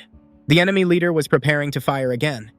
He aimed directly at the place where the sniper was sitting. Now the soldier was in real danger. He simply didn't have time to run away. Suddenly a shot rang out. But behind them there was a powerful explosion. The blast wave pushed the pirate leader, so he missed. The rocket landed a bit lower. There was a powerful explosion, but the man was lucky. He managed to stay alive. Taking advantage of the moment, he decided to run. While the pirates couldn't shoot properly because of the fire, he tried to leave his position. Because of the explosion and the fire, everything risked collapsing, and then he would have no chance to survive. A huge fire started in the main enemy base. In panic, they tried to abandon their HQ and grab everything that was left. The pirates kept firing at the soldier, and he was hanging on the edge of the boat. He couldn't pull himself up to climb to the other side, so he had to take a desperate step for the sake of survival. He dropped his gear into the water. That allowed him to climb up and get a chance to escape. But suddenly, he was badly wounded in the arm. The wound caused heavy bleeding and unbearable pain. Despite this, he didn't run. He kept shooting back. Many pirates were killed thanks to him. He also hit a fuel tank, so another incredibly powerful explosion thundered, and all their equipment sank to the bottom. It became clear that he had managed to kill most of the enemies by himself. Thanks to his courage, the others had a chance to win. Meanwhile, the main group tried to escape, but the shooting continued. They had to dive again because the fire was too intense. They tried to swim underwater. Pirates who approached them on boats didn't stop shooting. Hoping to kill them, they fired blindly at the water. But the men kept moving further away. They reached a depth where the bullets could no longer reach them. But they couldn't hold their breath for too long. The pirates circled above them, waiting for them to surface. Jai and the others stayed down as long as they physically could. It was clear that if they rose to the surface, they would die immediately. The pirates stubbornly waited and weren't going to leave. They wanted to take their lives and were ready to wait as long as needed. Jai waited too. He knew that soon something would happen that the pirates did not expect. Suddenly, their own ship appeared. At full speed, it was heading straight for the pirates, and dolls were placed on the deck to distract them. At the helm sat Faye. The others patiently waited for the moment to open fire on the enemy. They steered straight at the pirates, so the latter had to move away so as not to be crushed. They managed to do it at the very last moment. That was the perfect moment, and the group opened fire. The main characters kept watching and waiting. But one of them was running out of air. He began to choke and sink. They had to save him, so the men started pulling him to the surface. Now they were near their own ship, and the others helped them climb aboard. Faye wanted to help another man, but saw that he was barely breathing. The poor guy showed no signs of life. Besides, his face was covered in strange scars. Faye leaned in to see what it was. When he saw it, he couldn't hold back. Faye started crying, thinking the man had died. But he couldn't just give up, so he decided to try to revive him. With all his strength, he began hitting him in the stomach to make him come to his senses. However, the danger hadn't passed. Some pirates had escaped, and it wasn't clear in which direction they were heading now. The group now tried to help the wounded soldier who was climbing down to them onto the boat. They also noticed that someone else was still alive in the water. It was a pirate who was ready to do anything just so they wouldn't kill him and would spare his life. He was alone. No one else had survived. He called the heroes incredibly strong because they had completely destroyed a well-armed pirate crew. Jai ordered him to be killed and sent to hell. But the pirate swore to serve them as a slave and begged for his life. Suddenly, he started screaming for help. But it was already too late. The man shot him. He wasn't a soldier, so he didn't care. After the successful operation, the people regrouped on their boat. The wounded man managed to bring 2 rescued women with him. He was injured but apologized because they had almost died because of him. Yet everyone considered his act the right one. He had risked his life to save others. The soldier wasn't a doctor but wanted to help him since the bullet had gone through and pierced his lungs. They needed a first aid kit and other medical supplies. They had to stop the bleeding and try to get the bullet out. The soldier was nervous but still tried to treat him. The pain was so strong that the man lost consciousness, but he survived. Meanwhile, they didn't even notice that all this time someone had been watching them. The group managed to reach a house nearby and set up there. It was supposed to become a good base for them because it was relatively safe. After some time, they moved on again, but a storm was approaching. The fog became very dense, and they could hardly see anything. They had to go out on deck to watch the direction they were sailing. That night was going to be very long. Besides, after the battle, they had very few bullets left. They couldn't keep shooting and now had to fight with bows and arrows. Suddenly, the main character started shouting and ordered Faye to urgently take the helm. Right in front of them appeared a huge ship with many armed soldiers on board. Both sides opened fire at each other. Jai tried to shoot as accurately as possible because they had very little ammo left. Those were the pirates who had managed to regroup and catch up with them. Now they had a much stronger ship and were fully prepared. The heroes had to hide because their boat sat lower in the water and was an easy target. Terrified women stayed in the cabin since they couldn't fight alongside the men. The pirates took a desperate step and decided to board their boat by force. One of them was immediately killed and thrown into the water. Others also tried to climb aboard. But under the heavy rain of bullets, no one could get close. Then the thing everyone feared most finally happened. The heroes ran out of bullets and could no longer shoot back. On top of that, the pirates had hooked the boat so it couldn't turn away. Steering became difficult, and now the group was in real danger. Suddenly, the wounded man came out of the cabin, and no one noticed him. Everyone watched as he picked up a canister of gasoline and simply walked toward the pirates. His son tried to save him, but there was no point. To give him a chance to reach the enemy ship, the others covered him and fired at the pirates. That allowed him to move faster, and he almost reached his goal. Then he jumped onto their ship. He was wounded again, but he still managed to spill the gasoline. The last thing he did in his life was set the enemy ship on fire, giving life to all his comrades. When he was alive, he always said he was ready to die for everyone else. If anything happened to him, he asked the main character to look after his son. The boy wanted to run to his father, so G had to hit him to calm him down. While the pirates tried to put out the fire, the group managed to break free and drop the metal ladders. Then they started to retreat. They watched the enemy ship burn out and slowly sink. Finally, the storm subsided and the thick fog dispersed. But the pirates still continued to chase them. The sounds of gunfire could be heard. They were very close, just a few kilometers away. Suddenly, the hero's boat got stuck. It had run aground. To get off, they tried to reverse, but nothing worked. Panicking, the men jumped into the water and tried to push the boat. But the pirates were approaching, so to survive, they had to abandon their ship. They grabbed all the essential equipment and prepared to run. But on the horizon, they saw the enemy ship.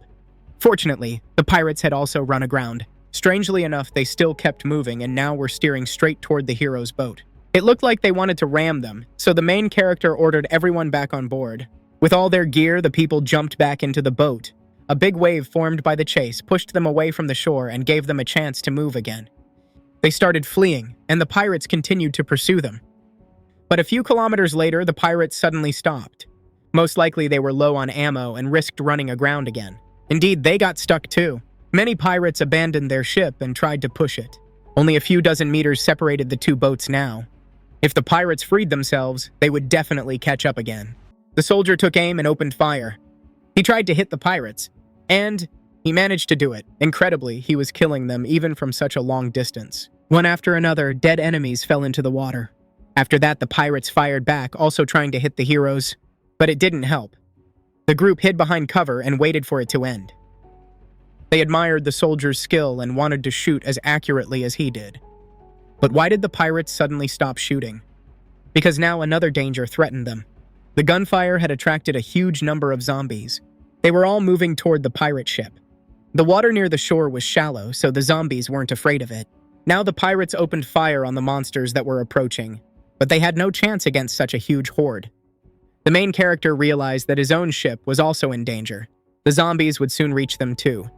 So he tried to free the boat as quickly as possible and move it further from shore. They had to dive and do everything they could to save themselves. They even dismantled part of the structure just so the vessel could keep moving. Meanwhile, the zombies almost reached the pirate ship. The men there fought back with their last strength. They didn't want to abandon their ship. At the same time, the main character and his friends tried with all their might to get their own boat moving. They had to use all the logs they had. With them, they tried to lift the hull to the surface. The pirates unintentionally helped by holding off the mutants, but now they too were preparing to flee because they couldn't hold the zombies back. The heroes had to drag their boat forward. They put in an incredible amount of effort to do it. At last, they managed to move and escape. The pirates' ship was overrun. They all risked being killed and eaten by the terrifying, hungry mutants. Few of them managed to survive, but the zombies kept chasing the heroes. Now they had a new target, to capture the heroes' boat and kill them. The group had to shoot back. They had no bullets, so they used bows. That actually turned into an advantage, because thanks to it, they punctured the pirates' inflatable boat. Now the pirates were in even bigger trouble, because they started sinking. The heroes only watched as the pirates tried to patch their boat. They had to constantly keep an eye on them and stay at a safe distance, because the pirates wouldn't stop and would try to get to them at any cost. As soon as they patched their own boat, they would continue the chase. For now, everyone could finally rest a little. They cooked dinner, but even then didn't let their guard down. Even though they were sailing south, the water temperature was low, so the pirates could simply freeze. The enemies just watched as their prey drifted farther away. The heroes varied their speed so the pirates would waste ammo. The pirates kept shooting at the boat, but they realized there was no point. Some of their comrades were still alive on shore and running. They hoped someone would come back for them, but that was not going to happen. The pirates had only 2 magazines of ammo left and even considered just shooting themselves. But they knew the heroes were also low on bullets, so they decided to try attacking them again. Suddenly, the pirates noticed that the hero's boat was approaching and heading straight toward them. They had to dive, afraid they might get shot. When the heroes came very close, they threw out fishing nets. With them, they wanted to catch the enemies and take them prisoner. Those who swam toward their boat were stopped with spears. This tactic was very effective. They managed to wound many enemies. At the same time, they kept defending, waiting for the pirates' ammo to run out completely. They also fired back, and many enemies were seriously wounded. Risking their lives, the pirates tried to board the boat.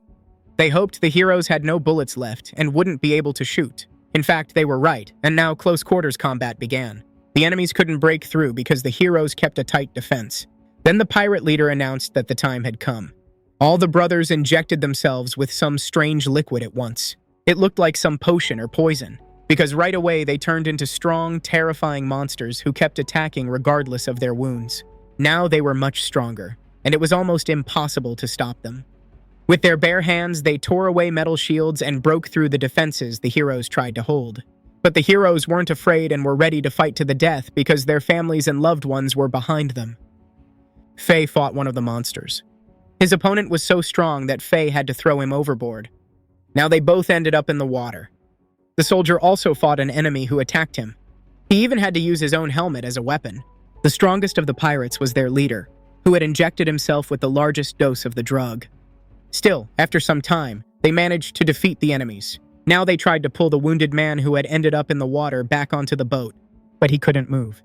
They had to drag him up with their bare hands. The problem was that he had been bitten. They needed to save him and try to amputate the infected part. But now it was too late. Everyone was terribly upset. They understood how critical the situation was. No one wanted to accept that he would soon die. He would turn into the same kind of mutant, and they'd have to kill him just like the others. But for now, he felt fine. It turned out to be just a bad joke. He was only messing with them. The others started shouting at him. Everyone had been scared half to death for him. They rushed at him and tried to choke him a little so he'd learn his lesson. In the end, they calmed down and were happy they'd defeated their enemies. Now they could catch their breath, gather the necessary equipment, and keep going. Because ahead lay another long and dangerous journey they still had to complete. New lands appeared ahead, places they had never been before. In the distance, a deserted city could be seen. It seemed there were still many people there who hadn't been able to escape. They sailed straight toward it. Finally, they saw land and decided to go ashore to look for food. They were very lucky. There was plenty of meat. There were ducks that once belonged to a farmer but now roamed free. For the first time in a long while, they could eat properly. There were also many plants. They could be used for cooking. Among them were palm trees with coconuts. Coconuts were extremely valuable food now, providing drinking water and coconut milk. At last, the girls could relax and play. Beautiful scenery surrounded them, and finally, they were in a quiet, safe place. Now they had enough time to rest. The men didn't intend to relax. They searched for supplies and food. They collected crabs and other valuables scattered along the shore. None of them had felt this good in a very long time. All of them were able to recover their strength, especially the main character, on whose shoulders lay many responsibilities. His wife noticed how much he had changed. He had become braver and stronger. But she herself remained the same as before, and always smiled when she looked at him. After these words, she became very sad. Their life would never be the same again. In fact, she herself had changed a lot. At that moment, others started shouting about danger approaching. The zombies had found them, so everyone urgently had to return to the boat. Grabbing all the supplies and resources they'd found on the island, they set off. The next few days were very long. They were in the open sea, surrounded by water on all sides. It was easy to get lost there, but they were lucky to find a fishing village.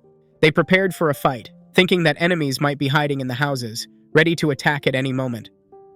But after carefully inspecting the area, they realized no one was there.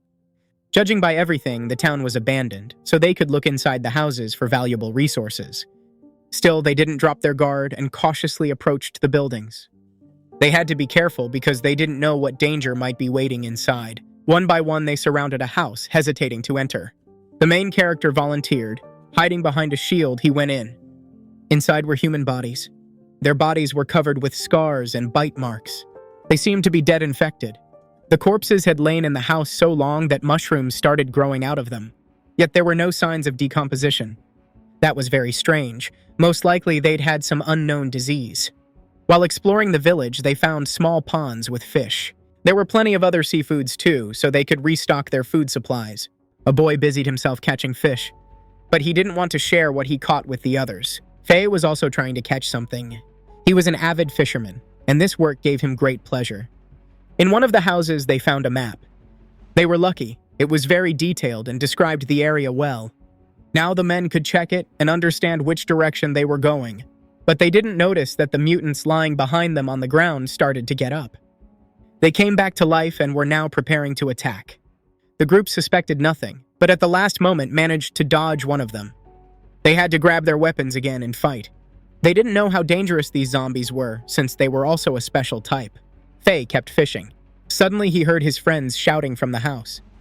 Everyone was ordered to urgently return to the boat, because there were zombies in the village. All the people started to run. They had to get away as quickly as possible. At that moment, zombies started walking out of the houses. There were many of them, and they were ready to attack. But they were very slow, so the group quickly managed to escape. Faye wanted to go back and kill them, since they could have just pushed them into the water anyway.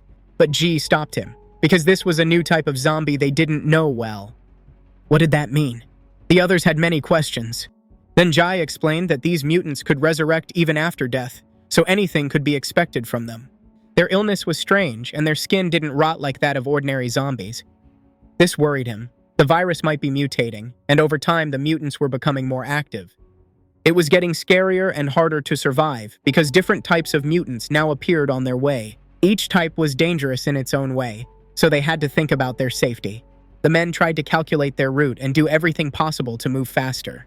At this pace, they wouldn't reach the long-awaited island anytime soon. Days and nights passed, and they kept sailing. No land appeared on the horizon, and it was very easy to get lost. They were lucky when it started to rain. It became a source of drinking water. They hurried to fill all their buckets and dishes. The rain stopped quickly, but they were grateful even for that. Life on the ship was very dull. People didn't know what to do with themselves. But the calm didn't last long. The next night, a violent storm began that almost destroyed their boat. If the waves kept hitting with such force, the vessel wouldn't survive. Then they would end up in the middle of the open sea without food or water. It seemed they had to turn back, but after coming so far, no one wanted that.